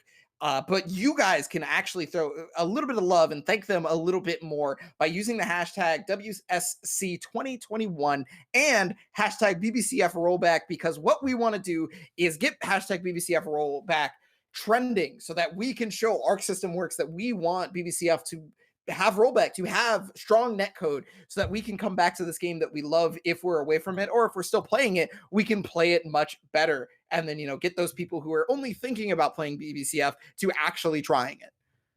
Speaking of showing love to the community, there's 5 quick wins for the Chickzama and Sama's crew. So that's what's up. Hope y'all enjoy those, and hope y'all have enjoyed this event, because it's been nothing short of amazing. Whenever is there a bad Blaze Blue? Never. Always the good old time. Right, Bonnie? I'm not saying it. I'm not saying it. You're saying it. People ruined this phrase. Okay, people started to say it after every tournament. But to be honest, all right, look, for me personally, for all you at home, from the bottom of my heart, I have to ask you: has Blaze Blue ever disappointed? No, never. Not a million years. Big old NO, folks. Big old NO. Speaking of BB never disappointing, I'm gonna go ahead and segue to this. Here's all the winners so far, except for the current one, because we need to make that image. So we got Brazil teams, top 3 BBL, Musketeer, Ami, Sensei, and Blue. Musketeer taking it for Brazil singles. I like the spread though of the characters we have over all these regions. Mm-hmm. Yeah, if you look at all the top 8s from a lot of different Blaze Blue majors, you'll notice that almost every single top 8 has at least 8 characters, if not more. Yeah. That's a huge pass in representation across all the events. Chile, Argentina with Illusions_V. The Azrael taking it. South American Gorillas are built different, man. I'm about it. I love it. I'm happy. I love this team name. We have your teams. I swear I didn't drop that. I think Nike, Acidic Smudge, and Segi. I think that's all of BB Greece, actually, if I remember correctly. Let's go, Greece. BB Greece showing up. Correct me if I'm wrong, though. Correct me if I'm wrong, but and they didn't drop that. They didn't drop it. they held that. On my mom's. I didn't drop that. I swear on my mama. Ooh.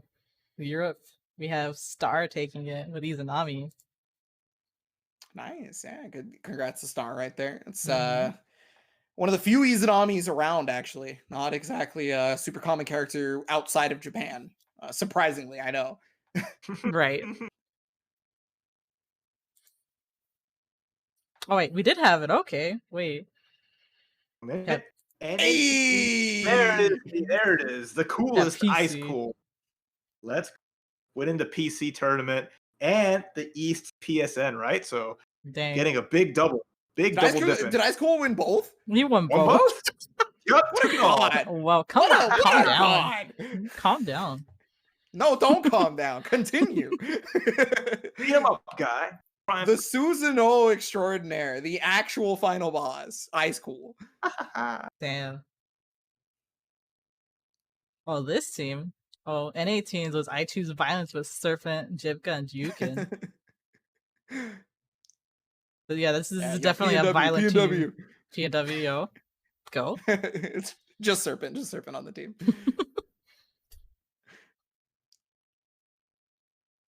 Oh, NA West PSN was taken by Hyo-chan, I believe.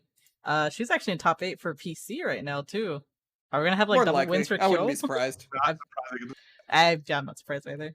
Ruka got DQ'd, right? So yeah. I'm just gonna call it. It's all Hyo-chan. I'm just calling it. Oregon represent. My state's the best. Everybody else sucks. Indiana has kind of got you there, though. I'm sorry. Look, I'm sorry. Pretty good, all right. I can't beat the god, okay?